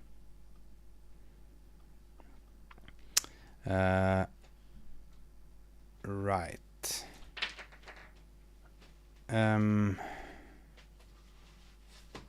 Yeah, but it seems okay. Let's see here. We have some, and the dynamic array memory management, I guess, is easy and straightforward. It's like just like in. I don't know if there's a. I don't know, but it seems okay.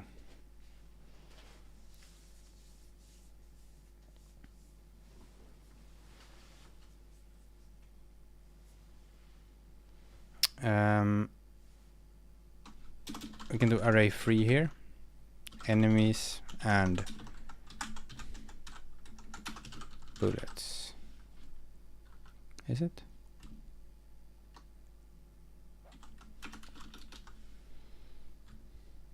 Just to clean up, not that it matters, I just hadn't tried that yet. No, I don't like using defer much. I rather I only use defer when there are multiple ways to exit a scope. I think using defer, like if you have a scope where you need to like, it can get cleaned up. Yeah, you can exit the function in like 3 different ways and it needs to clean up some memory or something. Then I'd use defer. But I never use it as sort of just for the sake of using it. It doesn't make it easier. Like then there is some value to being able to look down at the bottom here without looking at the top that, here it's freeing some stuff, you know. So defer should be used only when it provides a value, I think. But that's just my opinion. Anyways, thank you all for watching. Yeah, if you have early returns, it's good to use defer. That's sort of what I was saying. A function that returns in many different ways, so you don't have to put the free or the cleanup or whatever is many times. Then it's good. Anyways, thank you all for watching this little stream where I tried the Jai programming language. If you want to try the beta of this language, then you can probably find the email you need to send an email to somewhere on the internet. And yeah, I'll put this up on GitHub or something if anyone wants to have a look. Maybe you put in a gist, not in a whole repository, because there's no point. Right. Thanks a lot for watching, and have a nice day. Bye bye.